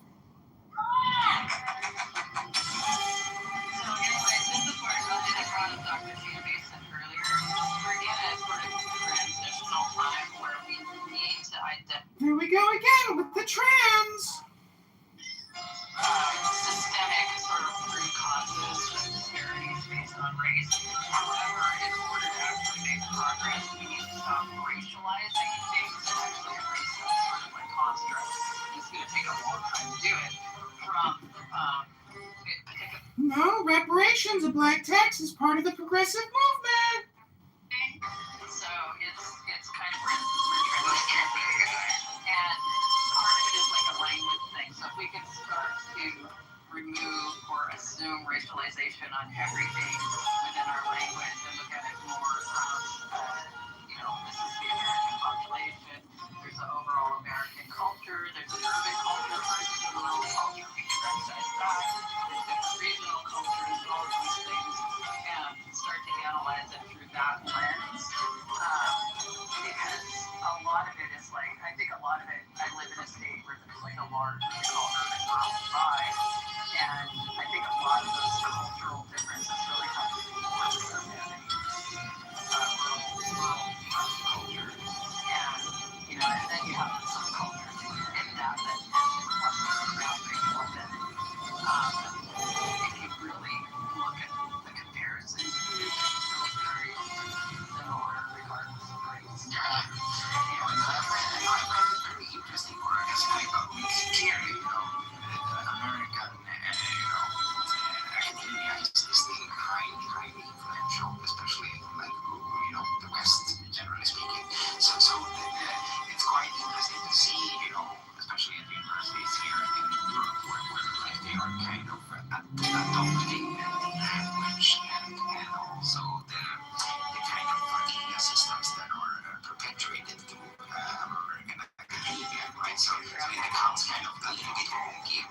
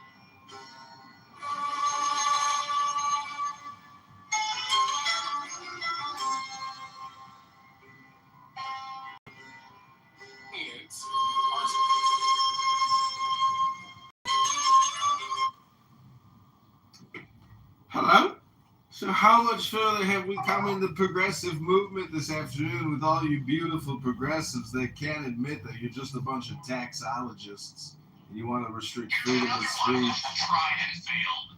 Another one who bullshitted Clubhouse by trying to get a couple of $1,000s for campaign contributions, then is being looked at for campaign fraud, who has failed, and now here he is again. Now we have two people. Anybody give a shit? Who are you, Uncle Steve? Who are you? Nobody gives a shit. Who? But Daisy tried. What are you? I am very successful at what I do. What I do is on my profile, and I am very well regarded in my industry. Just because you're a porn star, that doesn't make you great. I am very well regarded in my industry. No. You're not? Oh, okay. Okay, all right. It's not good enough. Well, I am a philosopher, and I actually am very highly regarded in my industry of philosophy. If you want to read a good poem, you could look at my PTR. I know people just like to talk while I talk all the time because I am maybe one of the world's most annoying people.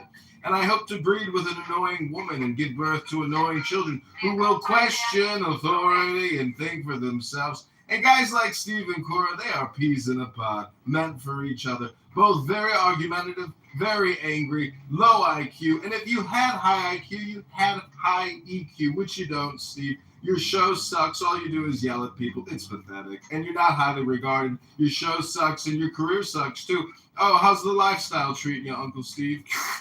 There's also the magnitude of like the actual change that you make. So most people wouldn't regard me as being very successful, right? But I went from being generational poverty to running, a large nonprofit, right? In my lifetime, and among my family members, I'm probably one of the most successful among the grandchildren, right? And I worked hard to do it, but it's odds-wise, within my family, it isn't a common thing, right?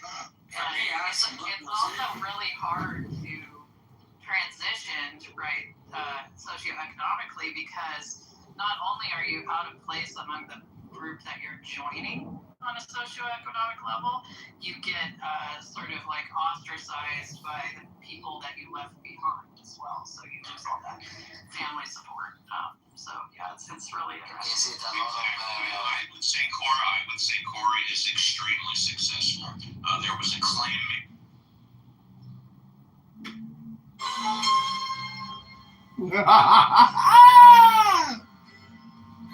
There was a claim made, but nobody heard it.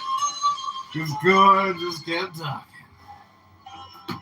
Thank you, Cora, for giving me that exit. I don't want to hear it, Uncle Steve. Woo! Uncle Steve in your brain? Ah! That makes Uncle Steve. Stop!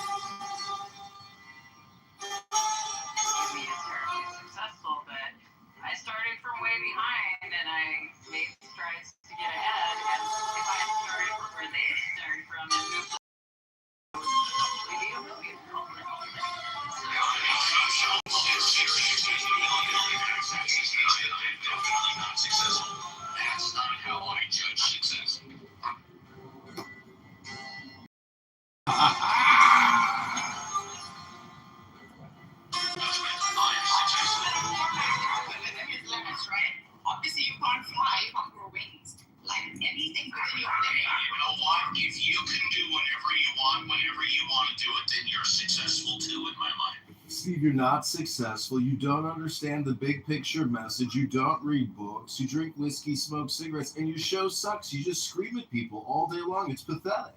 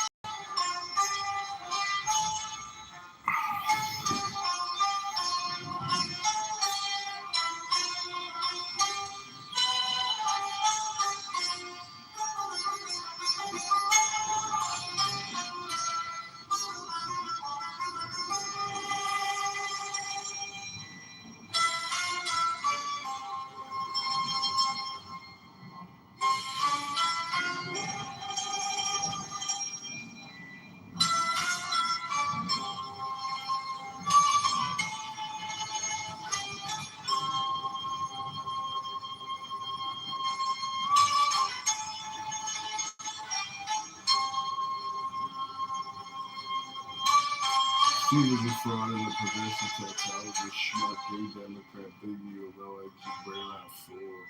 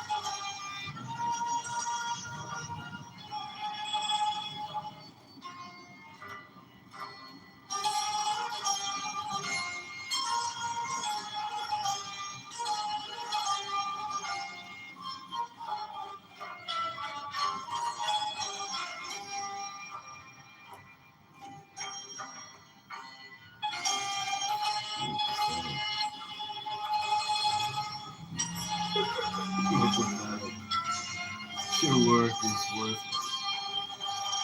It's so low IQ. Your work is so low IQ. You can't even say your work is low IQ on Instagram.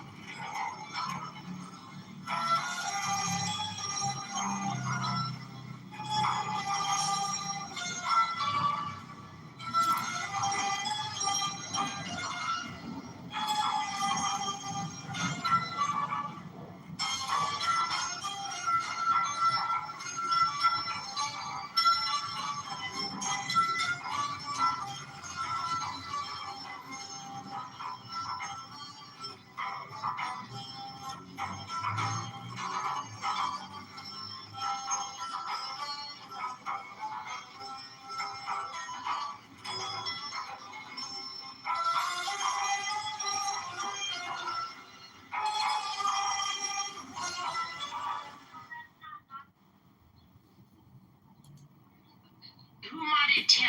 You know what? This is the Down Show. Don't fuck with Big Down. Hello?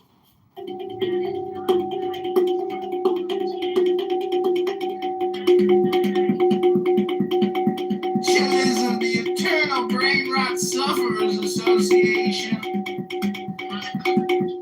is not nice. You know, I can't.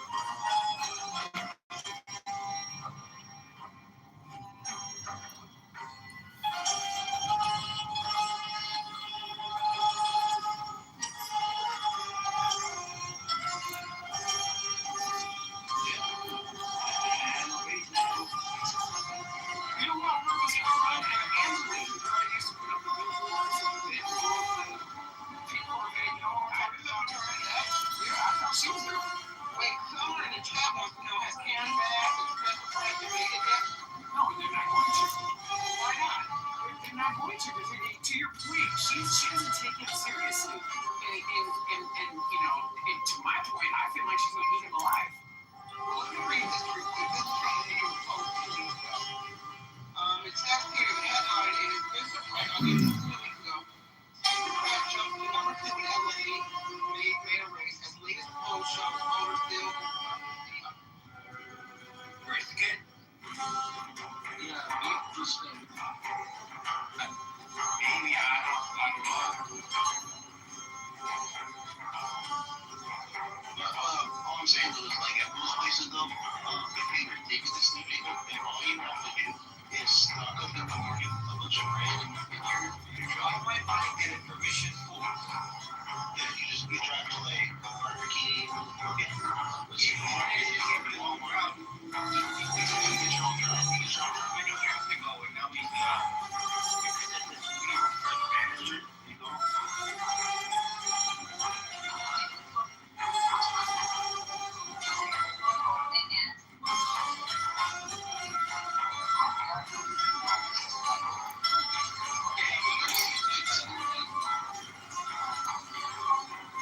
Please, like, what the hell? we got 2 million. I want to see what they do. Yeah, like, So let's make it he's right. All you guys are just fucking out.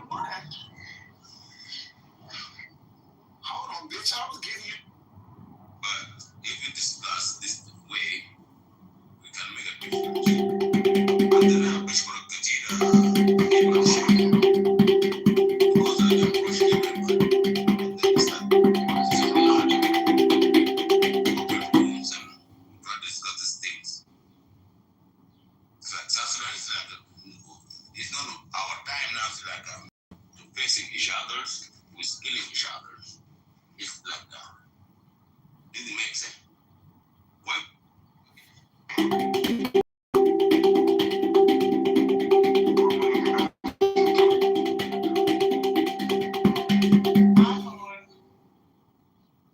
That shit. Hey, so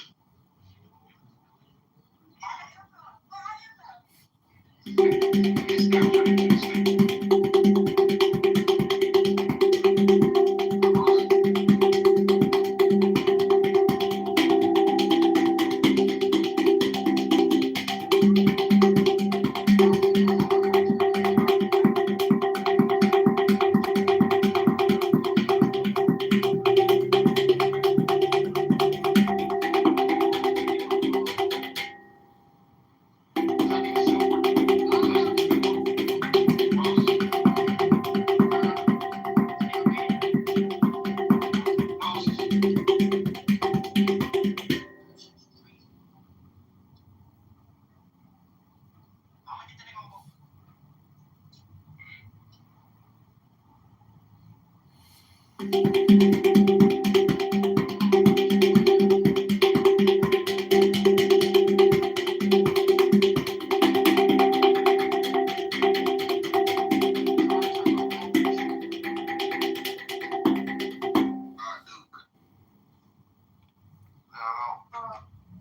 things of that nature.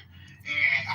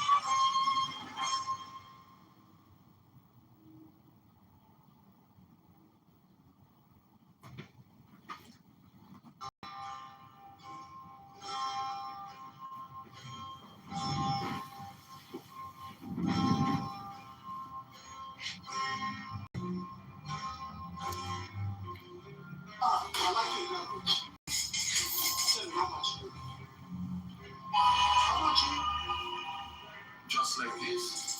Maybe just like this. One price, 46,000. Why 46,000? Because it's my holy number. My holy number is 6. Just bought only this one for $1,000. It's the same.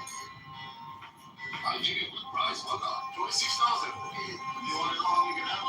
I give you. Plus 26,000. Oh, really?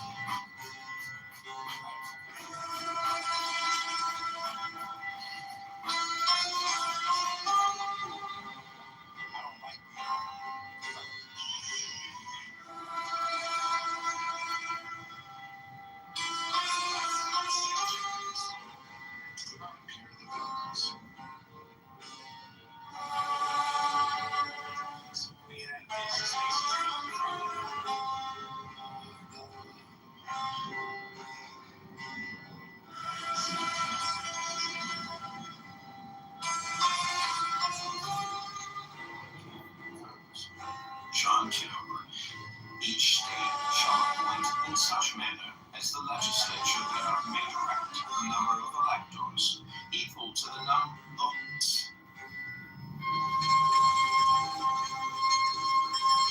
So, that's what it is. I want to know. I don't want to deal with people.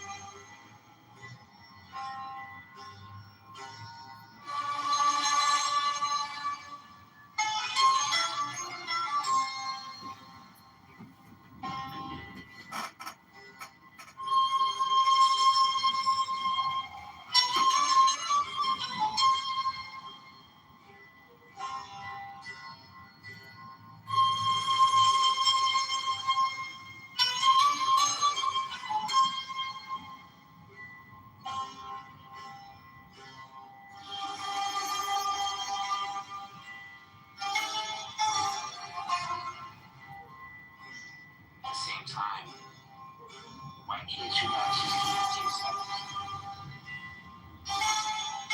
Last question, what do you?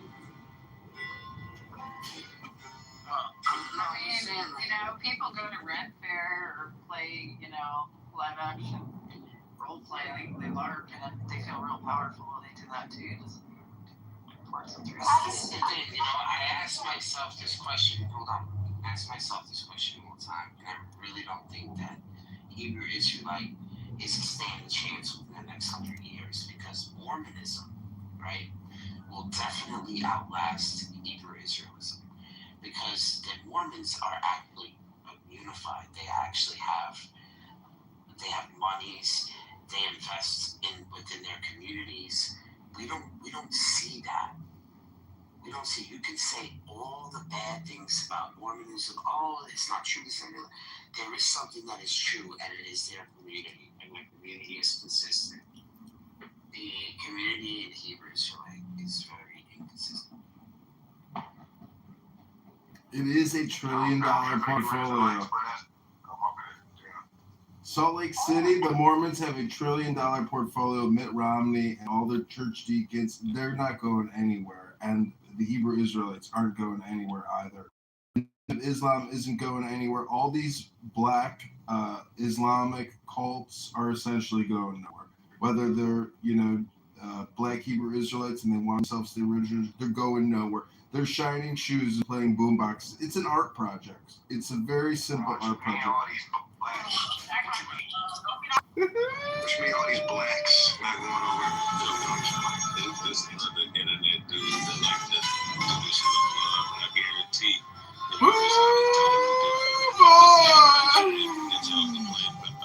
y'all still us anyway, just like y'all still everything else. You see, it's that kind of attitude. Why you're going nowhere? You're going nowhere with that attitude. That attitude isn't truth. That attitude isn't love. That attitude is poop. You know what the poop emoji is? You know what the poop emoji is? That's a poop emoji. I'm sending you a poop emoji. Keeping it to yourself wouldn't be love, because if Christians really believe that hell exists, they wouldn't want other people to go to hell, so therefore it wouldn't be love. I got a question for the atheists. Any atheists in this room? Yeah, that's pretty much the atheists. Okay.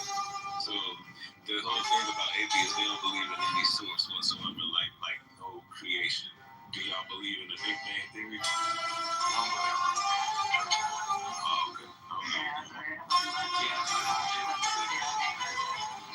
Much more nuanced.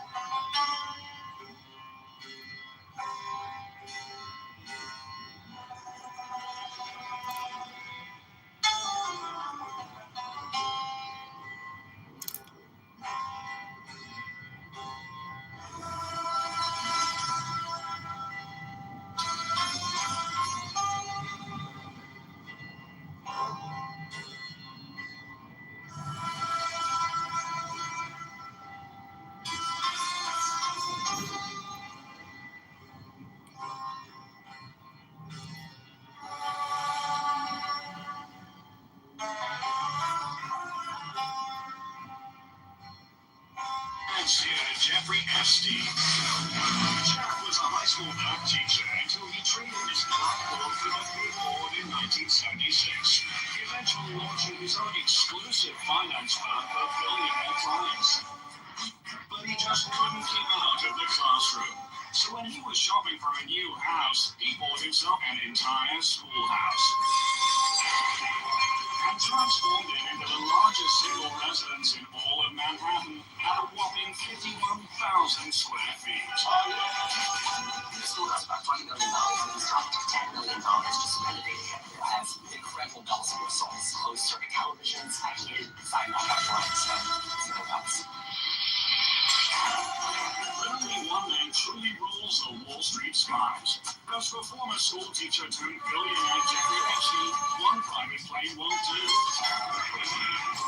He's got a small fleet, a Gulfstream 4, a Cessna, and a Boeing 727 with, of course, an in-flight trading room. He has a Boeing 727. I'm swimming out what you need. Commercial size glider for. Believe us, because in Randy we've got powerful friends to fly around. When Bill Clinton organized a week-long tour of Africa in 2002, Jeff gave him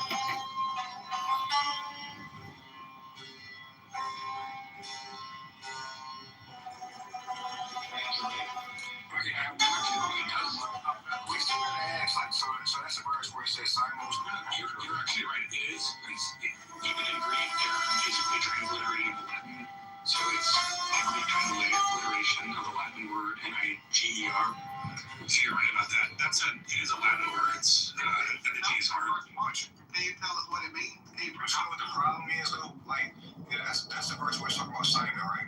Yeah, Simeon. He was called Niger. So It was called nigger. My bad. He was called nigger. So why was he called nigger and the rest of them wasn't? Like he stands out from like Because he was probably slightly darker than the others. so I'm just saying that all of them are black, bro. That's what They're saying the word a lot. Simeon was I was just saying like that one nigga was black, bro.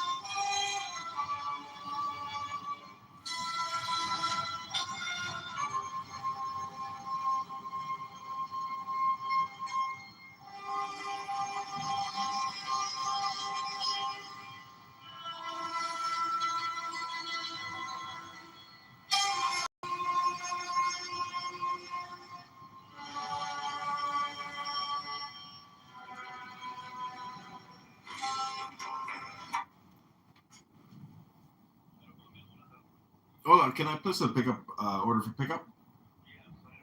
Number 2, half chicken. Plantains and potato. And dos beef empanada. That's those. John?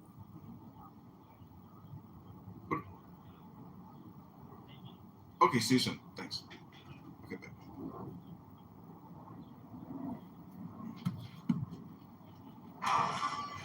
See you later. See you soon. Número 2.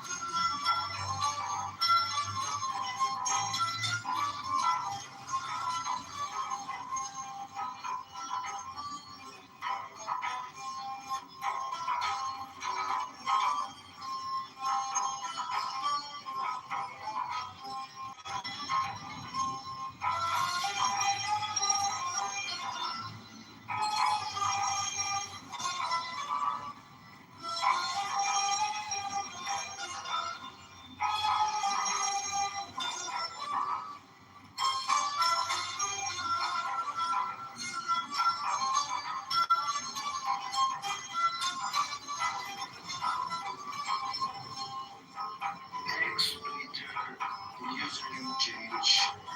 Not working. Settings and privacy. I have to click here. If we change this, for example, we just okay.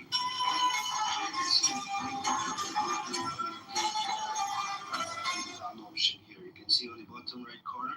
So to fix this issue, I'm going to show you what you have to do. Okay, so just what you need to do. So guys, what you need to do is that you just need to go to browser and then write X Twitter. Okay, you have to just write X Twitter, and here you can see on the top you'll find the website. Just click icon on the bottom left. The website. Just click on it, and then here you have to log in with your particular account to change the username. So here this type of interface will pop up. Just you need to click on this profile icon on the bottom left corner, and here you can see. Hola.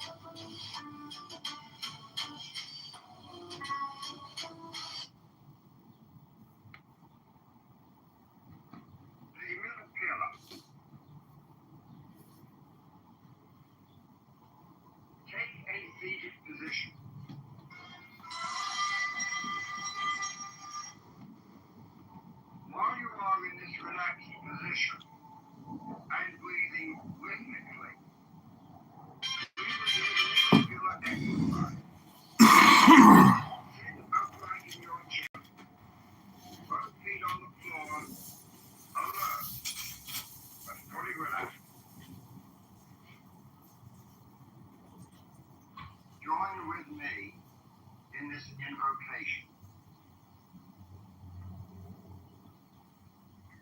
O Lord of the universe, the vast and the mighty one, ruler of the light and the darkness, we adore thee and we invoke.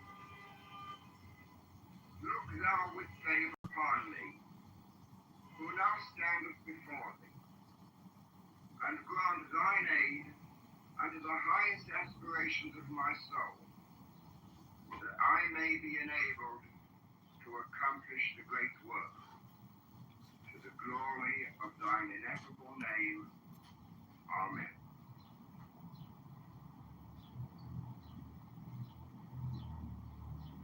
Imagine that there is a brilliant white light just above and touching the crown of your head.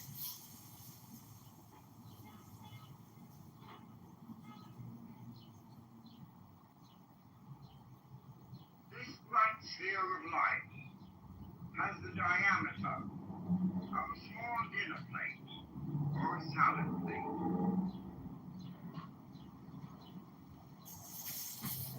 Visualize it in brilliant, scintillating, pure white light.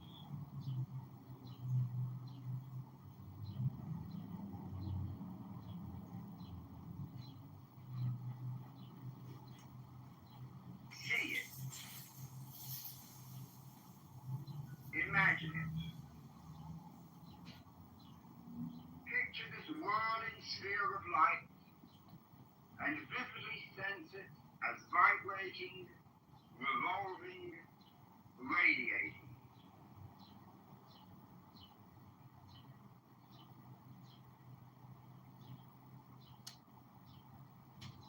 As you would imagine this ball of light periodically vibrate or intone the Hebrew word Ehyeh within the sphere of light.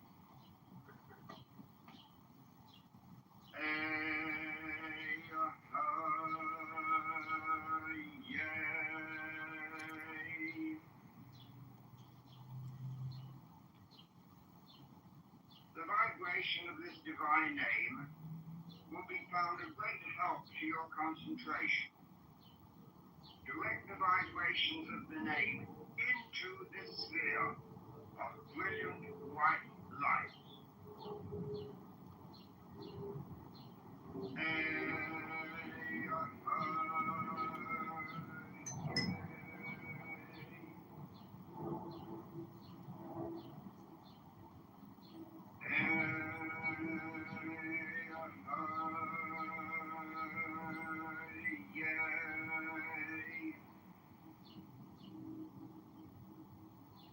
Your mind may wander.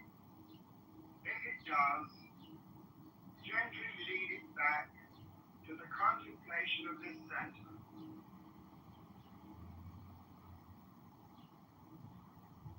Then vibrate the name again and again.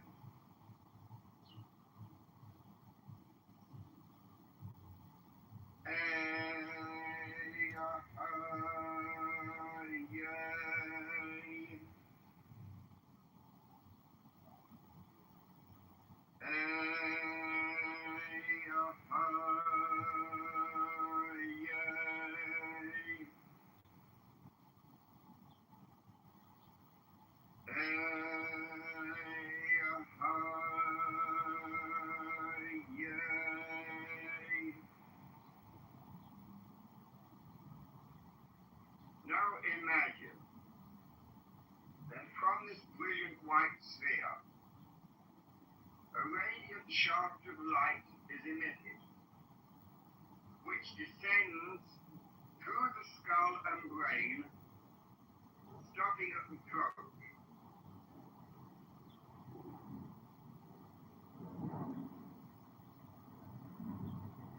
Here, a second sphere of light is formed.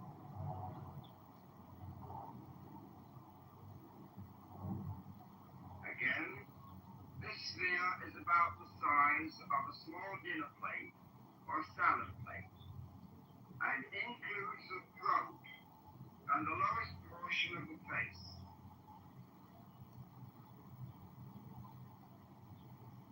The larynx is the center of this radiating sphere.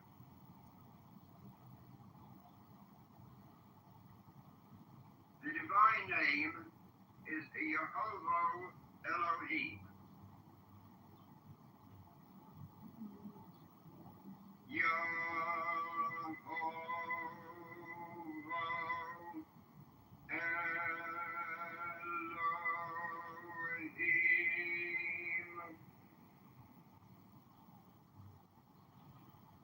If your mind wanders, bring it back gently to the visualization of the center and vibrate the divine name again.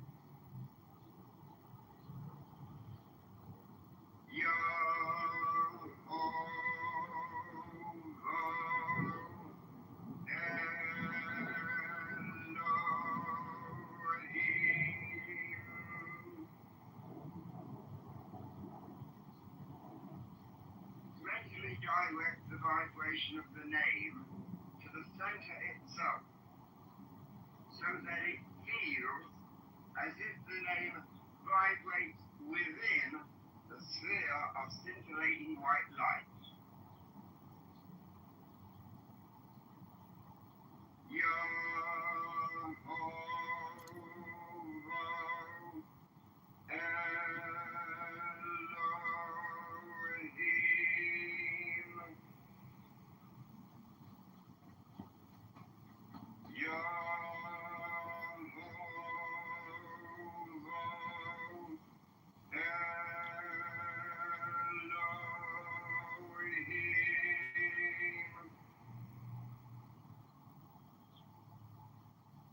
Focusing and vibrating the God name helps keep your mind concentrated.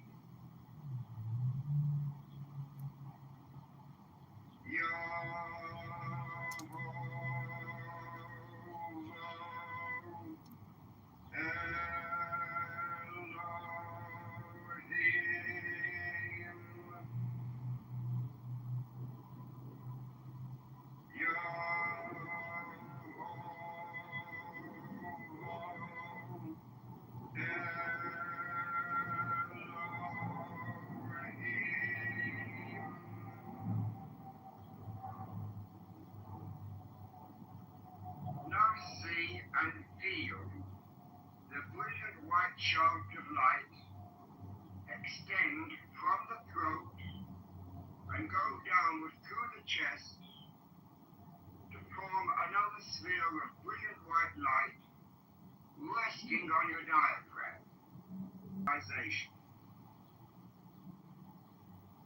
Sense it.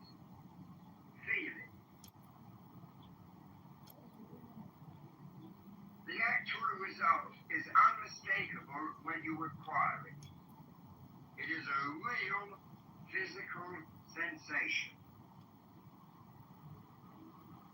Vibrate the name.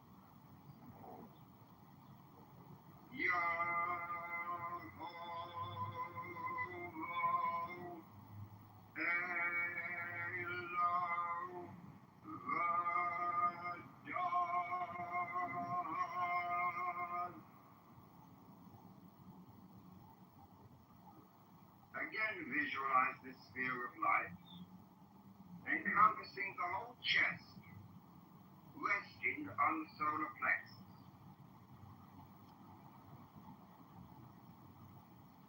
If your mind should wander from the sphere of light, coax it gently back by vibrating the powerful divine name.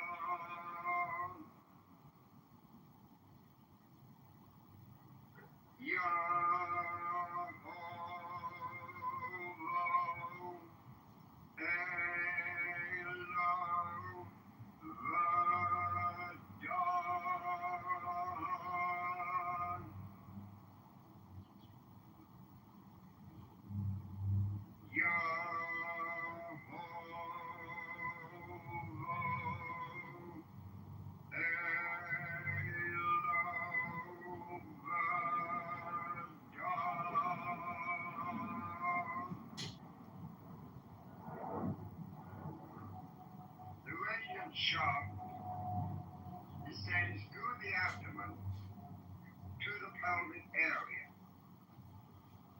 where another white ball of brilliant white light is to be visualized.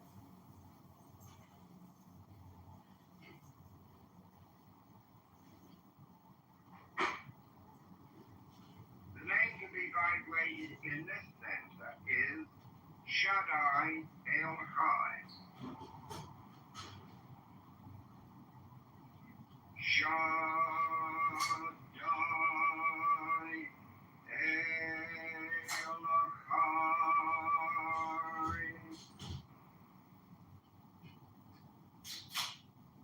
Shaddai El Chai.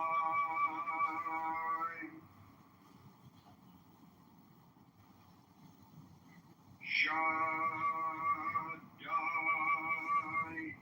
El Chai.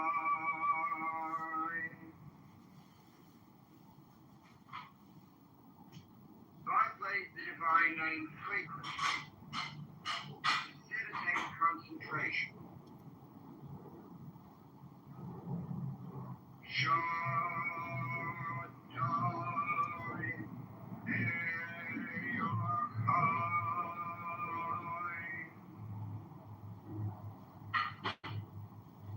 Shaddai El Chai.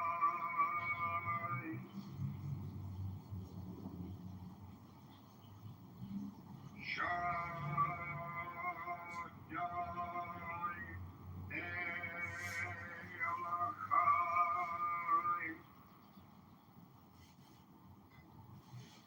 Visualize the shaft descending from the pelvic sphere to the ankles and feet, where you are once again grounded to the earth.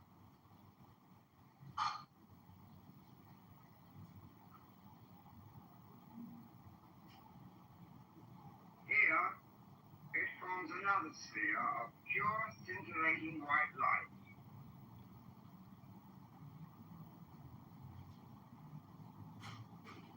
Formulate and visualize this brilliant, dazzling sphere of light.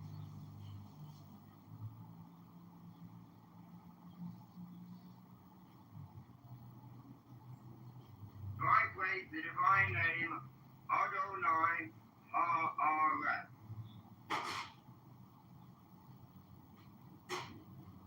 Adonai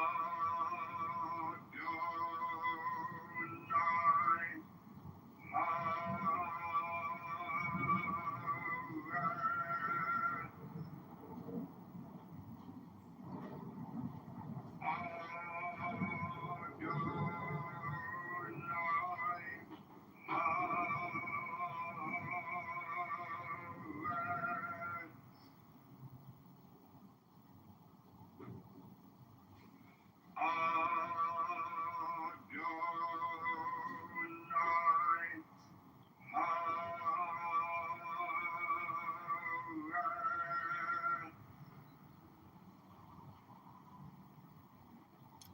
This center is gradually awakened by fixed and steady concentration and by repeated vibrations of the divine name. Adonai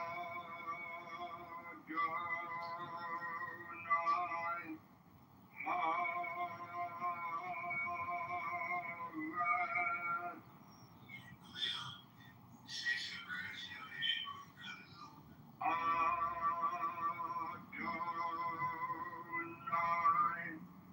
Ha'aret.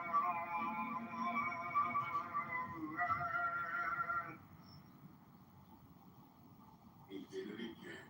Springfield politicians and policies seek to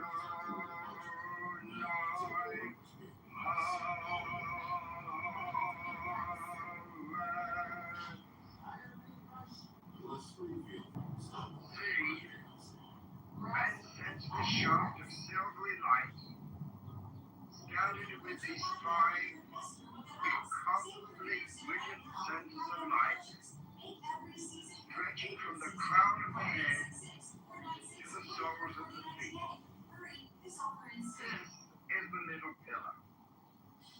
This afternoon, Iran's Revolutionary Guard reaffirmed that the strait is closed until the U.S. lifts its blockade on Iranian ports. They say approaching the strait. Move your imagination back to the crown of the head, to the white sphere of light, corresponding to Ketover, on the tree of life.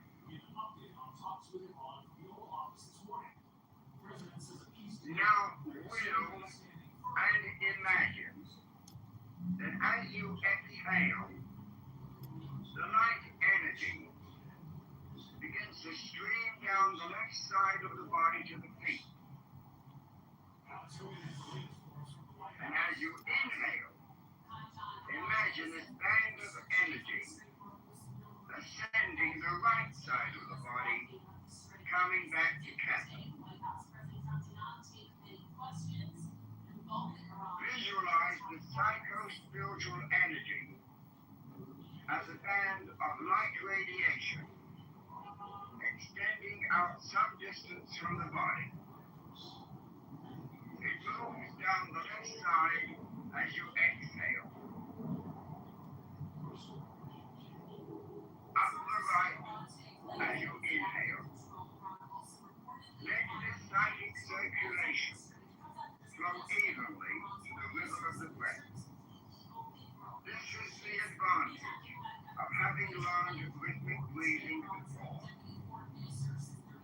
Inhale, up the right side. Exhale, down the left. In a rhythm with the breathing. Inhale, up the right side. Exhale, the energy flows down the left. Inhale. Exhale. Inhale. Exhale. Visualize the energy flow now changing direction. As you exhale now, the energy moves down the front of the body, turning under the soles of the feet and ascending up the back as you inhale. As you exhale, the energy flows down in the front. Inhale, the energy flows up the back. Exhale, it goes down. Inhale, it goes up. Exhale, down the front. Inhale, up the back. Exhale. Inhale.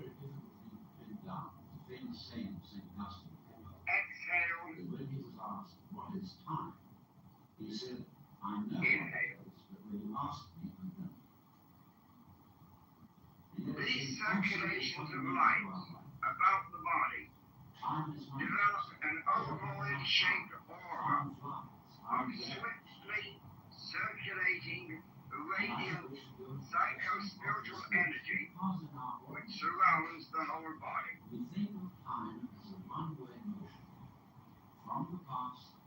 Return your attention now to the earth center in the feet and imagine the action of a fountain. Just as water is forcibly drawn up through a pipe until it jets out above, pouring in a spray on all sides. So it is with this energy power. As you breathe in, the energy is sucked into your earth center from the ovoid aura, pulled upwards by the magnetic attraction of the spirit center above the head.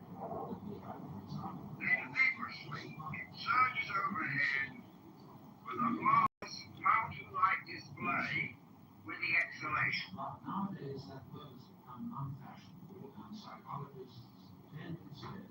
Imagine the psycho-spiritual energy pouring all about you within the confines of this ovoid aura. Inhale. and the energy ascends the middle pillar into the kettle. Exhale, the fountain of energy surges forth to shower your body and spirit.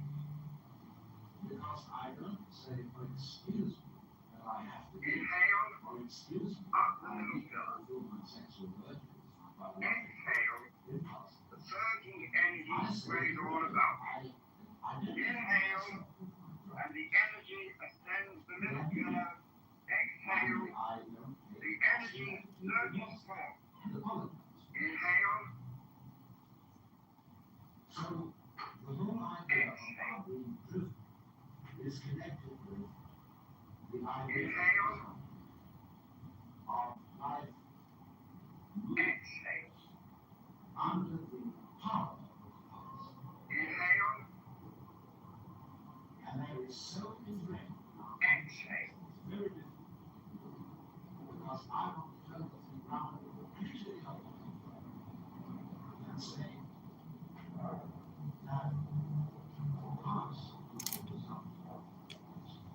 Meditate on and within the enclosing, vibrating light of the spirit.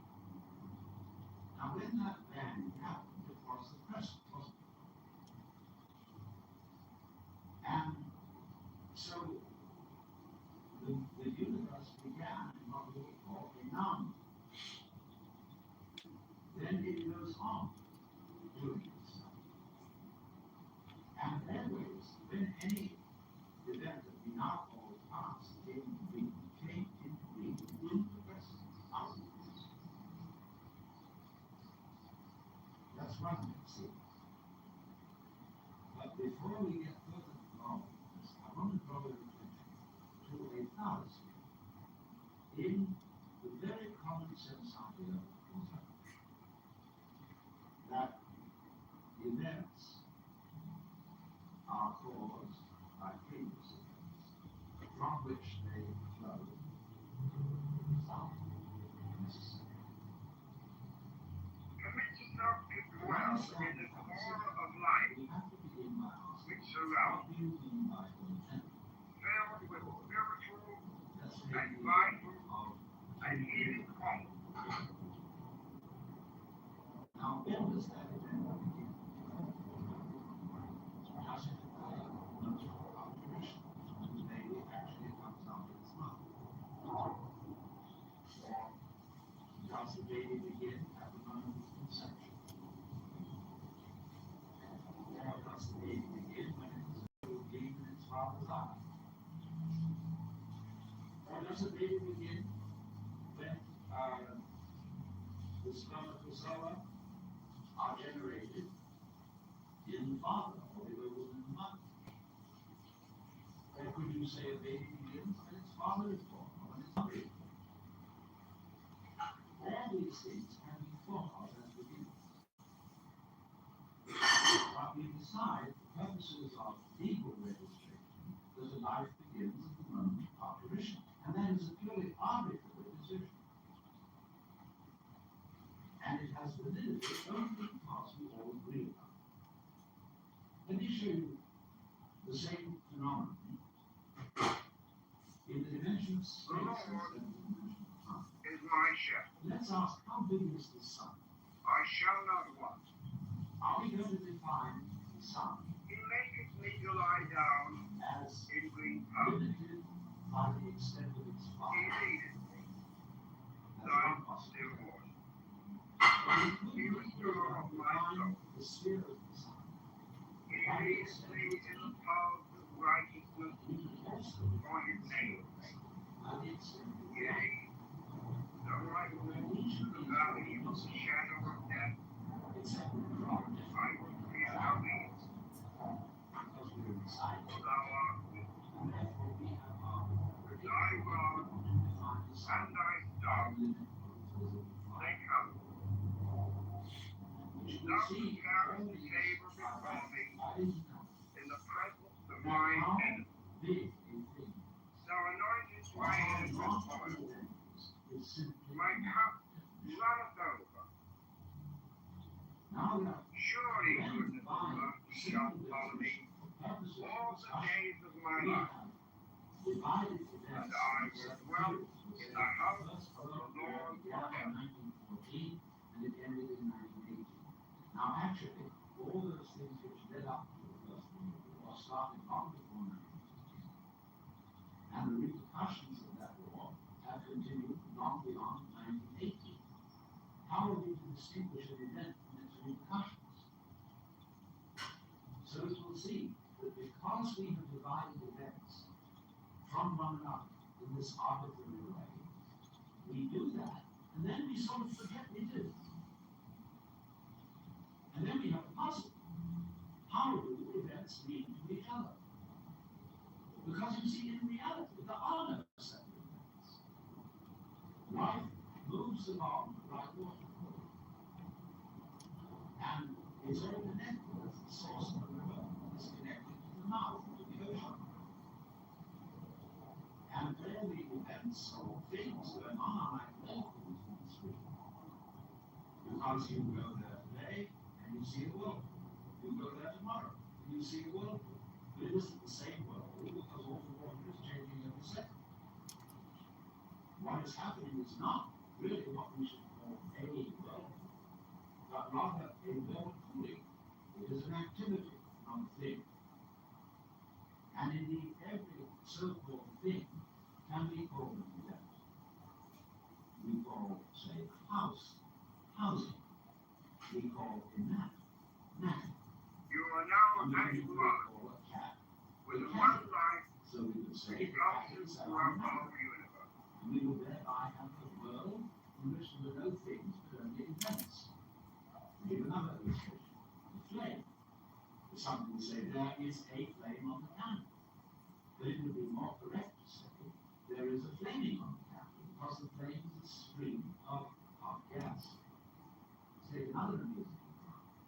We say fist, and fist is a noun, and fist looks like a thing, but suddenly what happens to the fist when I open my hand? See, I was fisting, now I'm handling. Handling. So every kind of so-called thing can be spoken of as an event.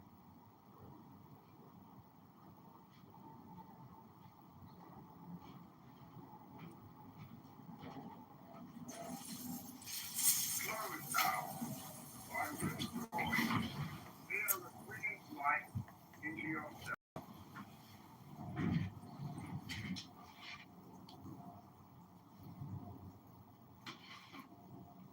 Now take a deep breath.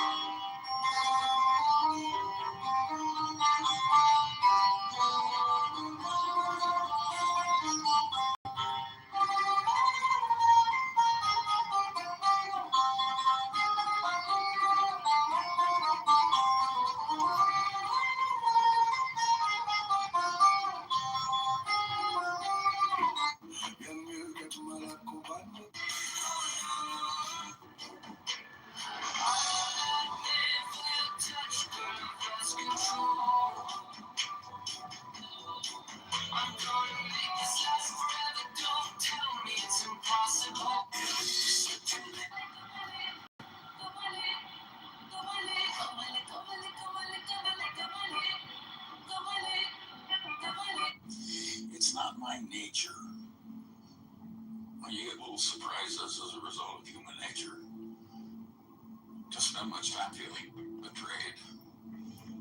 I always want to just put my head down on the chest, so I don't allow myself to spend much time ever with any feelings of betrayal. So you're asking the wrong person, because if some flickering idea like that came to me, I'd get rid of it quickly. I don't like any feeling of being victimized. I think that's a counterproductive way to think as a human being. I am not a victim.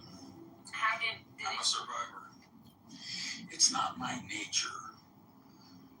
When you get little surprises as a result of human nature, to spend much time feeling betrayed. want to just put my head down and adjust.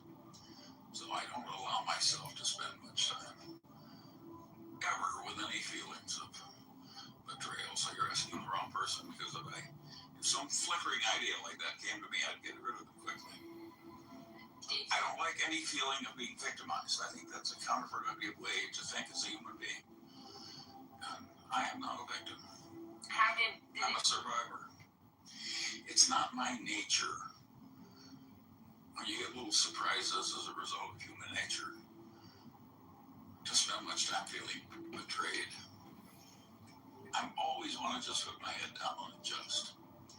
So I don't allow myself to spend much time ever with any feelings of betrayal. So you're asking the wrong person, because if some flickering idea like that came to me, I'd get rid of it quickly. I don't like any feeling of being victimized. I think that's a counterproductive way to think as a human being. I am not a victim. I'm a survivor. It's not my nature. When you get little surprises as a result of human nature, to spend much time feeling betrayed. I always want to just put my head down and adjust. So I don't allow myself to spend much time ever with any feelings of betrayal. So you're asking the wrong person, because if some flickering idea like that came to me, I'd get rid of it quickly. I don't like any feeling of being victimized. I think that's a counterproductive way to think as a human being. I am not a victim. I'm a survivor. It's not my nature. When you get little surprises as a result of human nature, to spend much time feeling betrayed. I always want to just put my head down and adjust. So I don't allow myself to spend much time ever with any feelings of betrayal. So you're asking the wrong person, because if some flickering idea like that came to me, I'd get rid of it quickly. I don't like any feeling of being victimized. I think that's a counterproductive way to think as a human being. I am not a victim. I'm a survivor. It's not my nature. When you get little surprises as a result of human nature, to spend much time feeling betrayed. I always want to just put my head down and adjust. So I don't allow myself to spend much time ever with any feelings of betrayal. So you're asking the wrong person, because if some flickering idea like that came to me, I'd get rid of it quickly. I don't like any feeling of being victimized. I think that's a counterproductive way to think as a human being. I am not a victim. I'm a survivor. It's not my nature. When you get little surprises as a result of human nature, to spend much time feeling betrayed. I always want to just put my head down and adjust. So I don't allow myself to spend much time ever with any feelings of betrayal. So you're asking the wrong person, because if some flickering idea like that came to me, I'd get rid of it quickly. I don't like any feeling of being victimized. I think that's a counterproductive way to think as a human being. I am not a victim. I'm a survivor. It's not my nature. When you get little surprises as a result of human nature, to spend much time feeling betrayed. I always want to just put my head down and adjust. So I don't allow myself to spend much time ever with any feelings of betrayal. So you're asking the wrong person, because if some flickering idea like that came to me, I'd get rid of it quickly. I don't like any feeling of being victimized. I think that's a counterproductive way to think as a human being. I am not a victim. I'm a survivor. It's not my nature. When you get little surprises as a result of human nature, to spend much time feeling betrayed. I always want to just put my head down and adjust. So I don't allow myself to spend much time ever with any feelings of betrayal. So you're asking the wrong person, because if some flickering idea like that came to me, I'd get rid of it quickly. I don't like any feeling of being victimized. I think that's a counterproductive way to think as a human being.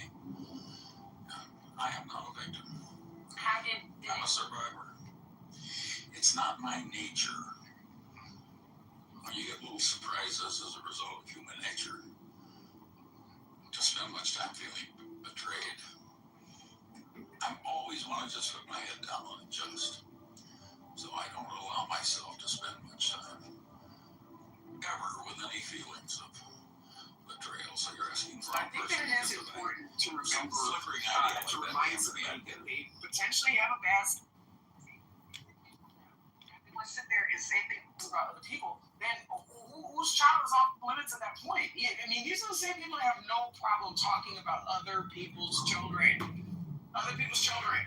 Your child's gonna grow up to be trans. Your child's gonna grow up to be gay. Your child is this, that. Like people have no problem talking about other people's kids. But because it's somebody that we like, then the rules suddenly become, selective. And that's why I feel like, with certain situations, Brad is able to hold his own. He does not need us coming to his defense. You see what I'm saying? And I never experienced that politics with Brad, but for some other people that come into this room and cry, like Keegan, you get what you get. If somebody's going to talk about your wife getting a train on her, and the fact that your child is slow and maybe drooling on the floor, don't be surprised. There's plenty to say about everybody else. Right. Yeah, no, I get that. I mean, there are a lot of people who start a lot of shit and then credit comes back to them. And I don't see what's wrong with saying that Keegan's child is slow. Being a slow child doesn't make you a bad person. People need to stop being so mean and spiteful and saying that just because you're calling somebody's child slow means you're calling them a bad person. You're not. Some people just have slow kids. Shit, some of the slow-ass parents are up on this app. So if I'm listening to a bunch of slow-ass people, isn't it more than likely than not that they're going to have some slow-ass kids at home? So I mean, what are we doing?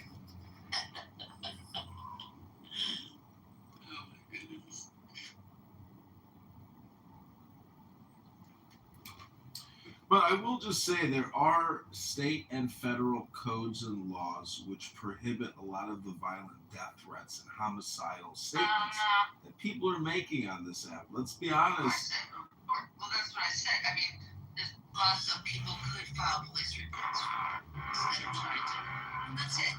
I've heard in certain instances. Two things can be true at the same time, Edie. Now, grievances that Mr. Alistair has over here, okay? You do have some very valid grievances, and it's hard to defend you. I did not like defending you yesterday. I still did it because it was the right thing to do. But I don't like defending you because you do provoke people. You do absolutely provoke people. I'm tired of the fake outrage of people going after you and calling you a Looney Tune, especially Pepe. But Pepe doesn't do very much different than you do. Like, I mean, if anything, I feel like Pepe takes it one step further. This one, the third app that he's been on doing the same shit. This is the first time I run into Edmund.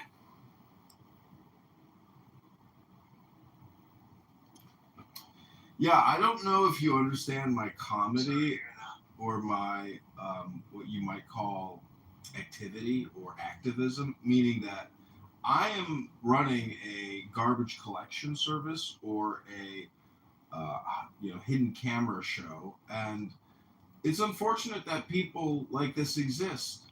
To me, I understand why people want to play the gladiator game, because I think a lot of people are personally depressed and they don't have much to live for anymore, and so they do. And in fact, today Mountain admitted to me that he tries to get kicked from the app by using egregious violent communication. And I told him that from a legal perspective, you should treat these rooms like courtrooms. If you don't do that, you're low IQ. And if you come on this app and you get angry and scream, you're low IQ.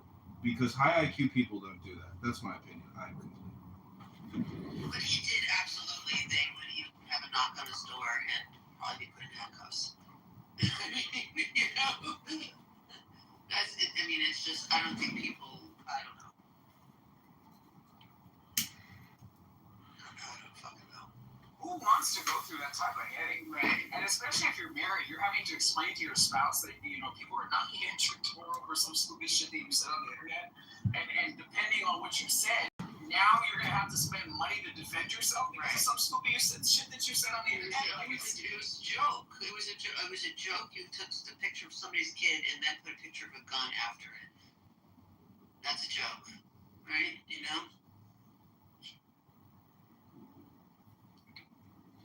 Well, you reap what you sow. If you don't know personal responsibility and you're a grown man, well, fuck around and find out. I tell people to just simply document and dox, and I have no problem with letting it go after that. I just want to categorize and file and let it go. I'm not going to let some. Docs, is that what you just said? Yeah, document and dox. I'm a public person. When people attack me publicly and defame or libel or slander me, I will fight back. I'm a public person. I got no problem fighting publicly. I'm complete.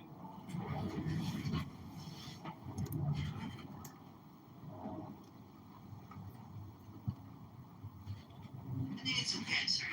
Yeah, if somebody's making threats to you, yeah, I think you can get any information you need to about them to defend yourself. That's fair.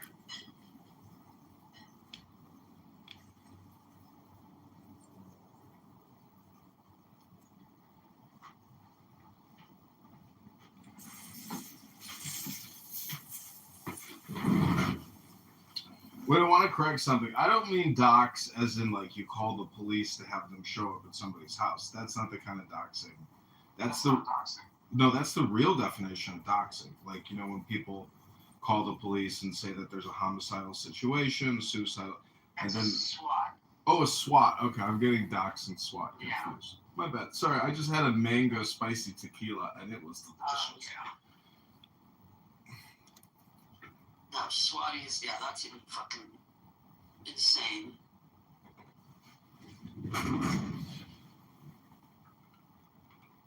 My house was swatted when I was a kid. There was some crazy, I don't even remember really well, but my mom, she was like, there's this crazy guy on the block, and he was like tapping into phone lines and doing all sorts of weird shit. And yeah, there was some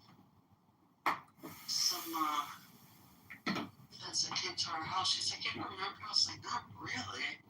I was really young.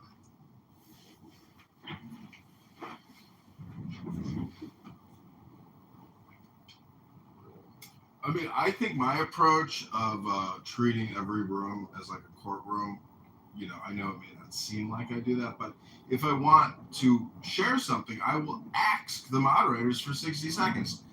And so if people want to get into these gladiator death threat games on this app, I would, you know, if you know these people, I would tell them they're being recorded, and I would tell them that anything you say can and will be used against you in a court of law. And it's only a matter of time before something happens to very deranged and violently outspoken people on this app. If you have a party hat in 2026 and you keep coming back to use profanity, vulgarity, to slander, lie, attack people, to defame people, to use racist terminology, that's a you problem.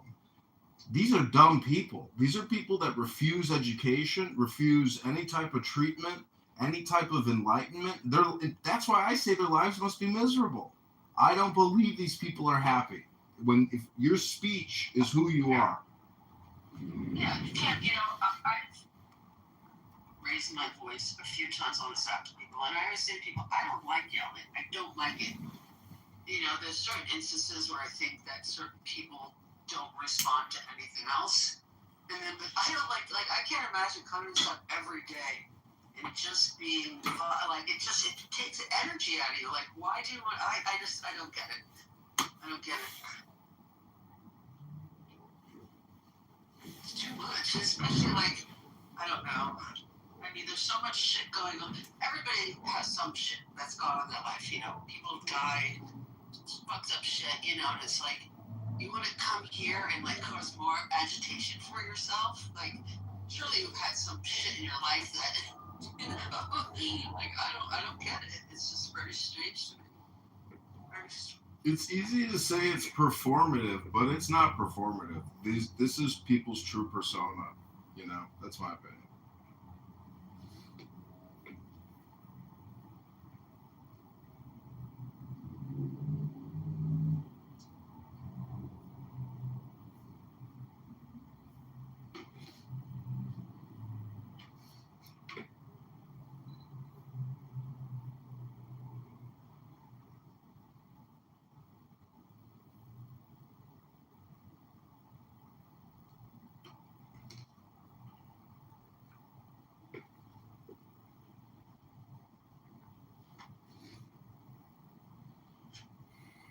Well, I'm requesting from the moderators that I be given 30 to 60 seconds to play my space drum. I don't care. All right, I want to title this song Clubhouse, aka the Psych Ward.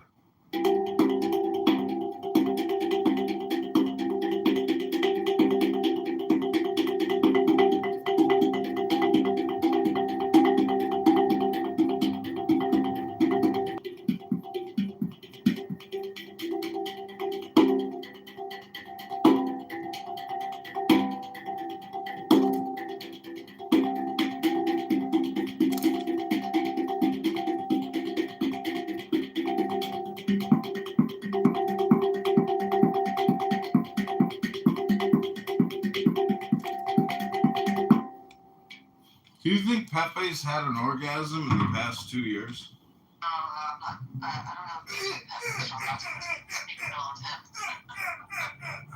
Think about that.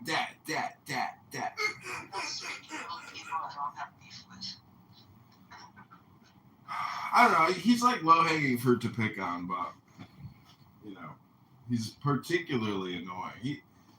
I would rate him as being like one of the most annoying people I know in reality.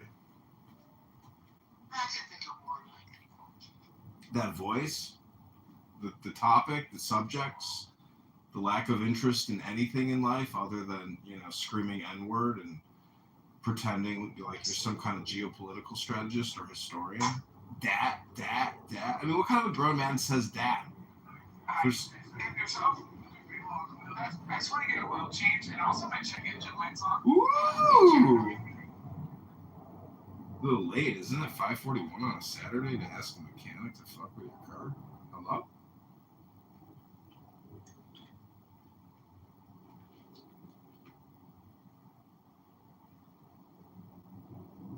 So what'd you think about my space drum? Did you enjoy? Really? Okay, well this is a Native American drum with some kind of skin and fur hide.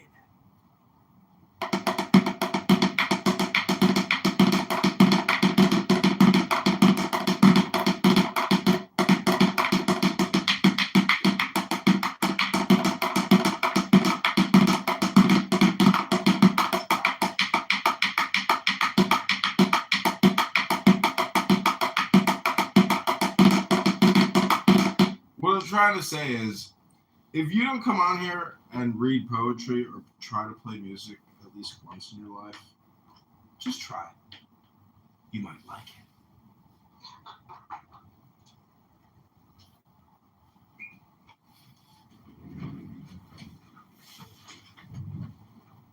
It's gonna do something I forgot what it is I'm supposed to do.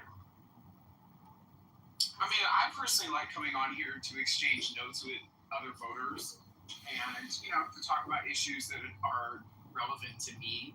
I'm not coming on here to change anybody's opinions and their ideologies. Like, those are very deeply rooted in people's experiences and, you know, the exposure that they had. And it's not my responsibility, you know, to change any of those ideas. My interest is just having a conversation with their motivations on why they choose to vote how they do.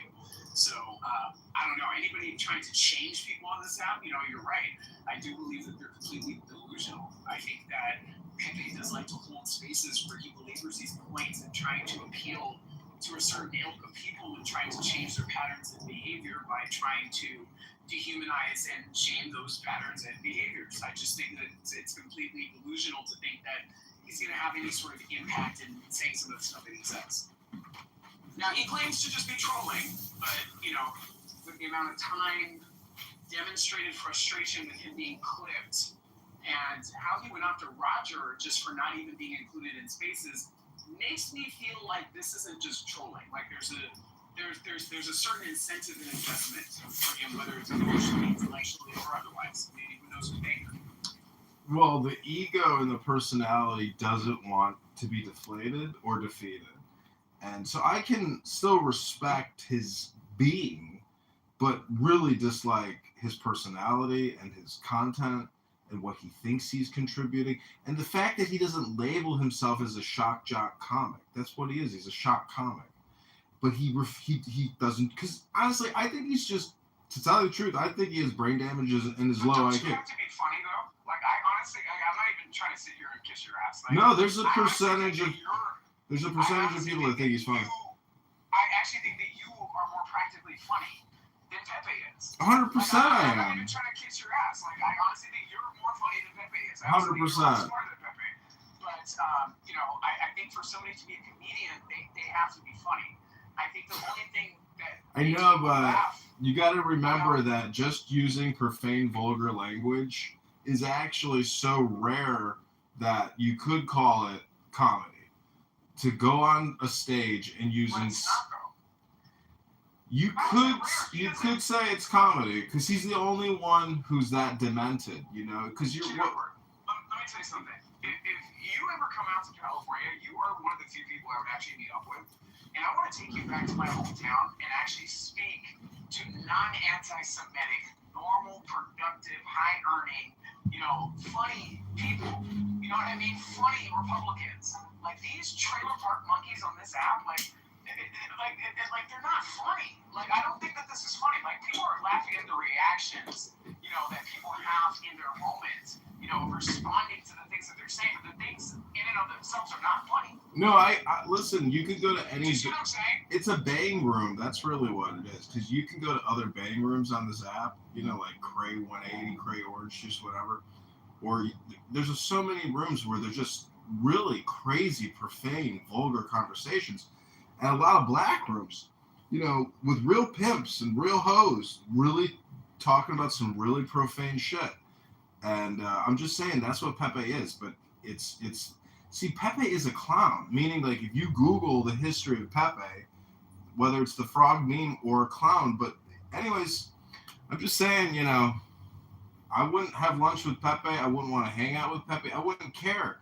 Like, I'd be like, dude, I've hung out with you for years and listened to you. I wouldn't want to meet you in the real world. Like, you are time filler space for my my YouTube live stream. That's it. Just because he's so shocking. And what I'm amazed is YouTube doesn't even take his videos down. But the thing is, I don't want to hurt people's feelings. I want them to, know what I mean without being mean. I want to give them their dignity in the same way that I want my dignity. But everyone isn't. I just think categorizing life as artist or critic is the way to go. Pepe is a terrible critic, and he's a terrible artist. So, but that's my criticism as an artist. Hello?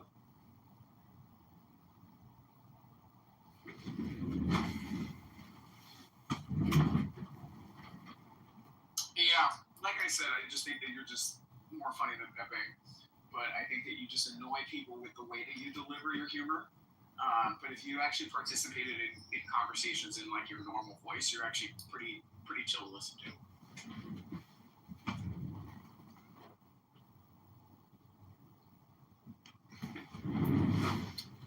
Everything with my political campaign about the financial crisis in this country was totally accurate. And if you go and you Google my name and you listen to my numbers, whether it's the big beautiful bill, the national annual deficit, or the total, national debt, and the unfunded versus the funded liabilities. I mean, Senator Rand Paul is posting stuff that I was talking about, and why don't you talk more about economics? Why don't you open up actual rooms where you talk about economics? Because that's 1% of the conversation. I've done my research on you, and the businesses you were in before coming onto this app, and maybe you're still doing right now, you have a lot of value to bring to the app. I don't understand why you don't hold more of those conversations. A lot of people's criticisms of Donald Trump and his business structure, you, from a professional perspective, would be able to break shit down in probably a humorous way and explain to people why the fuck they're wrong. There's just no point. Honestly, entertainment is more valuable than these never-ending conversations.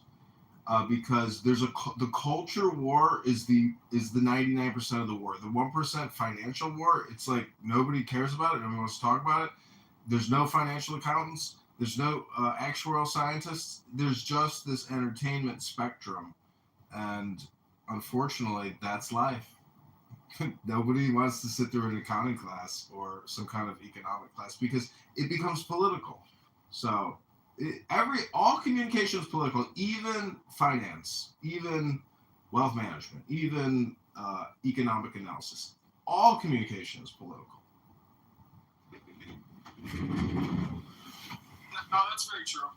That's very true. But I mean, I think that the difference between your set of experience and our collective shared set of experience and a lot of people that we talk to on this app, they're not very professionally versed. They don't have any sort of business acumen, and they just are just not well spoken. They can't keep up in certain conversations, and that's why I clown on certain people when they come onto stage, and it's like, are you even speaking English? So you're talking about a very high level financial topic, but you could barely string together a sentence. You want to tell me what the temperament of investors are? I mean, there are some very unpolished investors out there, but I refuse to believe that people that carry themselves in that type of way are privy to any sort of groundbreaking information to change my ideas about how the economy works. Like I just, do you understand what I'm saying, Evan? Or John?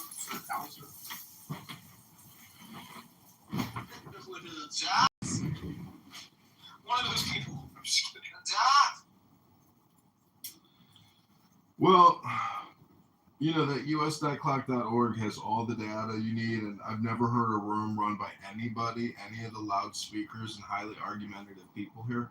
That's why I say, in a way, he who has the last word wins. And I have witnessed rooms where people can't give it, let it go or give it up, and they gotta have the last word, and they will ask and say, can you be a gentleman? Can I have the last word? It's so important for them because their precious little egos are so sensitive and delicate that they gotta have the last word. It makes them think that they're the winner of this social experiment. Everything is an experiment in your life. You will conduct millions of experiments. We are all scientists, and this app is actually a scientific experience. It's happening, a communication experiment. Every room, every second is one more experiment of your happening. So it's up to you in my opinion, that's why I like to read books all the time, because I want to inject XYZ variables into this platform and through myself, as opposed to absorbing the Pepes of this app. I was lifting weights and working out one day, and because I listened to this app so much, I started hearing Pepe's voice in my head in the gym, or I was like, no! I was like, could you imagine if he lived rent free in your head, that voice and what he's talking about and how annoying he is? It was like. No, he has a very, very distinct, very annoying voice. It's actually happened to me during Speedex once.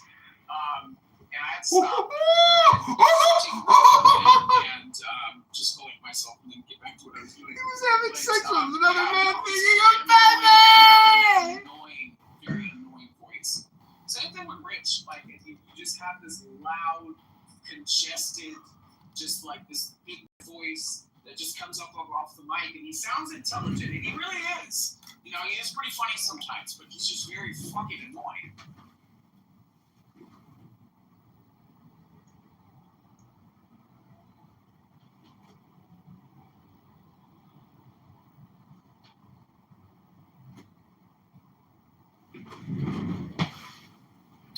Rich is very intense, and I was doing an interview when I was running for Congress with some influencers on X that are tied to Illinois politics, and I texted Rich the link, and he came to the room, and he said, "Yeah, I have a question for candidate John." He goes, "If you were elected, what would you do for your constituents?" And my answer was, well, to me, it's important that I can help resolve or eliminate personal debt or public debt that you're responsible for. To me, that would be something a leader would be interested in. the financial well-being of his constituents and voters and their social public financial obligations. But primarily, we're talking about tax reform and lowering how much you have to contribute to a government which overspends and spends on woke stuff. But, Rich showed up, he asked, but he asked me a pretty difficult question, but I had thought of it in advance because I was thinking, if I was in the position of being a congressperson and having hundreds of thousands of people in your district that hypothetically you're responsible to, what would I actually want to do for people? And so I was thinking, I was like, well, what are my problems? Everybody's problem is financial. So, I've never heard a leader or a congressperson ever talk about that. All they do is create content and take photos with this benefactor or constituent or group, and like they're all creating publicity, credibility pieces, but they're not in a position of understanding finance and economy in a way in which, because I think they have to be educators. If your congressperson or senator isn't an educator on the economy, on even personal development, well, they're really totally in it for themselves and for their network. They're not in it for the voters. And that's the big disconnect. And if you want to prove it, just look at a tree and realize that all human beings are leaves on a tree. And the branches are a network, an invisible connection through the ballot or through social media. And there are variables that impact those leaves, like the wind, the sun, the heat, the light, the moisture, the nutrition in the soil. That would be like the economy. But it's cyclical, so, but anyways. Hello?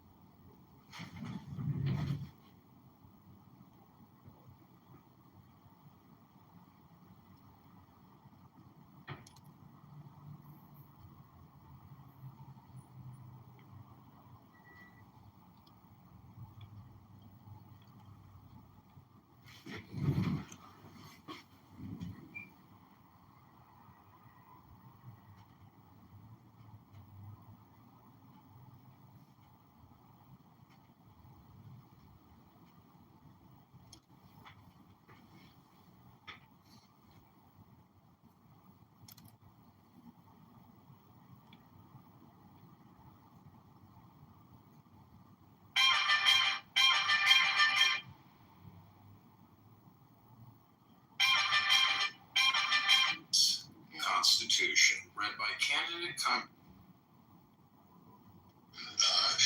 told me this week there's a short list of nominees, probably about 3 to succeed Inspector General Pittsburgh, that is either on its way to you or is with you now. I'm wondering if you've received it and if there are any criteria in particular that are foremost in your mind as you weigh a potential successor. Yeah, so I have received, I'll go through an interview process. That's the way it usually works. And by the way, that didn't happen with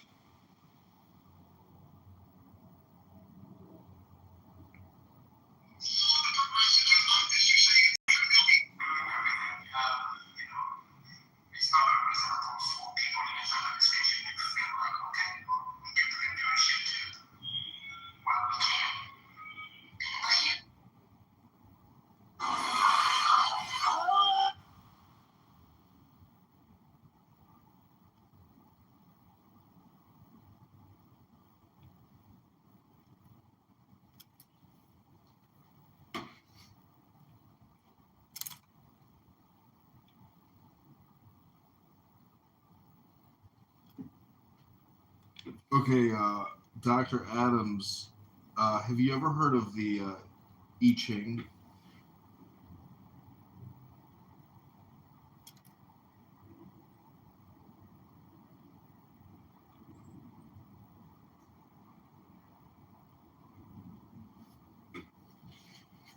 Hello?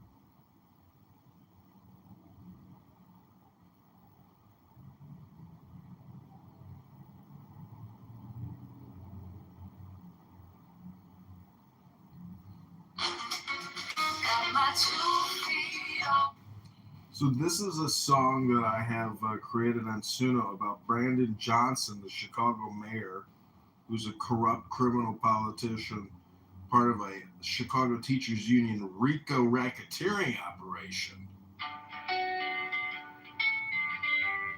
And my slogan is Brandon Johnson is the scam. Chicago mayor. There's so many versions of this song. Chicago Mayor Brandon Johnson is a fraud and a criminal who lies. He lies. Republicans and socialism for black slaves. Free buses for abortions from out of state. Allows teens to take over streets and cause chaos. Borrows $1.1 billion to give out to his crony nonprofits. The FBI needs to arrest Mayor Brandon Johnson and his CTU mafia propaganda. Affordability is a scam.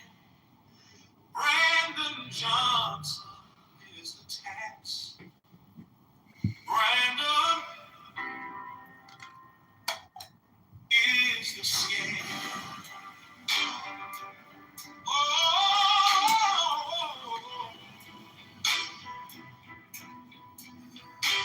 Chicago Mayor Brandon Johnson is a fraud and a criminal who lies. Reversions and socialism for black slaves. Free buses for abortions from out of state. Allows teens to take over streets and cause chaos. Borrows $1.3 billion to give out to his crony nonprofits. The FBI needs to arrest Mayor Brandon Johnson and his CTU mafia propaganda. Affordability is a scam. Brandon Johnson is the tax. Brandon is the scam.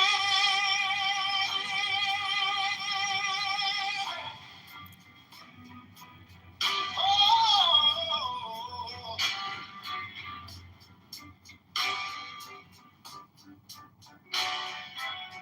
Chicago Mayor Brandon Johnson is a fraud, criminal who lies. Reversing socialism for black slaves. Free buses for abortions from out of state. Allows teens to take over streets and cause chaos. Borrows $1.3 billion to give out to his crony nonprofits. The FBI needs to arrest Mayor Brandon Johnson and his CTU mafia propaganda. Affordability is a scam. Brandon Johnson is the tax. Brandon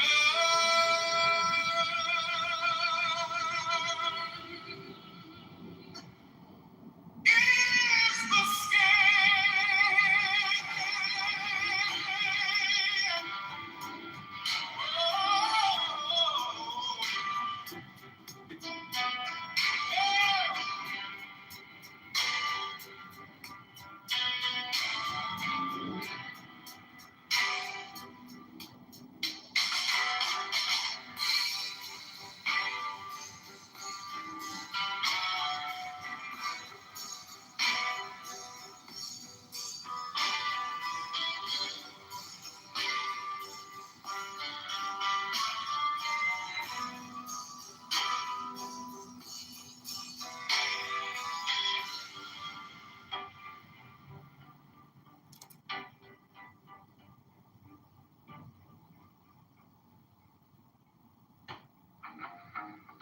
Chicago Mayor Brandon Johnson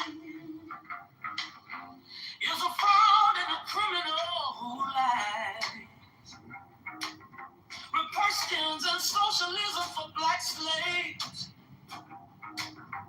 Free buses for abortions from out of state. Allows teens to take over streets and cause chaos. Borrows $1.3 billion to give out to his crony nonprofits. The FBI needs to arrest Mayor Brandon Johnson and his CTU mafia propaganda. Affordability is a scam. Brandon Johnson is the tax. Brandon is a scam.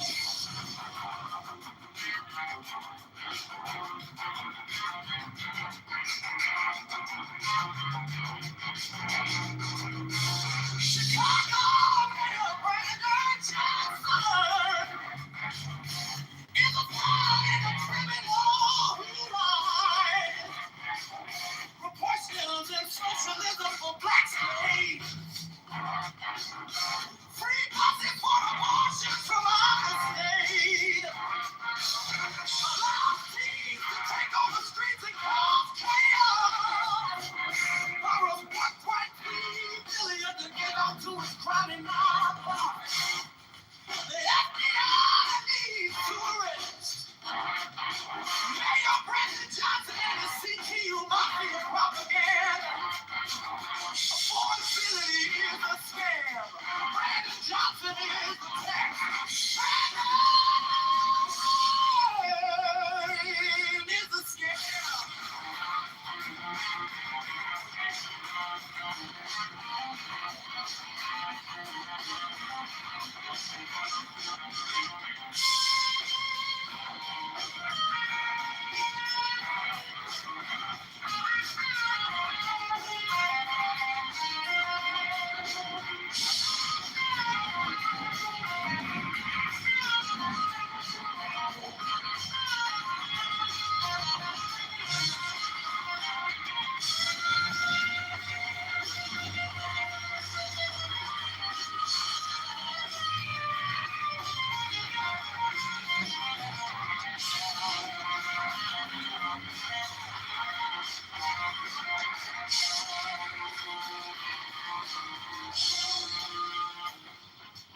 Chicago Mayor Brandon Johnson is a fraud and a criminal who lies. Republicans and socialism for black slaves. Free buses for abortions from out of state. Allows teens to take over streets and cause chaos. Borrows $1.3 billion to give out to his crowded nonprofit. The FBI needs to arrest Mayor Brandon Johnson and his CTU mafia propaganda. Affordability is a scam. Brandon Johnson is the tax. Brandon is the scam.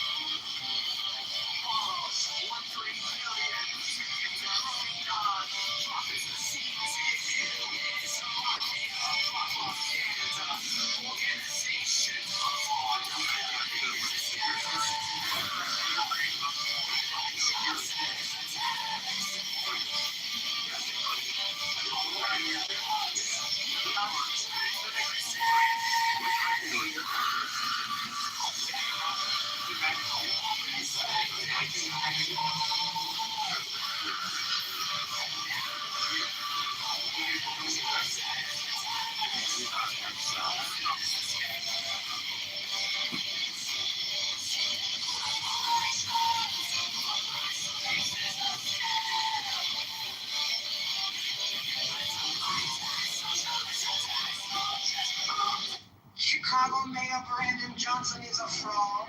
Chicago Mayor Brandon Johnson is a scam. Chicago Mayor Brandon Johnson is the tax. Chicago Mayor Brandon Johnson is a liar.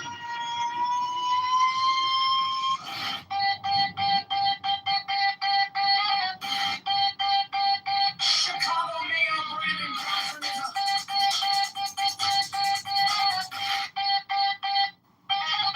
is a criminal.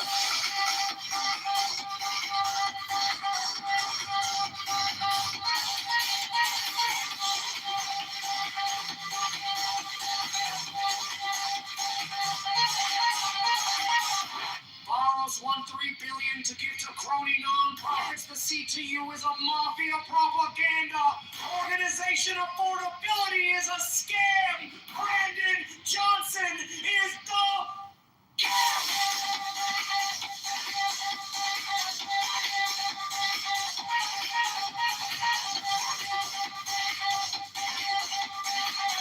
the book's transparency.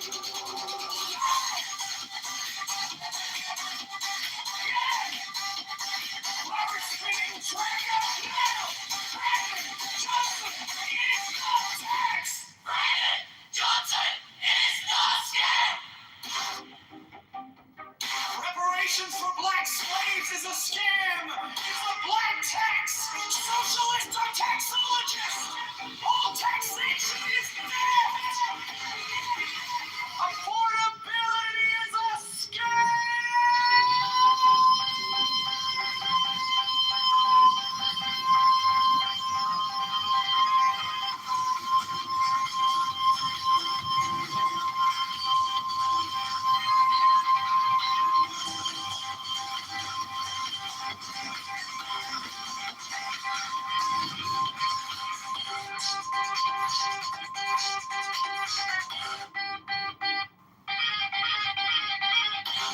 Chicago Mayor Brandon Johnson is a fraud.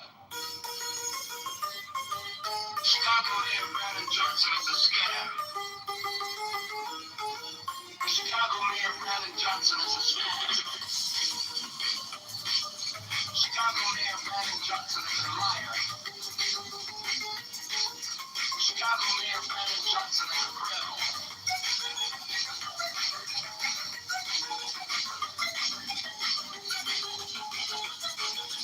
Borrows $1.3 billion to get the crony nonprofits. The CTU is a mafia propaganda organization. Affordability is a scam. Brandon Johnson is a fraud.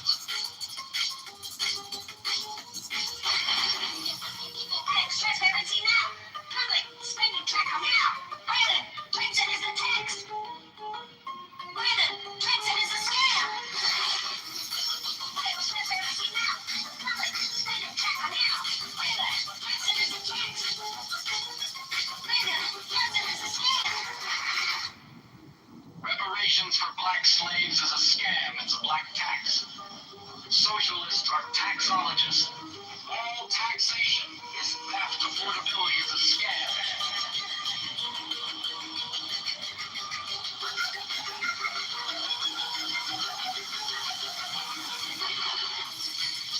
Transparency now. Public spending track now. Brandon Johnson is a tax. Brandon Johnson is a scam. Transparency now. Public spending track now. Brandon Johnson is a tax. Brandon Johnson is a scam. Chicago Mayor Brandon Johnson is a fraud. Chicago Mayor Brandon Johnson is a scam. Chicago Mayor Brandon Johnson is the tax. Chicago Mayor Brandon Johnson is a liar. Chicago Mayor Brandon Johnson is a criminal. Borrows $1.3 billion to give to crony nonprofits. The CTU is a mafia propaganda organization. Affordability is a scam. Chicago Mayor Brandon Johnson is a fraud.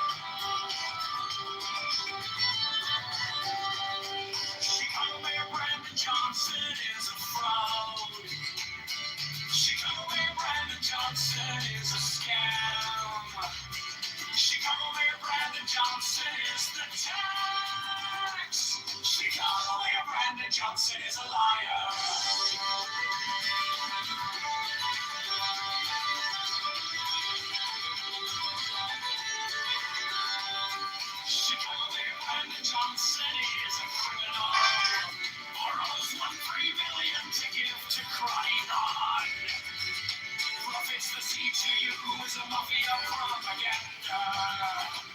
Organization of affordability is a scam.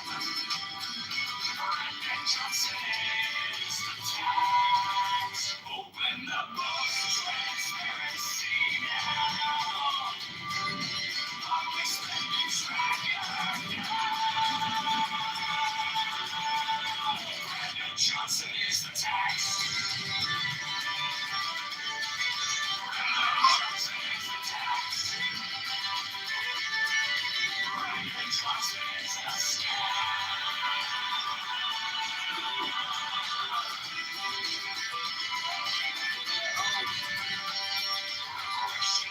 slaves is a scam. It's a black tax socialists are taxologists. All taxation is theft. Affordability is a scam. Abortion Greyhound buses are murder for profits. Open the books, transparency now. Public spending tracker. Brandon Johnson is the tax. Brandon Johnson is the tax. Brandon Johnson is the scam.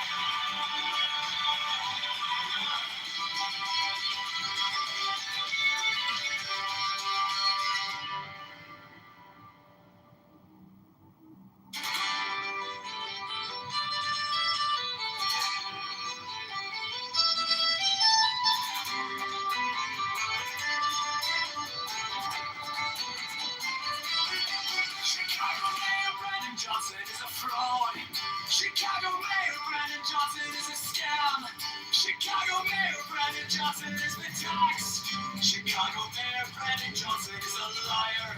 Chicago Mayor Brandon Johnson is a criminal.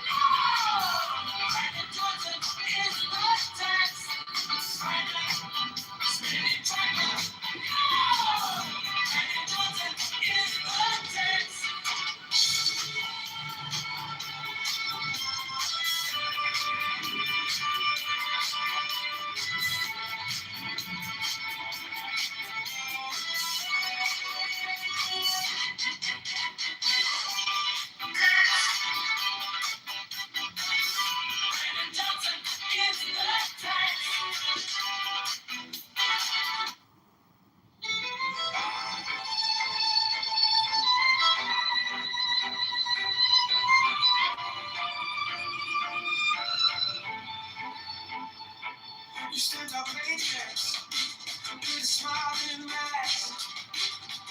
Call it care, call it change. While you pass the hat, your friends at the table eating out the back. Stuck in the checkout line, doing the math. Borrow a mountain for a parking lot dream. Sign your name on the dime like it's free, free, free. We wake up to live with the red and screams. Every promise on paper feels cheap to me. Brandon Johnson is attacked. They're the ones who pay it back. All the bills that are spent. Cash goes out with nothing. Open up the books right now. Slowly up the slide. Transparency on it. Brandon Johnson is attacked.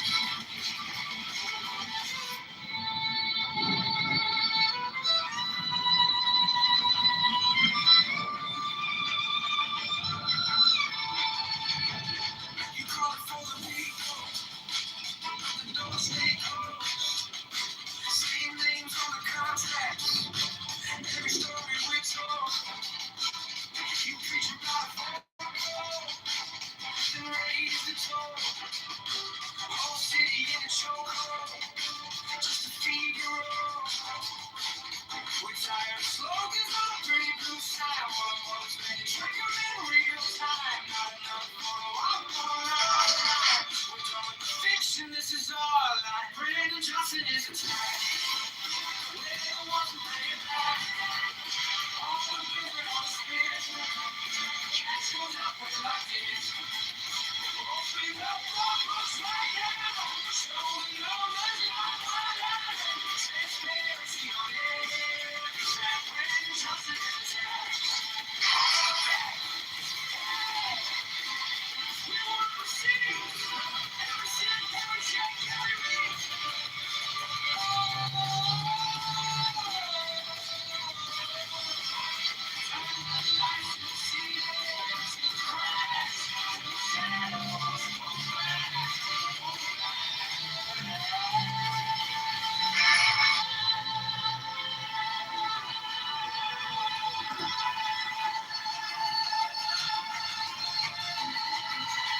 Brandon Johnson is attacked.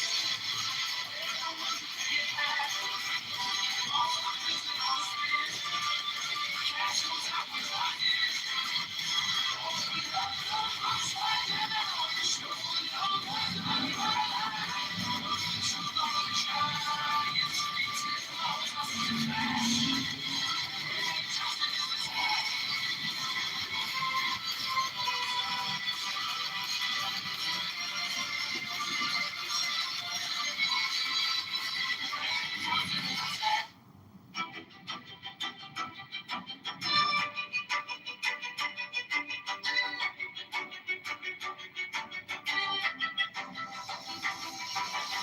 You stamp my paychecks with a smile and mask. Call it care, call it change while you pass the hat. Your friends at the table eating out the back. We're stuck in the checkout line, doing the math. You borrowed a mountain for a parking lot dream. Sign your name on the dime. Like it's free, free, free. We wake up to letters with a red screams. Every promise on paper. Feels cheap to me. Brandon Johnson is attacked. We don't want to be back. All the bills that are free. Cash goes out the left end.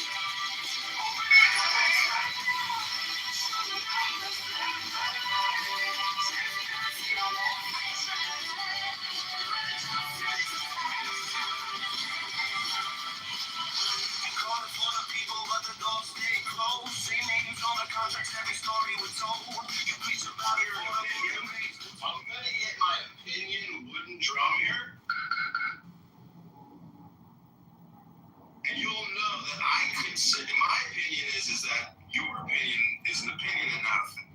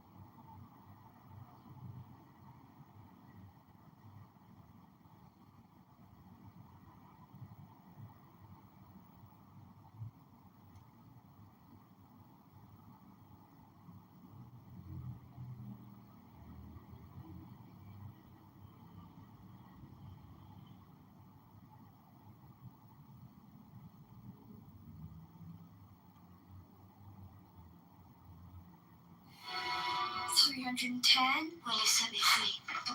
Wait. How old are you? I have told you. Just over 18,000 years. You're a liar. Nothing lasts that long. There's a mechanism in here to put you back together, you know? I would like very much to be free. If I did it, then you would be freer than me, so.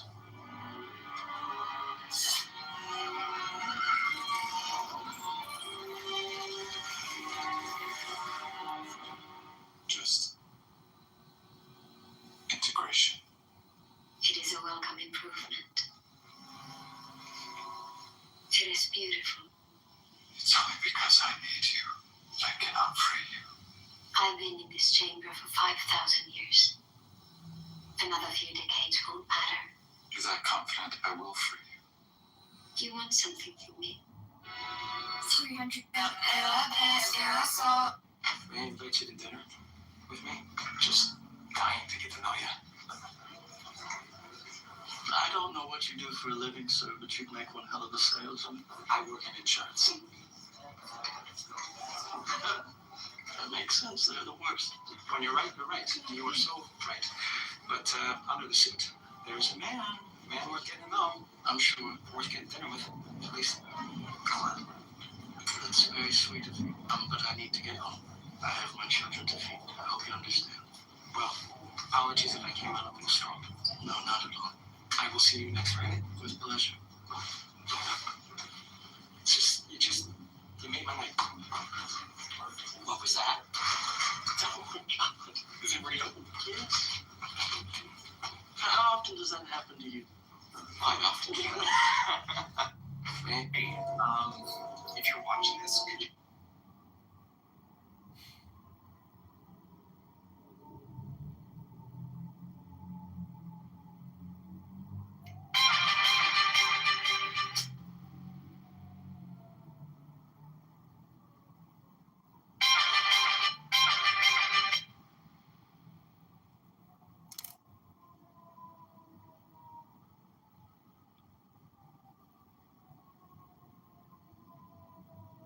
And all that right there. See, my wife and I generally go lay down between 11 and midnight. And then we watch, if we're lucky, one episode of Dragon Ball Z. Alex Dragon Ball Z.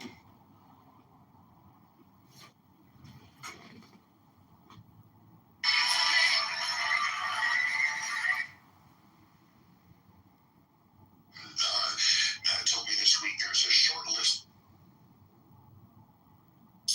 Constitution, read by Candid.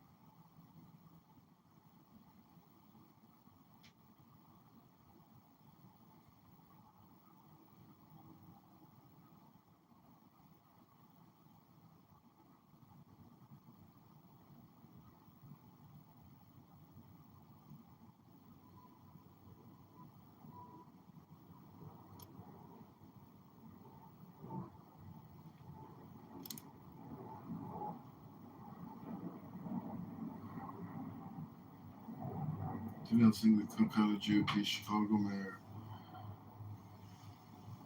Kenny Jones accused of romantic story is developing. Management of the city's broad property taxes on the water saver car tax. It's a scam. America is a libertarian fighting for all people and pull free from taxation and tax debt. I work with opponents, presidential run for Congress and Canada. Is that clear with her before romantic date? Wow, that's a great show. Yes, it does. I hate her. Holy shit.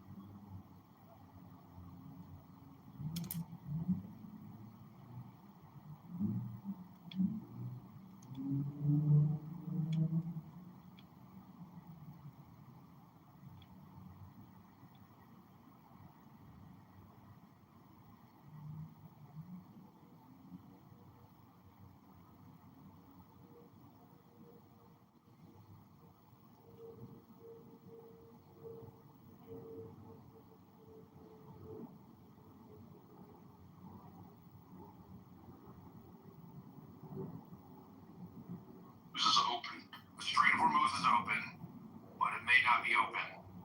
It's definitely fully open, unless it's not open right now. And we have a peace deal with people, but they may or may not be capable of signing the peace deal because they're decentralized. But Kyle, it was open on day one. Am I right? It was open before we got started. Yeah, we had before we dropped the bomb. It was open. We could open it. Yeah. Yeah. So even anybody not military would know. You start bombing their ass, that's going to shut down first. That would make sense to me. I would think that whatever the threat. Kyle, you think maybe the other presidents before Trump realized that maybe if you attack them, they're going to close down the Strait of Hormuz? No, I don't think any of the other presidents ever knew anything. Trump's the only person that's ever known anything ever. Thank God we had him show up and solve the problem that didn't exist previously. So luckily, now we have this problem that we can solve. Dude, I don't know. I'm just listening to people. Like, I watch this and I just go, number one, I don't think anybody fucking knows what's happening. Everybody who says they did, I think, is lying to me. The second thing is that I don't think Trump knows what's going on anymore. He's 80. I bowed. I couldn't disagree more with you. I think he's doing a great job. I know you do, but here's the thing. Your name literally says MAGA right now. You're in the category of people who don't matter for votes. You don't matter for votes because you're already in the tally of people who don't. Oh, I wasn't even trying to be flirted with for new votes. But I'm just saying he's doing what I'm saying is that the gettable votes, he's running people away, so people just go, fuck it, I'm not interested. No one's running away. He's solid and he's solidly entrenched in his people. Your opinion on this is irrelevant because the people who can actually decide, hey, I'm going to go vote and I'm going to push this over the limit, which is going to be conservative independence, or people who go, fuck it, this guy doesn't seem like he has any value to what he said he was going to do previously. I read his promises. He's not keeping them. The people that look at that, they're just tuned out, and you can't tune them back in. And if you listen to what even our vice president said the other day, he said 10 years ago, we only had 35 people that would vote for something similar to the SAVE Act to be able to secure elections.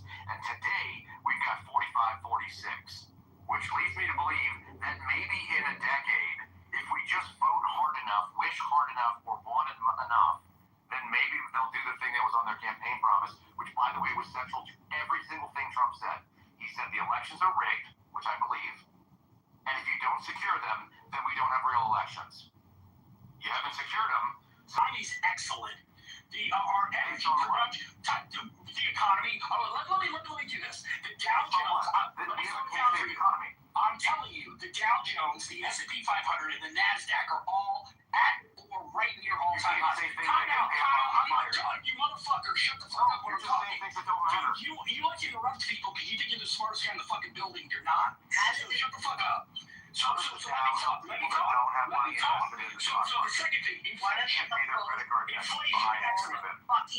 Inflation excellent. Okay? Under Trump, inflation excellent. Unemployment excellent. What do you mean by excellent inflation? You want me to go through inflation now with you? Okay, let's do inflation. Let's pour the whole room. Because you're going to be obtuse, so you're a little smarty pants. All right, smarty pants. Inflation rate in America.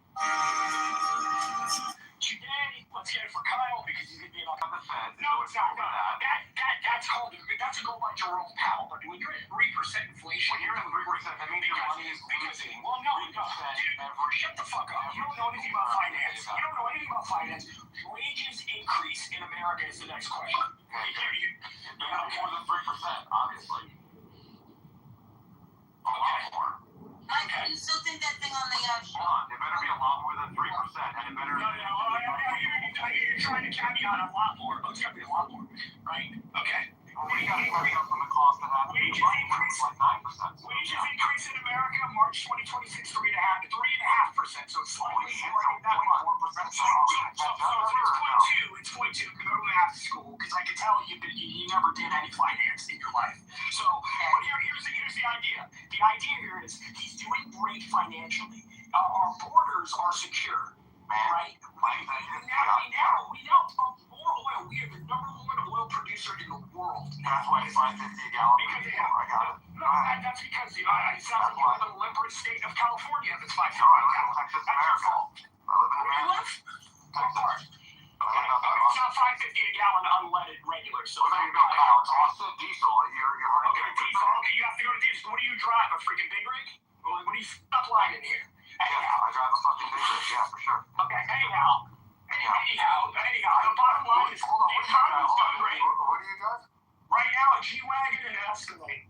And a fucking golf cart. Shut the fuck up. I'm talking about Do you let your boyfriend drive it often, or? Yeah, okay. All right. Married 18 years, 3 kids. But anyhow, so bottom line here is you don't know anything about finance. Yeah, no, you don't. You're financially illiterate. It's obvious. Go shoot out your back window like a weirdo again, or your kitchen, whatever. So bottom line is this. When you talk about Trump, don't talk about him like you're smarter than him, because you're not. You never accomplished like him. You're not. I am not going to vote for anything Trump. I know you're not. Dude, you're a liberal. You're going to vote for Gavin Newsom because you like Pretty Little I Hillside. Only because it might. You should. I don't want your vote. I want your vote. Here's the funny thing. A lot more people listen to me than you, and we might think that's fun. I'm an accelerationist. Yeah, I'll go ahead and fix that in a minute. You're just a little podcaster, dude. No one cares. What's your audience look like there, Eddie? My audience looks like whatever I want to make it. Okay, that's not a real thing. Yeah, it is a real thing. Because I can do that. I move mountains, you know. Mountains? Take the size of a mustard seed. Go on.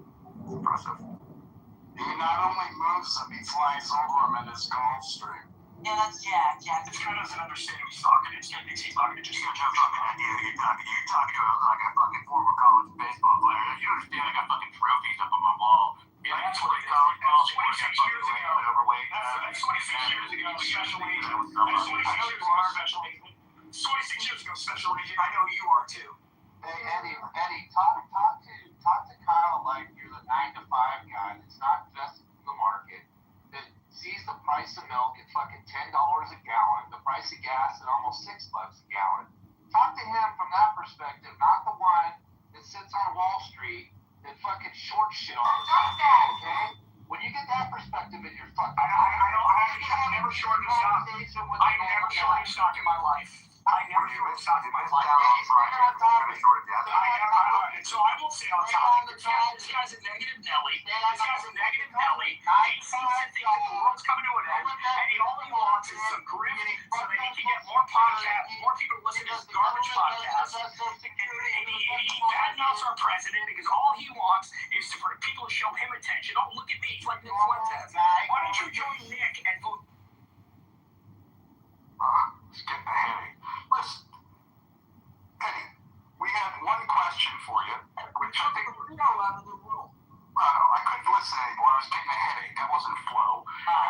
Now, listen, Eddie, it was one simple question that Crazy asked you, and I think it's a legitimate one. The average person that is not in the market and doesn't make their money by capital gains and losses doesn't worry about what the market is doing. They worry about what they can afford. And they can't afford anything, right? That's the problem. So how are you convincing those people that they're better off? Yeah, okay, great question, Cliff. Everything. 160 million. He asked me the question. Hold on. But he did answer. Oh, yeah, go ahead. You go first. Go ahead. You guys are answering this in the most rudimentary mathematical equations. You know, 1 plus 2 plus 2 equals 4. Why are we pretending that? Shut the fuck up. Y'all are having a little debate. What are we debating? Listen, guys, all right. I just asked the question. I wasn't debating. Shut up. I'm not allowed to. Then shut up. For fuck's sakes. Stop talking more than I am. When you ask a question, you want to respond. Shut the fuck up. Don't talk more than I'm going to give you a response. talking. So you're going to take the face right down there. I'm giving you a response. But when you ask an honest question... Everybody, ADG is about to respond. Please shut up and listen to this guy. 2 plus 2 is 4. Yes, it is. And 3 plus 3 is 6. So if I have to do rudimentary calculations with you all, we can continue to do that. We do the multiples of 3. Well, first of all, you don't need to explain to me what rudimentary means. Alright, so listen. I understand the hatred divulged for Trump. I get it.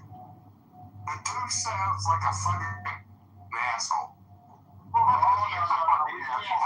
We can't say that. Come on. Stop it. No, he does. That sounds like an asshole. Fucking asshole. Well, that's we can't say that. Come on. Stop it. No, he does. I mean, that's rudimentary.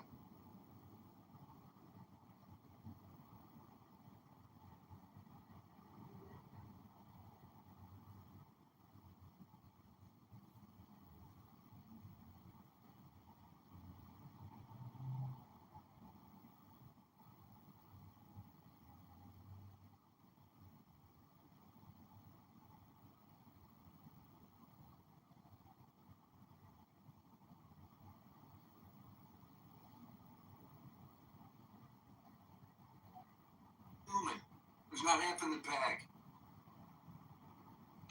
Can I get my one answer question answered first? Jen always answers. I got number up crazy. You already know why. You don't want it. Yeah, I want to answer. Go ahead, crazy. I've been tagging. I'll be quick. Go ahead, Eddie. Ready?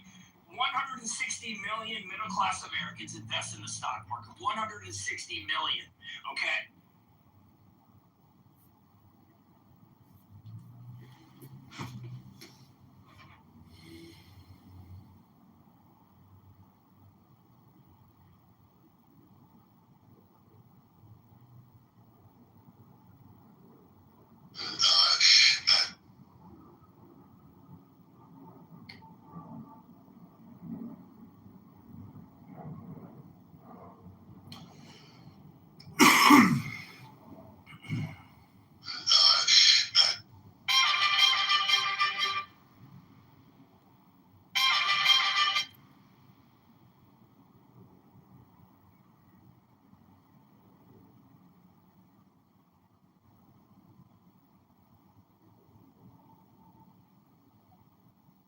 I've got to freaking get this over and done with so I can get on with my life.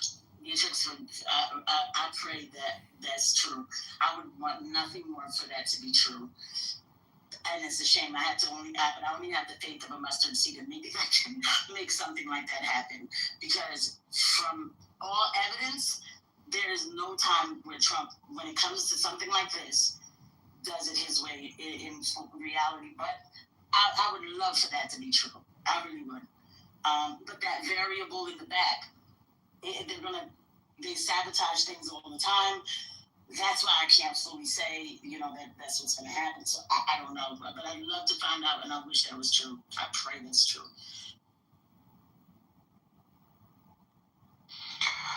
Douglas McGregor just said there's a massive movement of U.S. troops. Sorry, what he said. But that's been happening all day, so I don't know why he's saying it's breaking. Massive movement of U.S. planes and resources into the Middle Eastern region, but that's been happening throughout today, so I'm not sure what it means. But, okay, let's go to, let's go to Parabel. Hello, hi, and good evening to you guys. I suppose you are in the States. I just want to try to connect all the dots. If we can just freeze a minute about the topic of the current ceasefire in Osmos. Let's just freeze a second. I don't know if you can hear me well. Yes, you can. Great stuff. So let's just freeze a minute.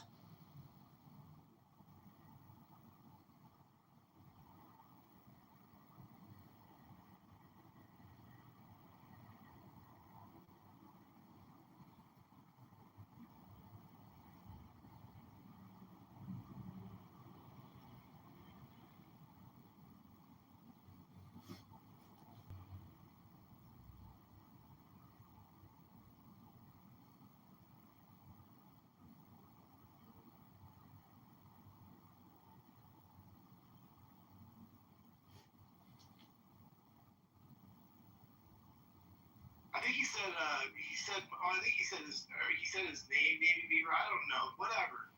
And then I'm like, So then Beaver's like, fuck, shit. So we gotta, pause the state. We're trying to, do the little pause part of it. And obviously you did dox him because the Beaver was like, oh shit, now we gotta remove him.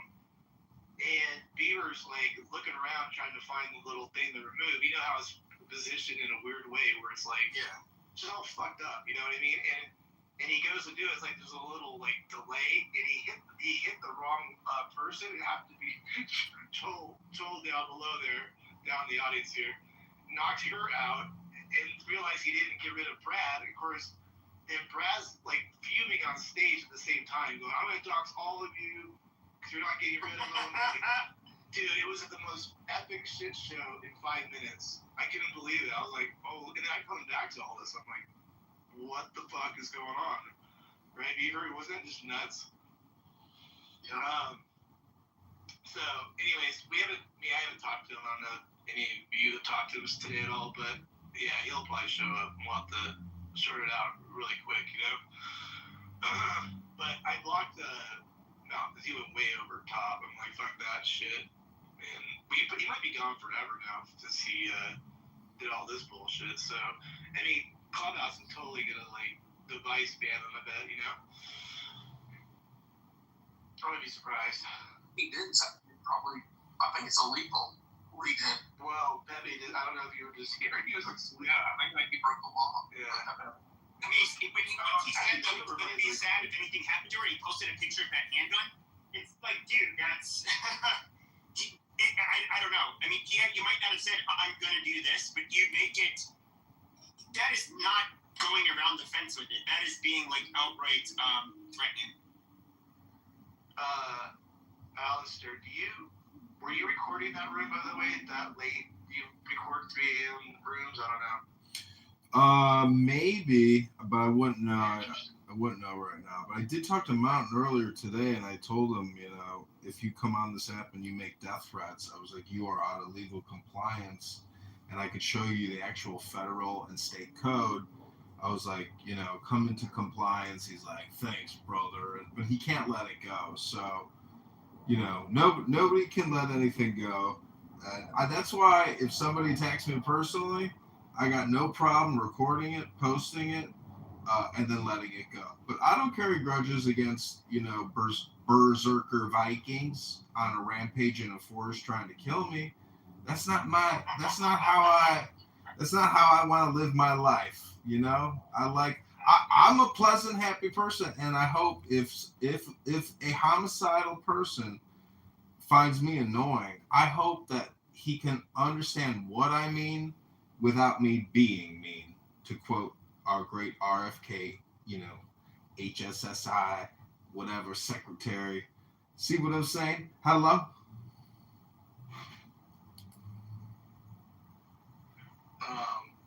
I paid Brad in. Might as well get this out of the way if he's hanging out anywhere, Because, I don't know. To me, it was just a bit too much. I don't think we did anything wrong. We can only do so much because clearly you got to give us time to do what we need to do. And just because there was a delay doesn't mean that we were all in on this or some bullshit like that, So you're because you're getting the blame from Brad because a berserker Viking just attacks anything that can be attacked in his immediate vicinity. But what you're going to have to deal with is saying, I'm sorry, because Brad is the #1 Viking berserker in the forest. Matt, you're not going to be able to stand up to the berserker power. I'm just telling you. Hello? No, I mean, I have no problems. I'll explain it. I'll apologize. I don't know how far it will go, but he's going to come in right here, that probably. So we'll just have to deal with that. I don't give a fuck, but I don't know. Yeah, he's just going to chew you out. But I was also saying things as some chaos was happening, but I think what you're talking about, I didn't witness or hear, but I know that, he was attacking me on stage and then I started attacking him on stage, but nothing that I haven't already said in the past. So I got no problem. That was last night? Yeah, that was when you kicked him to the goo and then, yeah. This kind of started between you and him, and then it spread to Mountain, right? Because it started with you, right, first, and then Mountain. Remember, I was away. I don't know. It was like it was the three of us all screaming at the same time. But Yeah, I was right about all that noise. Yeah. There was stuff. I came back, everybody was like. Yeah. I kept saying Brad Stauffenberger denies children's health insurance claims. Brad Stauffenberger denies children's health insurance claims. Or was that Verbally, I kept saying it verbally. And I think there was stuff in the chat going on that I didn't see. But anyways, you know. Well, you should have done that either. You just doxed them too, or what was going on?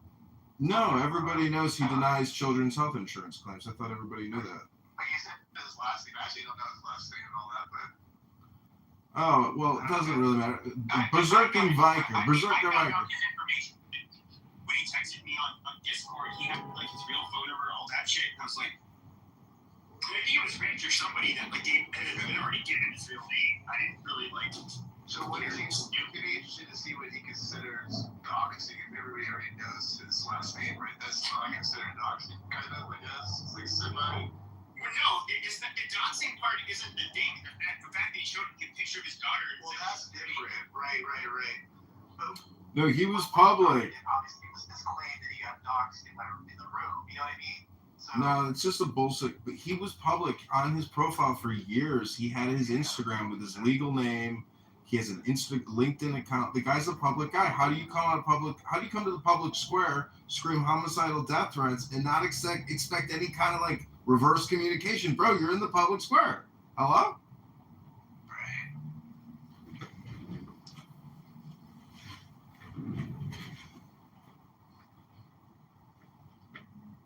I feel bad that she got astray there, Beaver. That was brutal. You're just like, oh shit, I sent the wrong person out of the room. That shit, it can be pretty fucking annoying. Yeah, I'm kind of like on a short leash with that guy right now. I just can't take it. Wait. No. But look, guys, let me see this something. He likes to blame the Jews for everything. Guys, Pepe, he's an asshole. He likes to blame the Jews for everybody. Pepe likes to blame the Jews for everything. You know, that's what he does. Like, it's just like, okay, I get it. Oh, you're gonna repeat it again? Amazing. And then, I think he's doing that goofy laugh lately. I just want to smack him on that one. God, it's so fucking annoying. My ass and Brett does show up. He sounded like he was pretty tensious to the wind.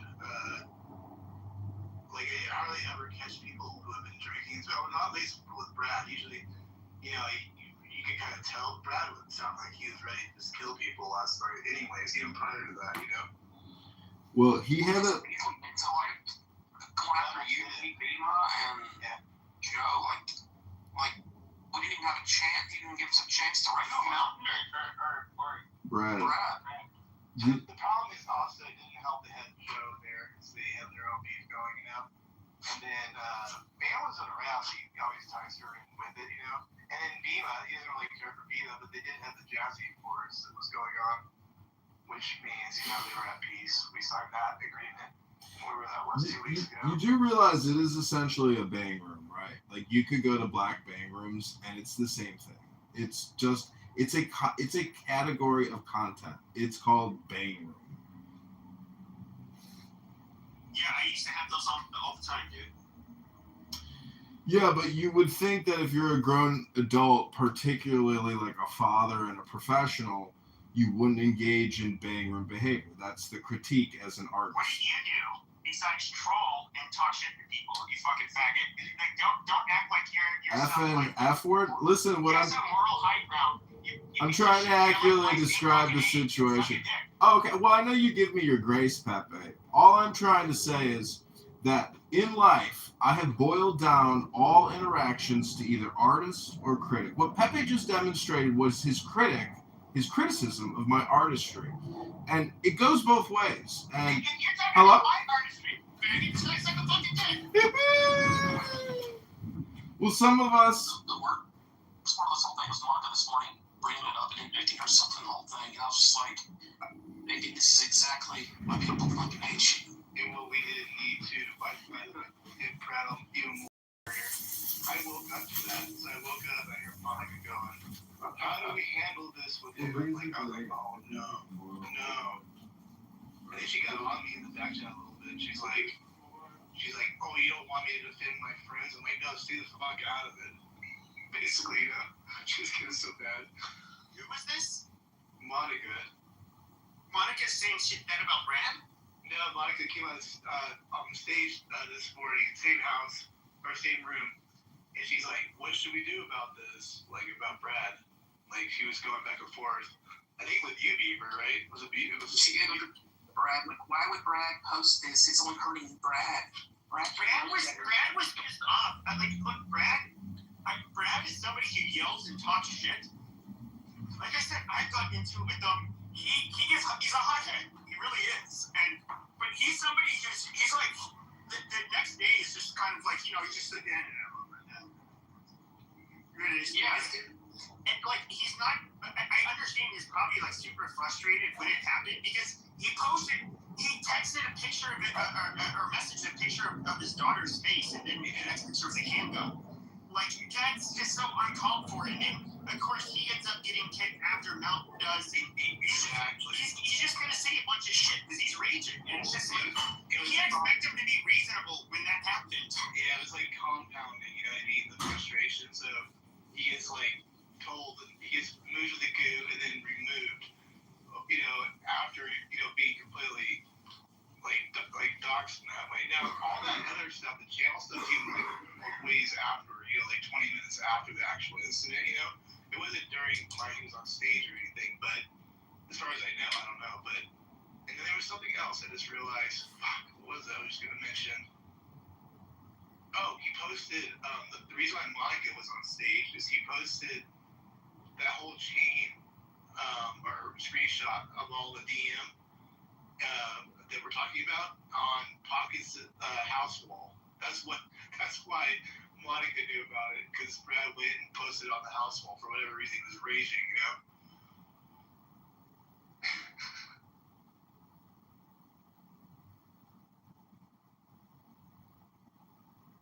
It's just like read the situation. Want to have some awareness. You butting in right now is only gonna fucking piss him off. Just be quiet. Exactly.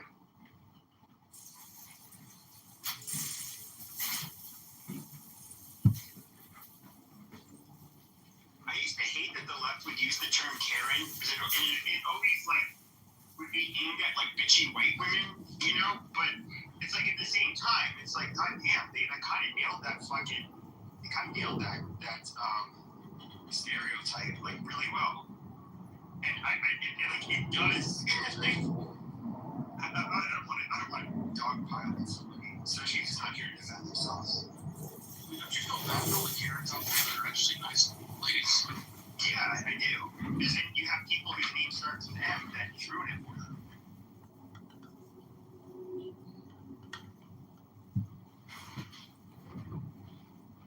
Well, all I can say is that the political climate and the culture tries to describe itself now as a progressive movement. The progressive movement is nothing more than a taxologist tax movement. And it's all about black reparation tax or black tax, which is really just social redistribution and taxation by another name. You can't get around the three-letter words like tax. No, it's not stupid. That's what they're doing. Well, hold on, let me finish. Okay, let me finish. I'm not finished speaking. Oh, I'm not going to shut up, Dr. Peepee. Your art is dumb. Okay, well, your party hat's dumb. And what I'm trying to tell you is tax and tax reform is the real issue at hand, but they just hypnotize you with their bullshit topics like abortion buses, reparation black tax, a dozen other topics. And so ultimately it comes down to two things, cause and effect. But everything is broke. All the cities are woke and they're all broke. So that's the issue at hand. Everything else is just political communication, hypnosis, propaganda. It's all spam. I am complete. Thank you very much. Do you think once, but what I find really funny is you get Elizabeth Warren, you get all of these progressives that live fairly well, that are pushing for this shit. Even the black ones, like, hell, Kamala Harris is doing pretty well. Her husband is a very wealthy attorney. You know, I don't know. You get these. To me, these politicians want to stay in fucking power. They don't.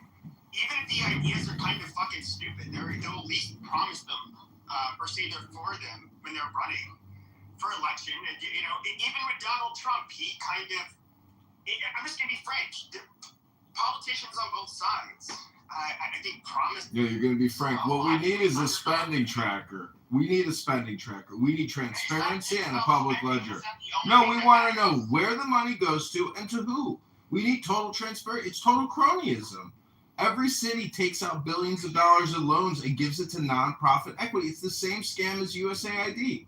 They're living in the midst of criminal politicians that do it in the open politically, and they do it. Yes, they're way better at siphoning from tax dollars. And borrowing. It's not direct taxation anymore. It's borrowing from Bank of America, Wells Fargo, and JP Morgan and other banks. It's a huge scam. Look at Nick. Nick, come up here and teach this young Dr. Peepee something about the books. Because Dr. Peepee's all entertainment. He's not an accountant. He's not an actuarial scientist. He's not interested in finance. He just wants to scream the N-word all day long. Because he's got no IQ. He's never looked at a ledger. He's never looked at a balance sheet. This guy is a schmuck. Hello! Yes, I have. I've worked in corporate America. I've managed portfolios. Okay, you can keep screaming, shut up, Dr. Peepee, but you're not addressing what I'm saying because you have no intelligence. You've got the IQ of a gnat. I am complete. Hello?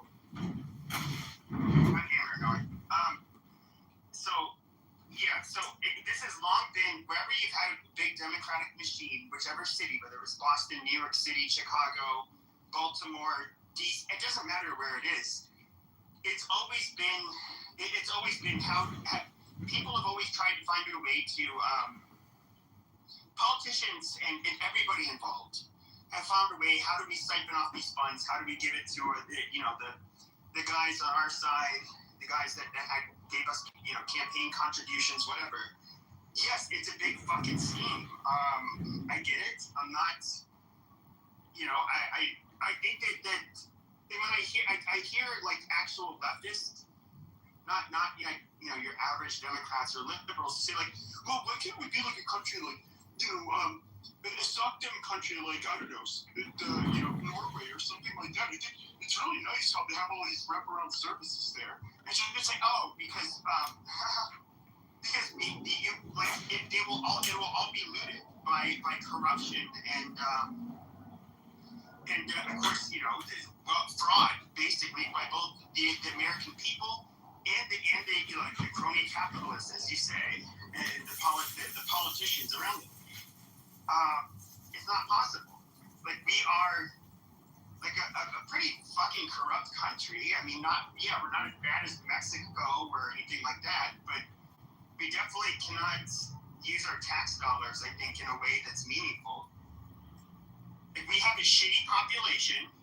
That's actually bullshit. To be straight, we are a lot more. Hold on. Shut your slurp pipe for a second. No, shut the fuck up. No, you shut the fuck up, bitch. No, you shut the fuck up, you fucking nigger motherfucker. Shut the fuck up. Fuck up, you fucking nigger. Should I go to Mexico and smack the fucking shit out of you, faggot? Oh, shut the fuck up, you you can fucking fucking nigger. for $20 too while I'm down there.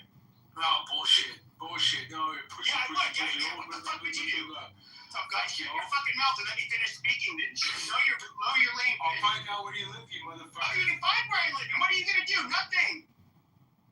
Yeah. If you want to pull up on camera, I'll take that same camera out of your hand, and I will literally bend you over, spank you, and then I will dry hump you from behind and show you what a good little bitch you are. So please, no offense, shut your filthy little fucking mouth, you fucking faggot. Just shut the fuck up and let me finish my fucking point. God damn. Now, anyways, the problem is shut your dirty fucking felon mouth. You stupid faggot. Fuck you. I'm not the one that sucks cocks, you do. No, you are. You are the one in prison. You have to help people invade our country for money because you're a worthless fucking loser. Suck a dick. Now, yeah, our country does have a lot of shitty people. We do not have the same citizenry as Norway, for example. We cannot trust our people, and we cannot trust our politicians the same way. Like, when it comes to taxes, you really almost have to default to the conservative position where, yeah, you don't want the federal government taking care of this shit. Why? Because they're not going to fix it. Yeah, and I'm sympathetic where if we had an honest people and an honest politicians and honest government, fine, we can have larger safety nets, but America isn't the country for it. That's the bottom line. Hey, by the way, the United States is not worse than Mexico. You said Mexico was more fraudulent than America, and that's actually bullshit. It's more corrupt, absolutely. Yeah. I said corrupt. Well, yeah. Same thing. Well, I mean, it's more corrupt. Are you really going to try to convince us that Mexico's not more corrupt? Well, they're not more corrupt than the United States because the only reason why I say that is because the United States fucking pays fucking every fucking country in the fucking world to survive. So I don't know about that. Okay, so you're telling me in Mexico that cops and politicians aren't like still to this day largely bought off and paid for by criminals. And by any special interest group, like whether it's a corporation, whatever, to just do what they want. That is Mexico's problem. And they also have a much different problem where nepotism is far worse in Mexico than it is here. Like it's illegal to do the type of nepotism that you have here is highly illegal. I'm talking about in government. You're talking about in government now? Well, I mean, yes, they have large families. Once one of them gets any kind of power, they're expected to take care of their whole family. They absolutely discriminate. And that's kind of part of their having, like, family before everything is kind of part of their downfall because it makes it so that nepotism in a weird way is given a positive value judgment, in the eyes of the Mexican people. I'll give you that.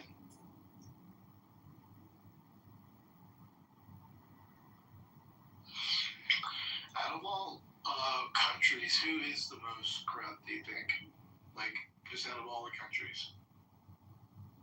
Anybody have? I think there's a ranking, isn't there? They do have a corruption index. Yeah. Look that up. I'll look it up. Colombia.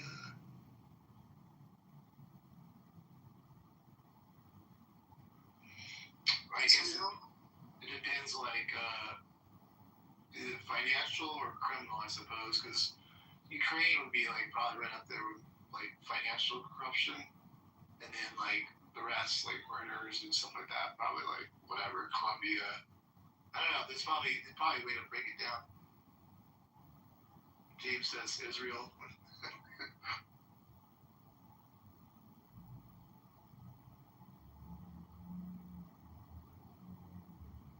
I forget the name of the word for it in Israel. It's like anybody who I guess is familiar with Israel, they know this word. I don't know. I forget it. I think it starts with an S, but it's what you call like a sucker. And people on here have explained it to me. Like they're like, no, that is a thing. Yeah. It's in other words, don't be the dumb sucker that plays by the rules in a way where you will not come out ahead. And so there is like they look down on in a weird way. I don't know how to put it. It's hard because it's culturally different. So I don't know how to really judge it. It's kind of like natural, like to the culture of the corruption. And if you aren't doing, they think you're a sucker. Is that a good way to put it or not? Yeah, like if you aren't at least willing to bend the rules or you know, if you're not willing to do what you need to do, get ahead. It's like you're a sucker. And I don't know. I'm not.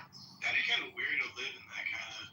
I mean, we kind of have that here in a way, like the the street hustle or whatever. But if I was, dude, I'm not gonna lie. Like, I'd be down with that. Like people. Okay, so I'm okay. This is gonna sound anti-Semitic. I'm sorry, really sorry, but like some of the most cutthroat people, just business-wise, to like really have to work with, and that's I have not my dad or anybody else, but other family members who worked in like the garment industry in New York City, shit like that. I mean, Jews have like a real reputation for being very, I guess you can say like adept and they're very savvy and shrewd when it comes to business and very difficult to work with, especially if you're an outsider. But like when they're amongst themselves, I highly doubt that changes, and I can only I can only imagine doing business in Israel, like personally. Well, have you ever heard the term "out Jew the Jew"? I mean, that's that's fucking classic, I mean, I've heard that.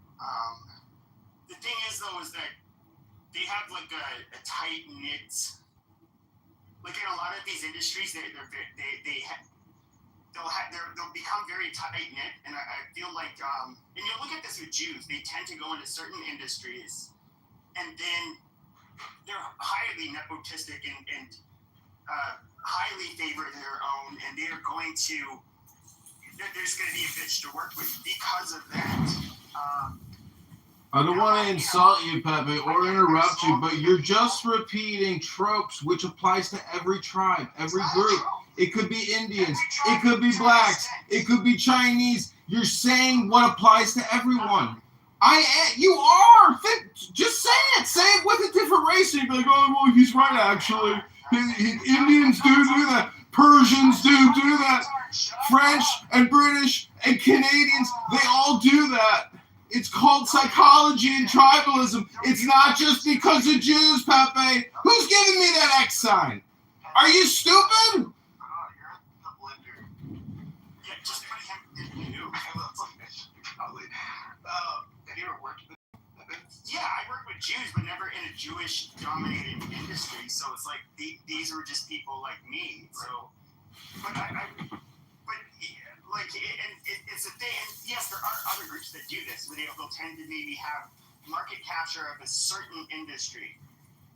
Jews, it's obviously the media, Hollywood, advertising, specific fields, especially ones that are influential. And the garment industry, that's another one. There's different. The diamond trade is one where they're known for it.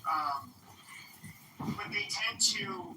They are extremely tribal, and it's like, yeah, they're not going to share. They're going to want to make sure that your tribe has control over that industry. You're describing human behavior, not a specific group of people having malicious traits. I'm not going to shut up. You are libeling and slandering a group of people. It's called bigotry. It's called racism and stupidity. It applies to all groups of people, dumbass. I'm not an idiot. You're an idiot. You're an idiot. You shut the fuck up. Yeah, it doesn't apply to all ethnic groups. The thing that you also have to remember is they are a very small ethnic group.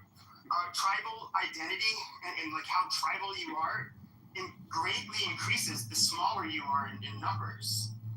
So they're going to be more tribal just because there's fewer of them. I think if like white Christians were only 0.22% of the world's population, we'd be super fucking tribal. Right. Let me ask, is the diamond industry, what industries do we know that they got locked in? Like, is that really like definitely for sure the diamond industry? I'm gonna look all this. So Hollywood's a given. You can look at just the media in general, whether it was print media, it was broadcasting. Here's the thing. If you look at the 1970s, 70% of the ownership, just the ownership, was Jewish. Then if you start getting into like who was also in other words, they were so saturated in the media in general that if you start looking at who was on the editorial board. I'm sure she'll show up. She made some good arguments. She showed that they're not Jewish owned, like most of the Hollywood. No, I said in the 70s. Oh, you're about the 70s. So yeah, 70s was at their peak, and so in the 70s, so you have ABC, NBC, CBS, the major broadcasting channels. Then you have the major publications. I believe it was like Newsweek. I don't know if the Atlantic was. The New York Times definitely was. I got a question.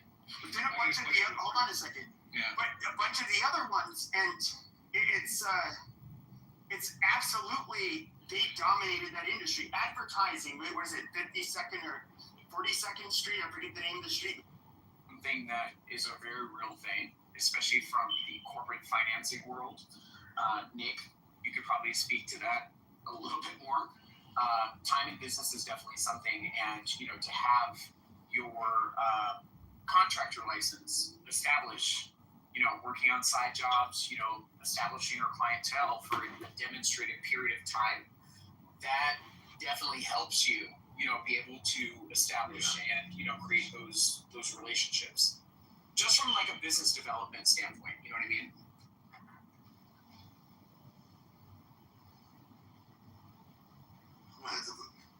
Contract. I ain't gonna lie to you.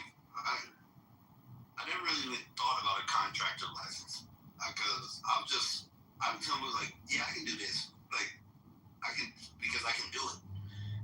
That's just the way I always get down. I'm from Northern California. They be like, can you do this?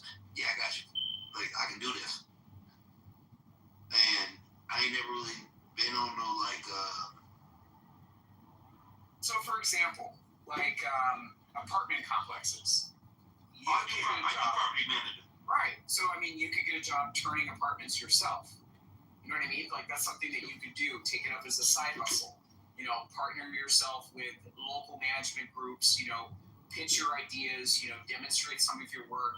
Even offer them something. Because again, this is side money, side hustle. Even offer them something extremely low. To turn 1 or 2 units.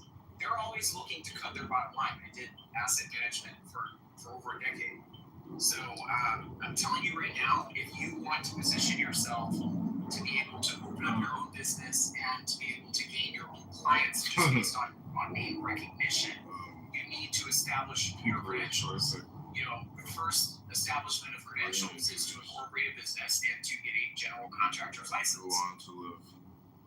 Yeah, the hard thing about incorporating a business is I got a recent record.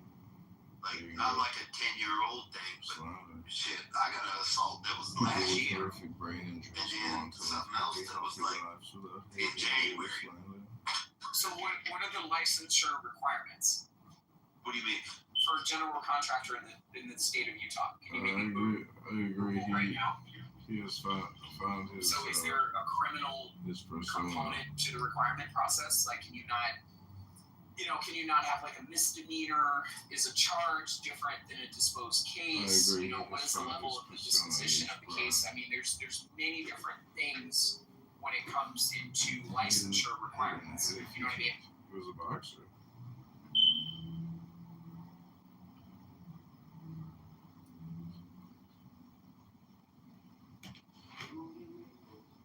I had to fill out some bullshit to even find out.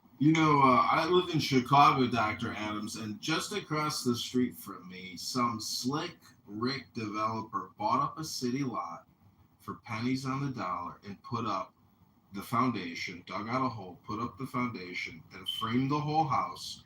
And now the tarp is blowing in the wind like crazy, but no one is doing any other work because it's a spec house. And it is on an incredibly busy road. I think they'll probably make profit on it, but interesting strategy to try to buy city lots and buy premium city lots for pennies on the dollar. And if you can get the mayor and the zoning developing commission to even give you grants and basically pay for the whole place if you give them 25% of the units for affordability. So affordability is a scam. As a libertarian, as a scientist of math and accounting, how you grow an economy, it is politics. I rest my case. Alistair, you sound like a money man. It's just common sense. You can't create nothing out of nothing, and that's what they claim.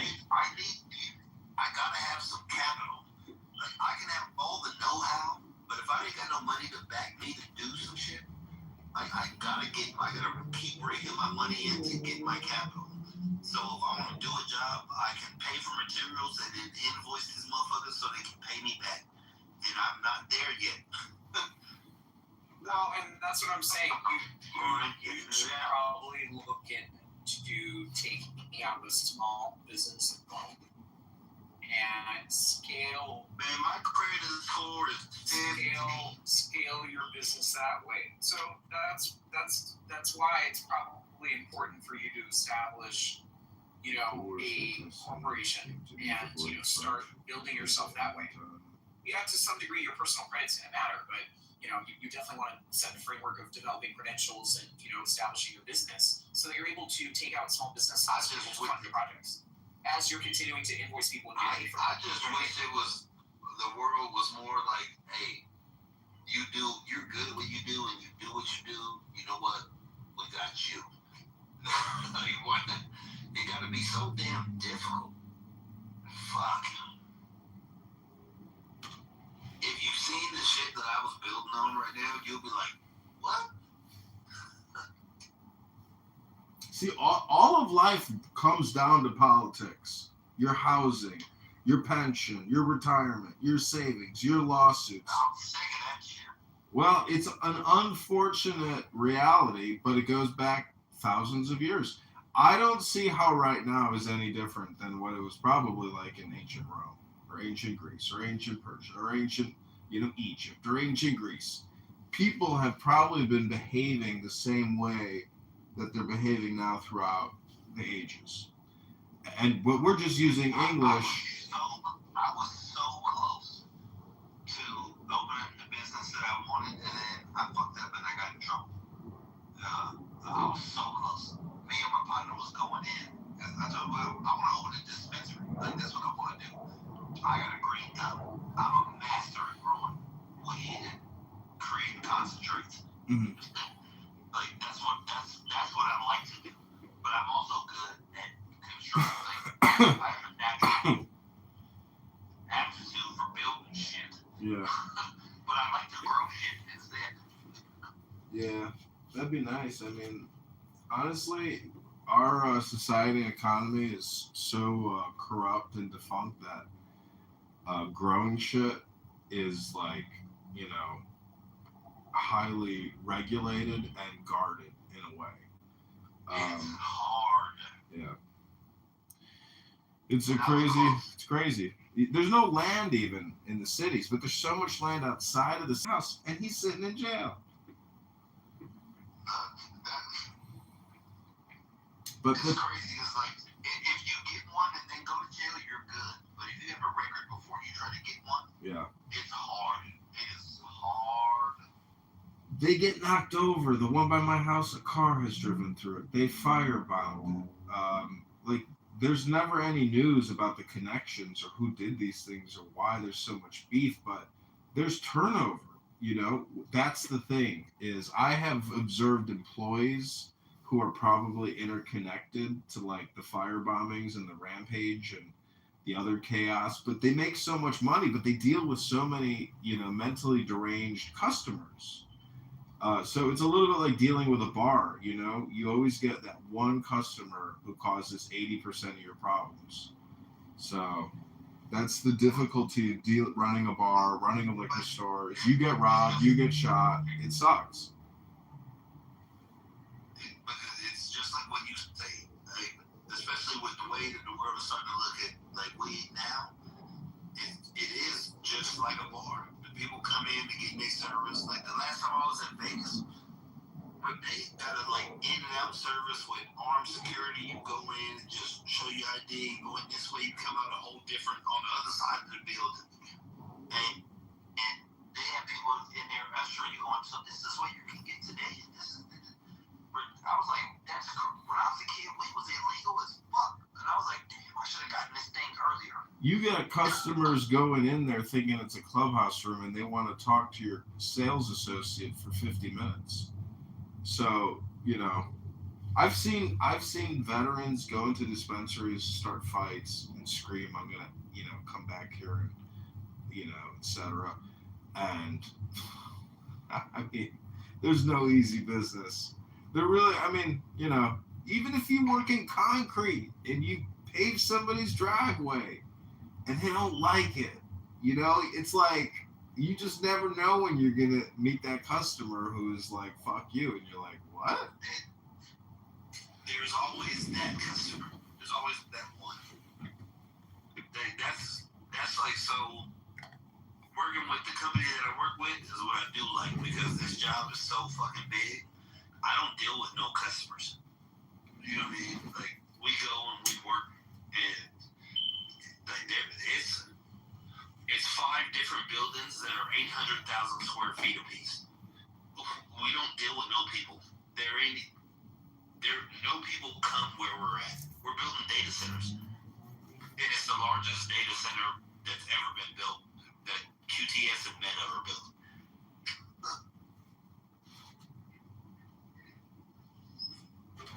So I stay out the way and I just rake in my dough. I just rake it in. It's hard to believe that there's like 2,000 large data centers that are being built. But what I don't understand is the population fucking doubling or something? Like, how the fuck is it all just federally funded and they're getting huge government grants to build these facilities? So the one I'm at, QTS is funded, and it's a data center that QTS is funding for Meta, and it's the largest data center on the planet. Do you think? It's big. Like, it takes an hour to walk across the building. Wow. It's huge, bro. It's huge. It's huge. The buildings are 3,500 feet long, but 500 feet wide. Do you think? And I do carpentry work, metal work, and I run equipment, and I do all these things. But like you said, yeah. Who do you use for your home internet? Me? Yeah. G-Fiber, son. What's G-Fiber? Who owns that? I'm guessing Google. Oh, you use Google Fiber. Okay. Because I'm just wondering how, because I use AT&T, and that's done via light, fiber optic light. And that to me is like a fucking mystery, but it seems to be better than the That's cable. what I got too. No, I got that shit too. So how do all these data centers play into that network? Like, why? Yeah, we just got a bomb threat last week that shut the whole site down. Yeah. But what I don't understand is if they build all this extra capacity, how does that play into the pre-existing network of AT&T, Verizon, T-Mobile, Comcast, etc.? This data center, it's not this. It's Meta. This is a Meta data center. So if you ain't going to Meta yet, buy them. I mean, you're gonna have peering points, right? So what they're building is just hyperscalers where they're gonna put a bunch of GPUs, a bunch of CPUs, right? So you can make all your goofy little AI music and AI pictures and AI videos. And matter of fact, NVIDIA created their own switch for inside of data centers that does like 7-8 petabits per second. Something AT&T, Comcast, Cox, those guys wish they could do on wide area networks. But those data centers basically connect to a wide area network that then connects to the 40 gig, 100 gig, national backbone. Just like any other data center. Except these hyperscalers, what's crazy about them is just the amount of compute that they're shoving into them, as opposed to traditional data centers that have been around since the 90s. it's different. But it's a business opportunity, right? Because now Meta can even sell their capacity to IBM or even to Google, like that ability to, I guess, access, because it's almost like giving access to quantum computing, no? I just build the buildings. All I do is build the buildings. But you see what I'm saying? Like, you can use these data centers for alternative purposes. You can use these data centers to do alternative purposes. They're not just, for one specific purpose. But I'm like, look, that don't got nothing to do with me. There's 4,000 people on my job site a day that work. 4,000? 4,000. Where is that? Eagle Mountain, Utah. Oh, you're. That's the 20. I think that's the 20 centers. Yeah, I think that's the 20 gigawatt. They're trying to figure out how the hell they're going to power that thing. No, they're powering it. Each building has like 80 transformers that are like the size of a fucking house. And then on the other side, they have chillers. And it's the only data center that doesn't use any water. Yeah, it's the one I just said. I said 20 gigawatt. Who generates 20 gigawatts of juice? So wait, how do they cool it, Chris? They have chillers. What do the chillers run off of? Couldn't tell you. All I do is build shit. I want Fiat. So if they use chillers, though, it runs on electric. It's just based off of like your home AC, right? All I do is build things. Like, yeah, I do concrete. I run equipment. I do carpentry. I'm not an electrician by far. I don't have anything to do with any of that shit. I don't fuck around with electricity. That's how you die. Yeah, but if you know how it works, that's how you make more money. I mean, I know a guy who's made many millions, and works for somebody who's made many billions building. They're just building 1,500 to 2,000 in the United States actively right now. They're building 20,000 actively throughout the planet. Am I right? Am I wrong? Hello?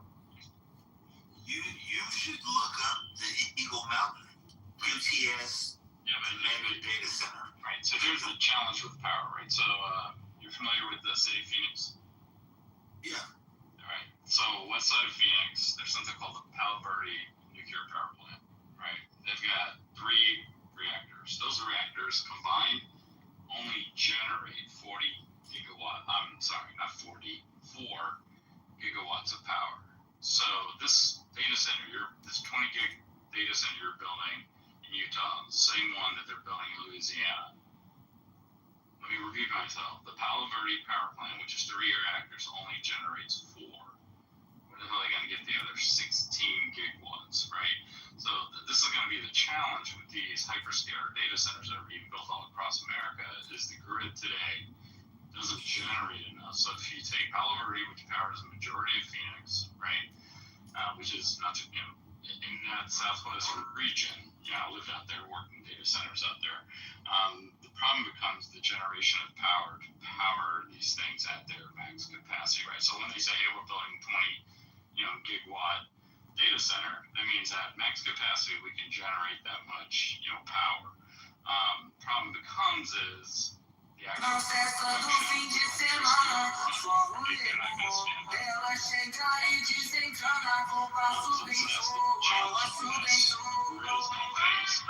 generating the power for the demand that these data centers are going to have.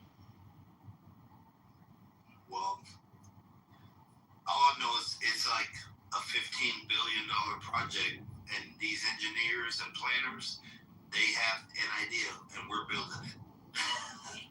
Oh, no doubt. Yeah, I'm not arguing. It's not worth building. It's can I light it up to its, full, can I juice the Death Star to its full capacity? Right? I feel like they believe so. And for me, that's job security. As long as they keep believing. So I got a whole bunch of. I got like 10 more years of work on this project. Chris, don't you know that Trump passed a bill that allows Meta and Google to build nuclear-powered reactors next to their data centers? Well, then I might work on that next. I didn't see nuclear. The only thing I saw was they could do LNG and other. There's a lot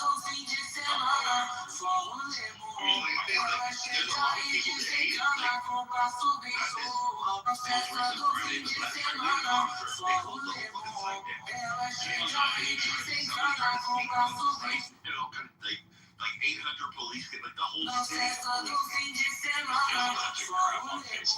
These things are gonna destroy the world, and your water well's gonna run dry, and air pollution because the generator tests. I'm like, yeah, shut the fuck up. There's been data centers since the 90s. You guys know what you're talking about. The reality becomes, Trump, said, hey, go build nuclear power reactors, and Microsoft is funding, bringing, what the hell's the one here in Pennsylvania? 3 Mile Island back online, not the reactor that melted down, but the other two. But it takes years. Like for a brand new, even these micro reactors, it's going to take like 10 years for those to be built, get certified, jump through the hoops to have physical material to actually generate power.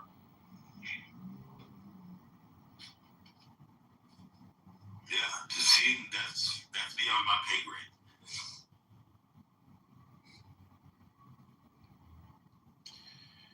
Yeah, well, anyways, I hope everybody has a pleasant evening. Dr. Adams, thanks for telling me about this cool Meta Eagle, Utah data center. I looked it up. I looked at the Google reviews, and people fucking hate that place. They definitely hate it, but it's given 4,000 jobs.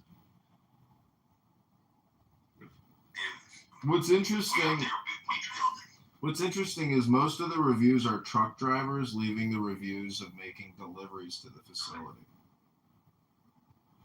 Oh yeah, no. So the city of Eagle Mountain is like an up and coming little spot. I wouldn't even call it a city. More like a Richie town.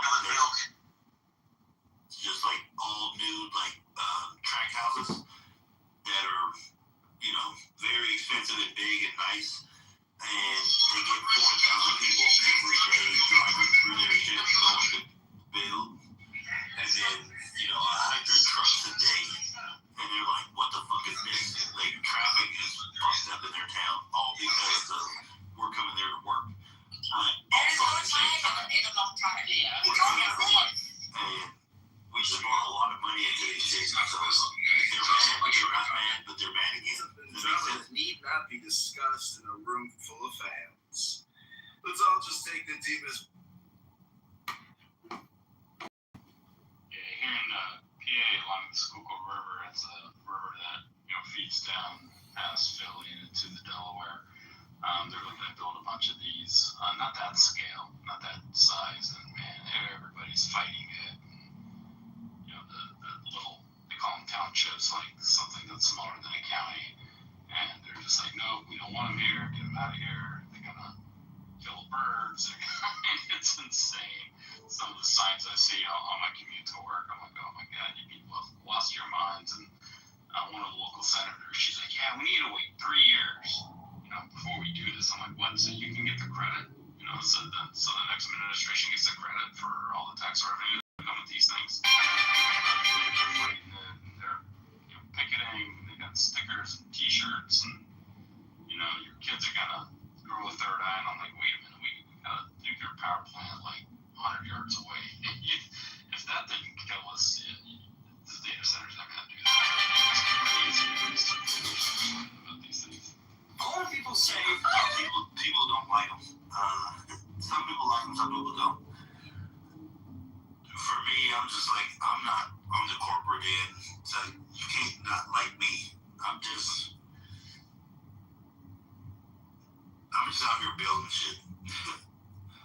I do safety, I run equipment, I do a lot of carpentry shit. I don't even do steel work.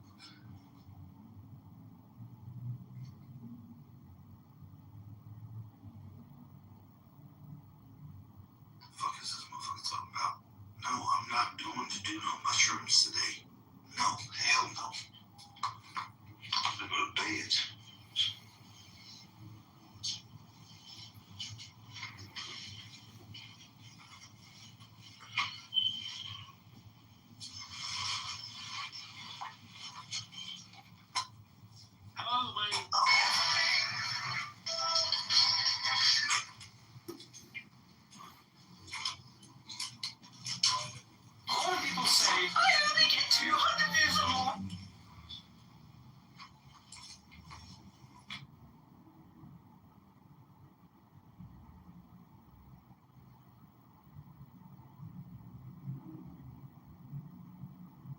Illinois or federal or Texas state code, 42.6505. A lot of people say,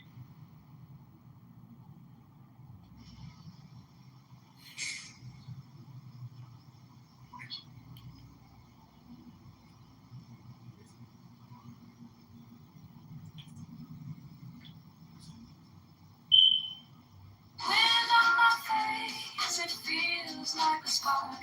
Talking about a future that can light this dark.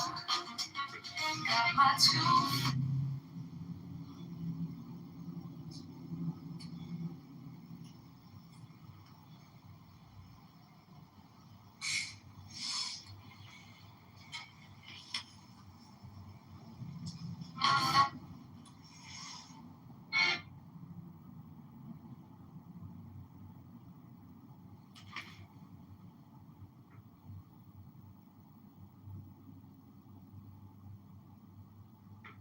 It's away with egregious things too. You feel me? He shouldn't be looking at the next man because he gets just as much love as the next man. He just don't really He see need to love himself. But guess what, bitch? When you come from people's children and when you come from women, that's what he. Like, I was like, okay, like, I, like, figured out how to get that money. And so I went through, like, all of these fucking PDFs, like, extracting this data and, like, submitting it. And I got, like, $60,000 in a week. And he was like, this is so great. And, like, and even so, like, this stuff should have been billed, like, a year ago.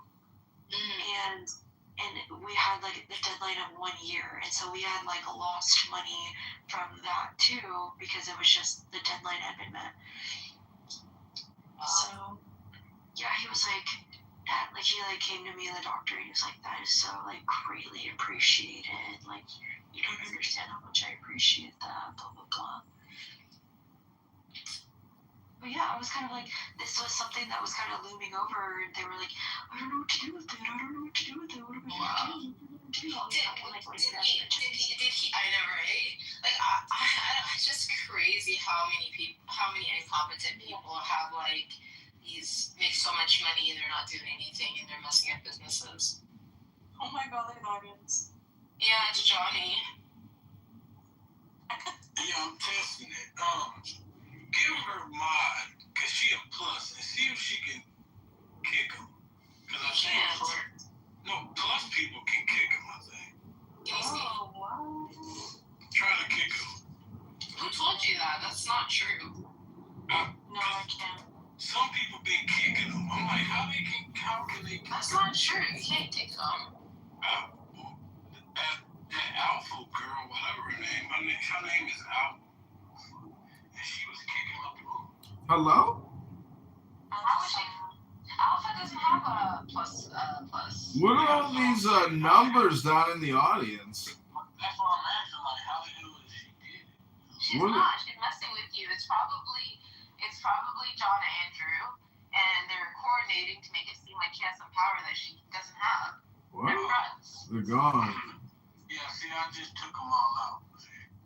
Yeah, I figured out how to do it. He's doing it. How did you do that? He uses a private browser and it just opens up.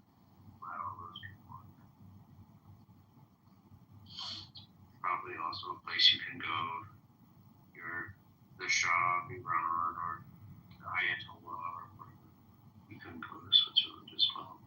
You could also put a lot of illegal money into banks in Switzerland. Hi, excuse me, but is this room what's left of Rhodesia? Jason, what do you think of this look? Hi, moderators. I was asking, is this what's left of Rhodesia? Thanks for considering my question. They're kind of like the poofy pants. No, this room is too gay to be Rhodesia. Answering your question. Those are some poofy pants. I like those Mao suits, actually. I think it would be good if we wore them. You know, one of the best things about the mouse is, does this have a, yeah, it's good protection for your neck.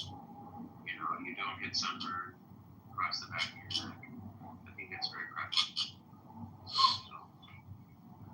I think I'm kind of confidence to admit that they like.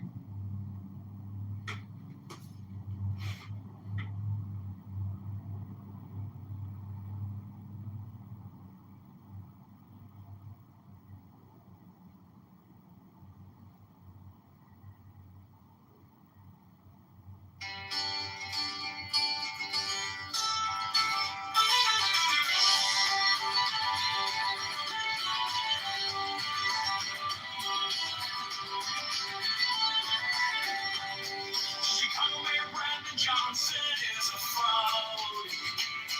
Chicago Mayor Brandon Johnson is a scam.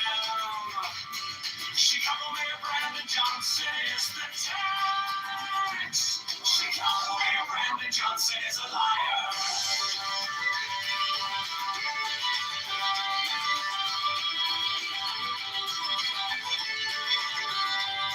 Chicago Mayor Brandon Johnson is a criminal. Borrows $1.3 billion to give to Crime. Profits the seed to you is a mafia propaganda. Organization affordability is a scam.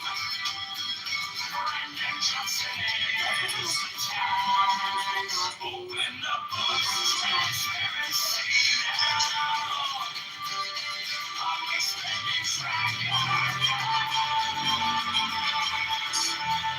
Brandon Johnson is the tax. Brandon Johnson is the tax. Brandon Johnson is a scam.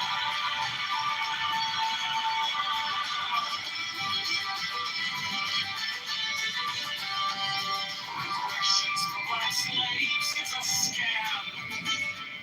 It's the black tax socialists are taxologists. All taxation is theft affordability is a scam.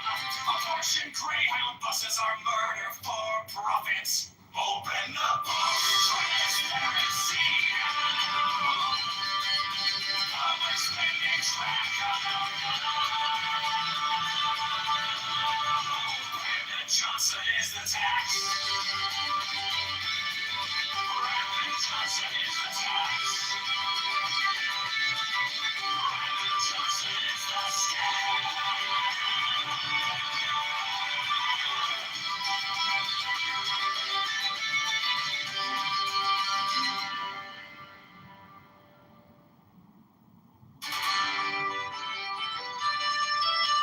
ChicagoMail.com.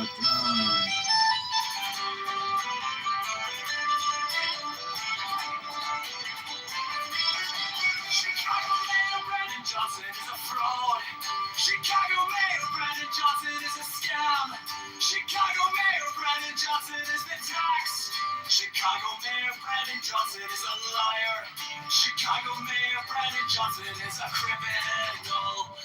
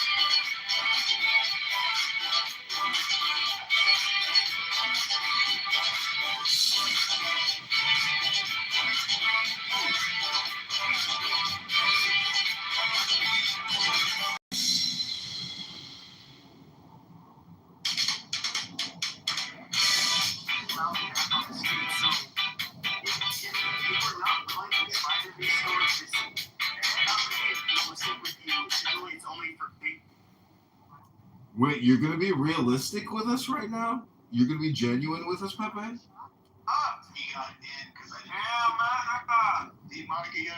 It's not that I got in. It's why is it always the Pepe show every single night? Pepe dominates talk time. Pepe dominates word time. Why do you dominate every room, Pepe? Pass the mic around. Stop dominating. I don't want to film the Pepe show every night. Pass the mic around. Pass the mic around. Pass the mic around. Pass the mic around. Pass the mic around. Your shit because he's against the Jews. So Tracy's anybody and everybody. Wait a minute, Kitover's not against the Jews. Oh, not Kitover, not Pepe. I'm talking about Pepe. He's against Pepe. Oh, okay. Yeah. Kitover's against, Pepe's against the Jews. He's against Hitler. Oh my God. The first step is admitting all your racist shit. Keep talking. Go ahead. Just like Hitler. I love him so much. Oh my God. Kitover is definitely against the blacks. I'll get on stage. Wait, he's definitely against the what? Was that Nike? Yeah, he's against the blacks. Kitover's against the blacks. How come I don't hear you? Well, see, first of all, that's obviously projection, sir, because I believe in the soul of the earth or the spirit of the universe that transcends your mere political identity. And Pepe's show is always so dominating, and he just that Republicans, that Democrats, and that no one votes Libertarian. So, sir, when you say that John Kitover doesn't like the blacks, sir, that's you projecting onto me. My best friend is black. My son is black. And I am black. I also want to say I am black. You definitely said bad shit about Kitover. You a fucking piece of shit, bro. I am black. Look at me. Don't I kind of look black? Listen, just look at me. I kind of look black. Look at me. Just look at me. And now I want to hit response. What say you? The jury is deliberating, sir. Do you hate the blacks or what? No, I got no problem with blacks. People want socialism, they want equity, but they don't want N-wordism. We want classy blacks. Hello? There it is, my king. I don't believe him. Wait, and the reason I don't believe him is the blacks love Trump, okay? Don't even worry about day, when I was doing White America, he came into my rooms every day, and he was dick sucking. And like he's somebody. He used to call me, believe it or not, but he used to stand up for Jews. He would call me a righteous Gentile. Like, this is it's really funny. Ejaculate. Articulate. Everything Pepe says is a lie and very low IQ. In fact, he can't articulate and he can't even ejaculate. Sound like a woman who okay, the man was running for You can fuck like a woman. What the fuck are you talking about? Whoa, he was running for Congress. You were straight a year ago, but then you were getting fucked by a white man, and you apparently got married while you were on Clubhouse the same day. Like, really? Are you being I was literally trying to take it. It's like, Adam's always trying to avoid like being mean to you.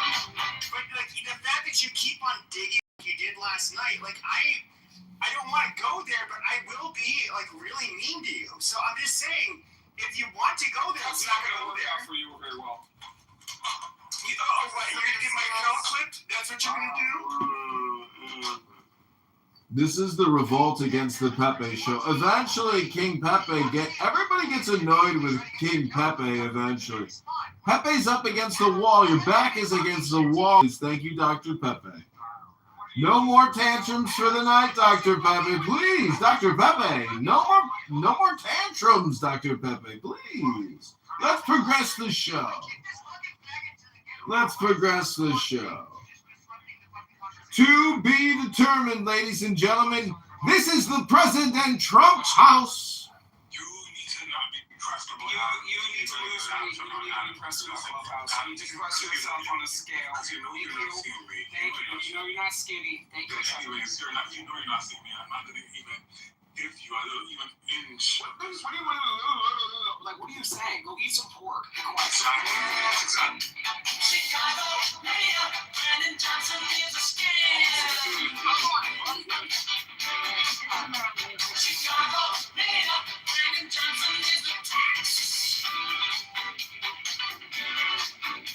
Chicago mayor Brandon Johnson is a liar. Chicago mayor Brandon Johnson is a criminal.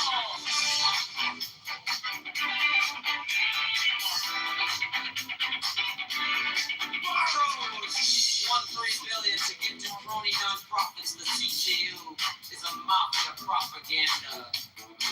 Organization affordability is a scam. Brandon Johnson is the tax.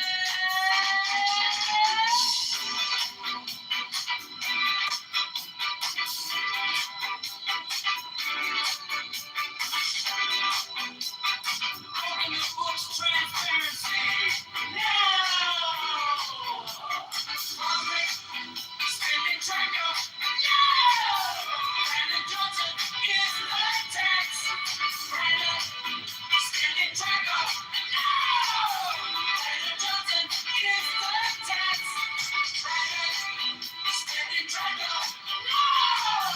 Brandon Johnson is the tax. Brandon spending track of. No! Brandon Johnson is the tax.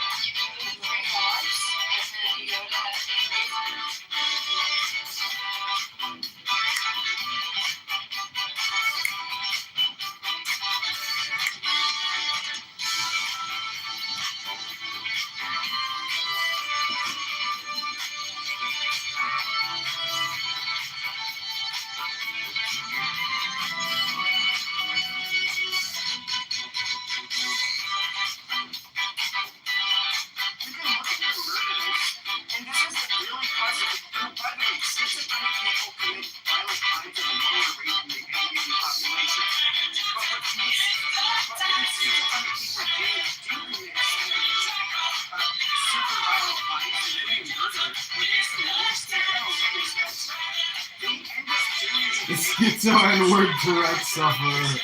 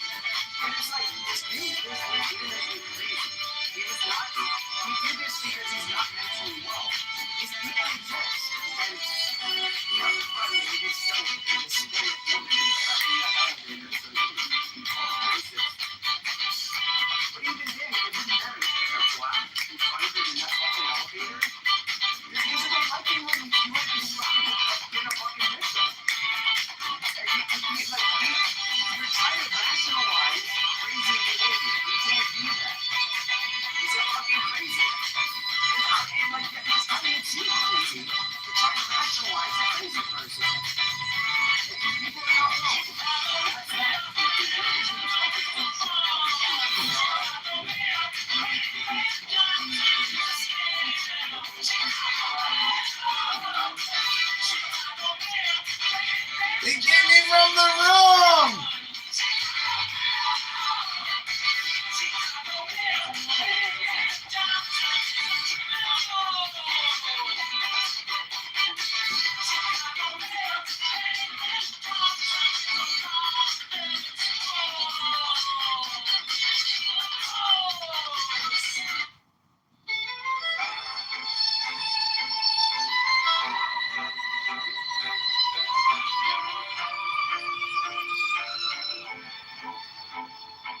You stand up paychecks with a smiling mask. Call the cake on the change while you pass the hat. Your friends at the table eating out the back. We're stuck in the checkout line doing the math. You borrow a mountain for a parking lot dream, sign your name on the dime like it's free, free, free. We wake up to live with the railing scream. Every promise on paper feels cheap to me. Brandon Johnson is attached. We're the ones who pay it back. All the bills and all the spares. Cash goes out when locked in. All speed up, no push right now. Slowly up, push down, right line. Transparency on every track. Brandon Johnson is attached.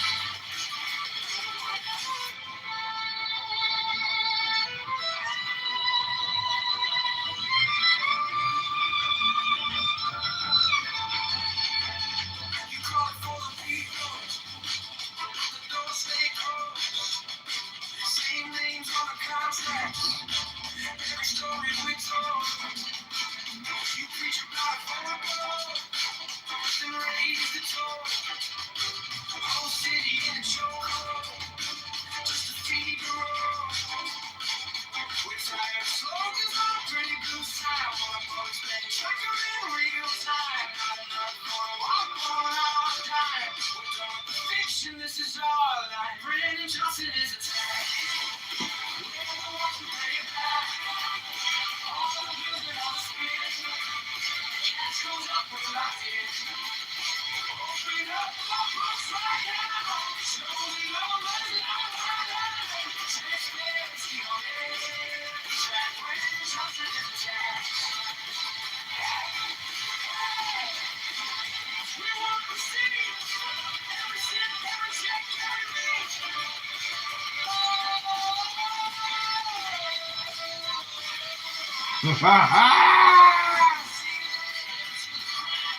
Oh, you'll have to it's a berserker Viking.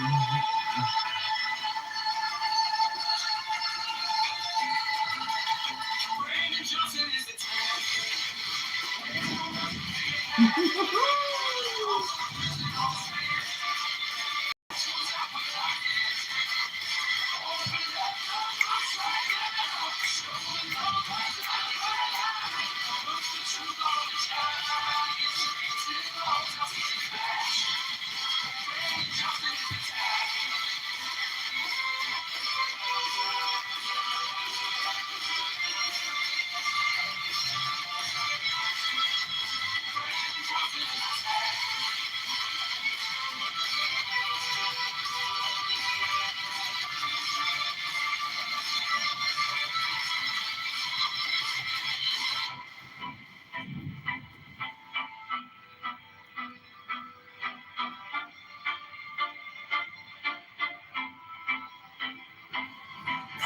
You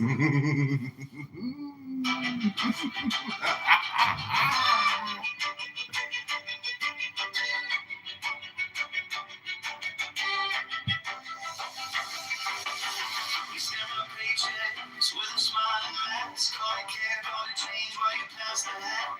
Your friends at the table eating out the back. We're stuck in the checkout line, doing the math. You borrow a mountain for a parking lot dream. Sunday day on the dime, like it's free, free, free. We wake up to letters with a ring screams. Every promise on paper. Do you see it to me? Brandon Johnson is attacked. We don't want to be all wheels and I'm swinging. Cash goes everlasting. Open up the books right now. Show the numbers, let them know. Transparency on Netflix right there. Brandon Johnson is you calling for the people, but the door stay closed. Same names on the contracts, every story was told. You preach about affordable and raise the toll. All city in a trunk, just to figure it out. Slogans on a pretty blue sign, while the public spinning trigger in real time. Not another photo out, on our time. We're done with the fiction, this is all right. Brandon Johnson is the town. We don't want to be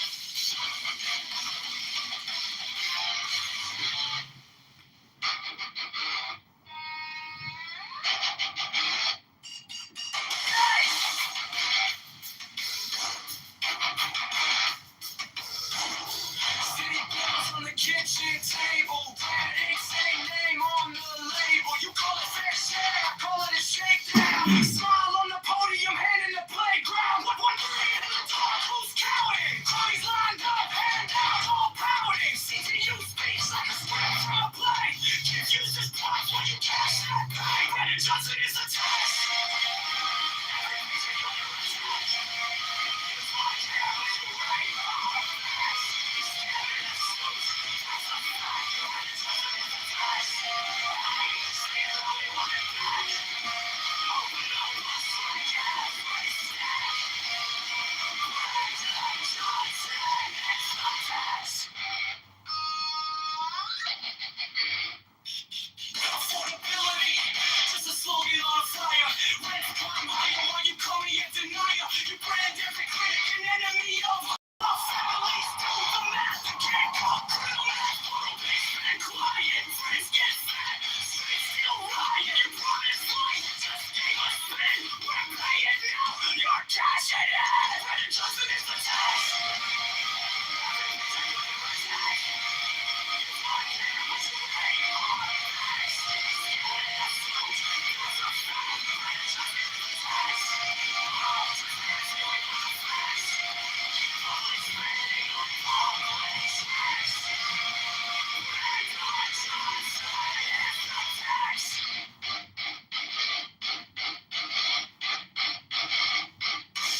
Open the books, line by line. Who got rich on every line? Open the books, count each time, and there's also clean right behind the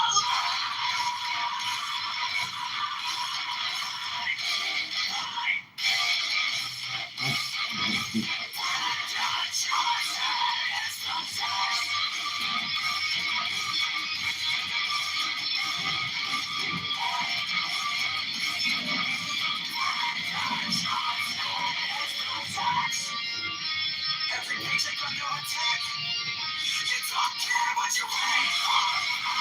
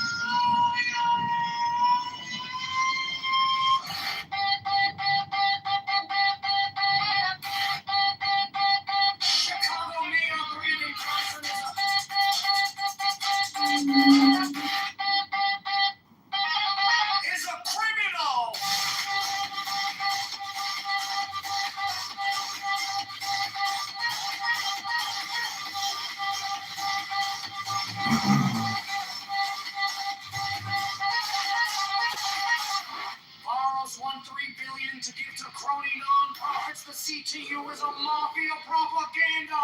Organization affordability is a scam. Brandon Johnson is the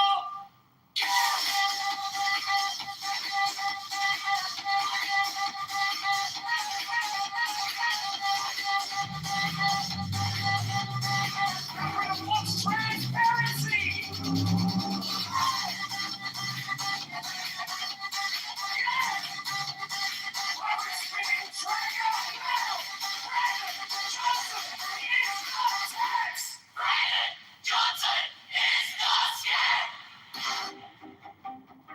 Reparations for black slaves is a scam. Is a black tax. Socialists are taxologists.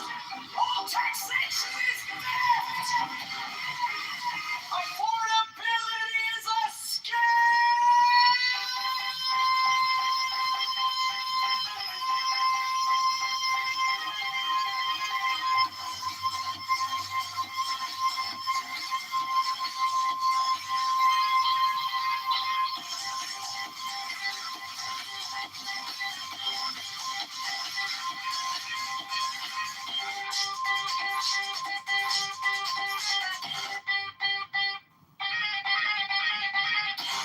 Chicago Mayor Brandon Johnson is a fraud. Chicago Mayor Brandon Johnson is a scam. Chicago Mayor Brandon Johnson is a scam. Chicago Mayor Brandon Johnson is a liar. Chicago Mayor Brandon Johnson is a criminal.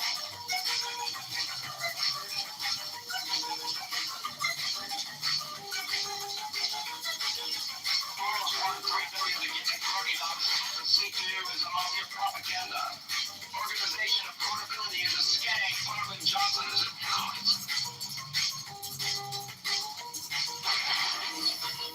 Transparency now. Public spending tracker now. Brandon Johnson is the tax. Brandon Johnson is a scam. Transparency now. Public spending tracker now. Brandon Johnson is the tax. Brandon Johnson is a scam. Reparations for black slaves is a scam. It's a black tax. Socialists are taxologists. All taxation is theft. Affordability is a scam.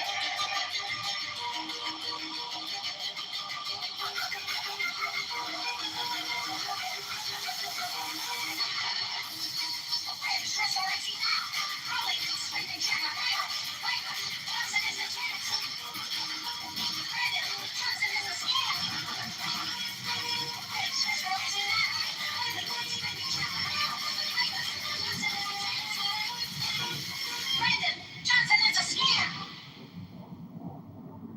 Chicago Mayor Brandon Johnson is a fraud. Chicago Mayor Brandon Johnson is a scam. Chicago Mayor Brandon Johnson is the tax. Chicago Mayor Brandon Johnson is a liar. Chicago Mayor Brandon Johnson is a criminal. Borrows $1.3 billion to get to crony nonprofits. The C2 is a mafia propaganda. Organization affordability is a scam. Brandon Johnson is the tax. Open the books. Transparency.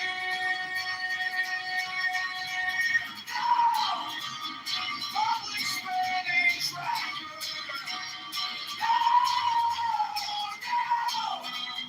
Brandon Johnson is a tax. Brandon Johnson is a scam. Reparations for black slaves is a scam. It's a black tax socialist and taxologist. All taxation is the propaganda. It is a scam. Public spending.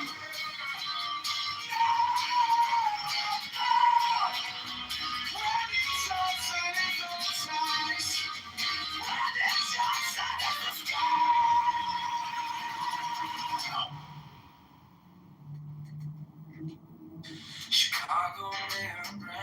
Johnson is a fraud. Chicago Mayor Brandon Johnson is a scam. Chicago Mayor Brandon Johnson is the tax.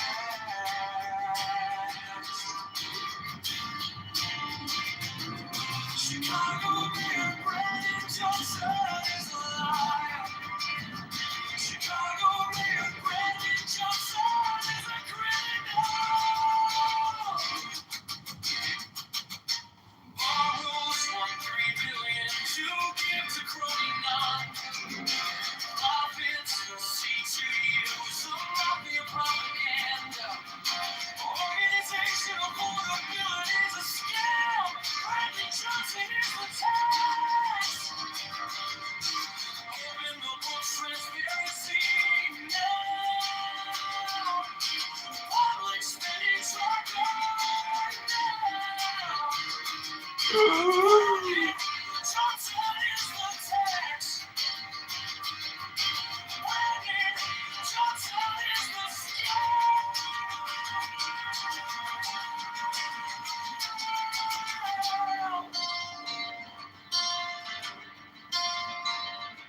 Reparations for black slaves is a scam.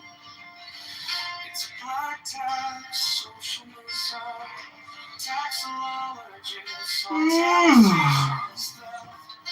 Affordability is a scam.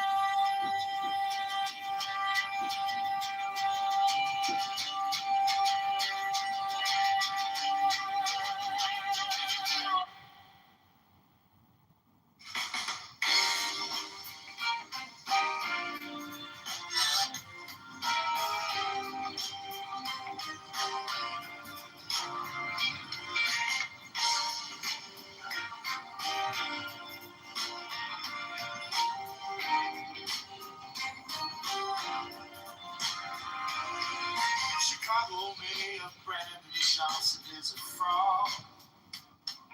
Chicago Mayor Brandon Johnson is a scam. Chicago Mayor Brandon Johnson is the tax. Chicago Mayor Brandon Johnson is a liar. Chicago Mayor Brandon Johnson is a criminal. Borrows $1.3 billion, give to crony none. The CTU is a mafia propaganda. Organization of portability is a scam. Brandon Johnson is the tax. Open the books, transparency. No, public spending tracker. No. Brandon Johnson is the tax. Brandon Johnson is the scam. Brandon Johnson is the scam.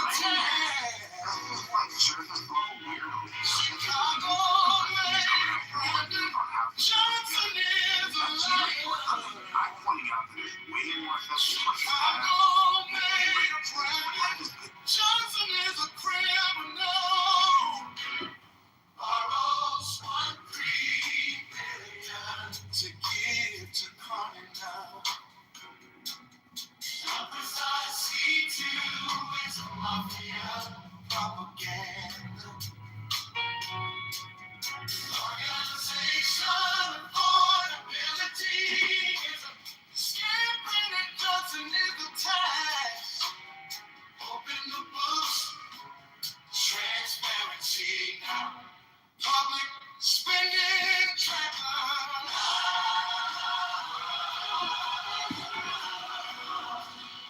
Brandon Johnson is the tax. Johnson is the scam. Reparations for black slaves.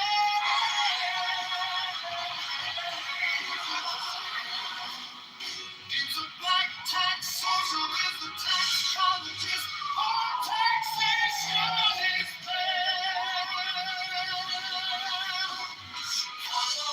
Chicago Mayor Brandon Johnson is a fraud. Chicago Mayor Brandon. Chicago Mayor Brandon Johnson is a scam. Chicago Mayor Brandon. Chicago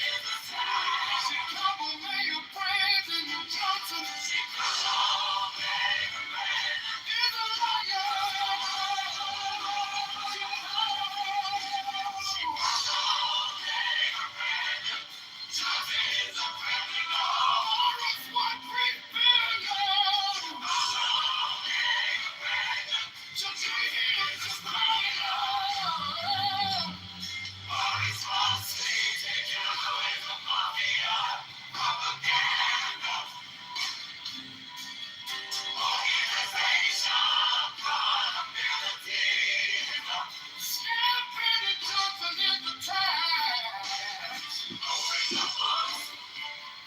Transparency now. Public spending tracker.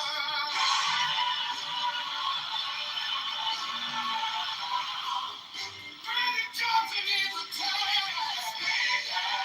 is a tax. Johnson is a scam. Reparations for black slaves is a scam. It's a black tax socialist tax politics. All taxation is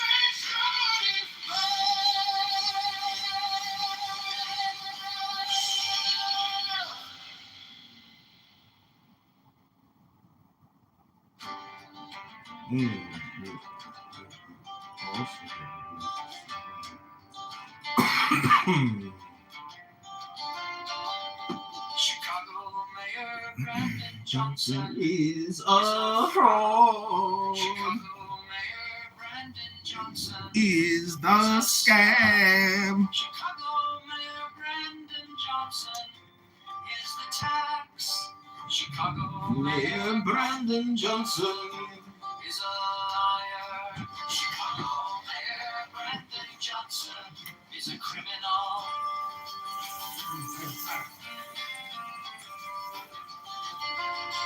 Borrows $1 billion to give to crony non-profits. The CTU is a mafia propaganda organization. Affordability is a scam. Brandon Johnson is the tax.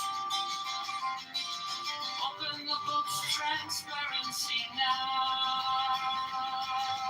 Public spending tracker now. It is the tax. Brandon Johnson is the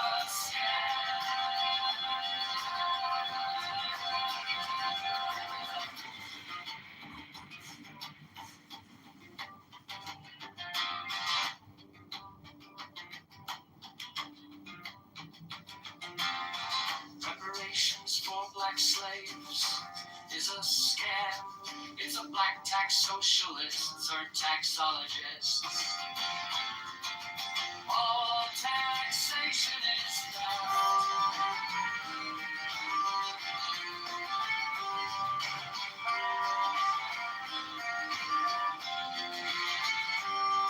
Chicago Mayor Brandon Johnson is a fraud. Chicago Mayor Brandon Johnson is a scam.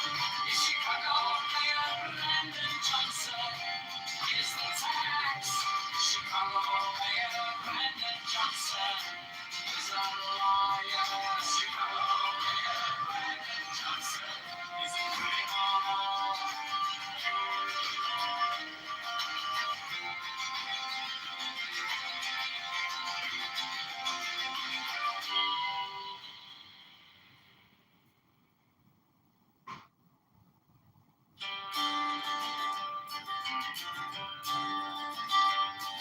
Chicago Mayor Brandon Johnson is a fraud.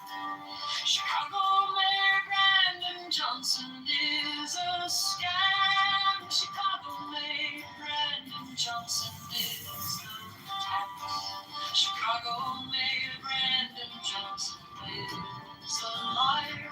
Chicago Mayor Brandon Johnson is a criminal. Boros won $3 million to give to crony. Promise the C2 is a mafia propaganda organization. Affordability is a scam. Brandon Johnson is the tax. Public spending tracker.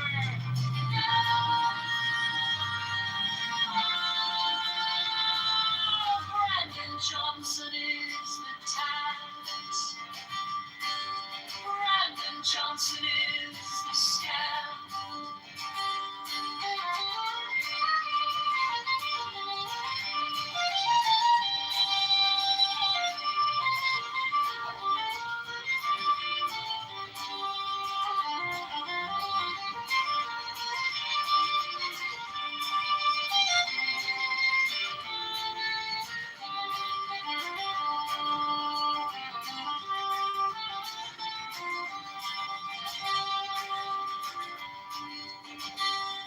Reparations for black slaves is a scam. It's a black tax. Socialist or taxologist, all taxation is theft.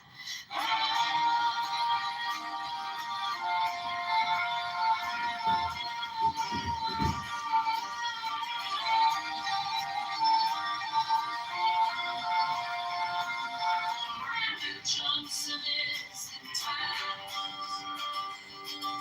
Brandon Johnson is the scam.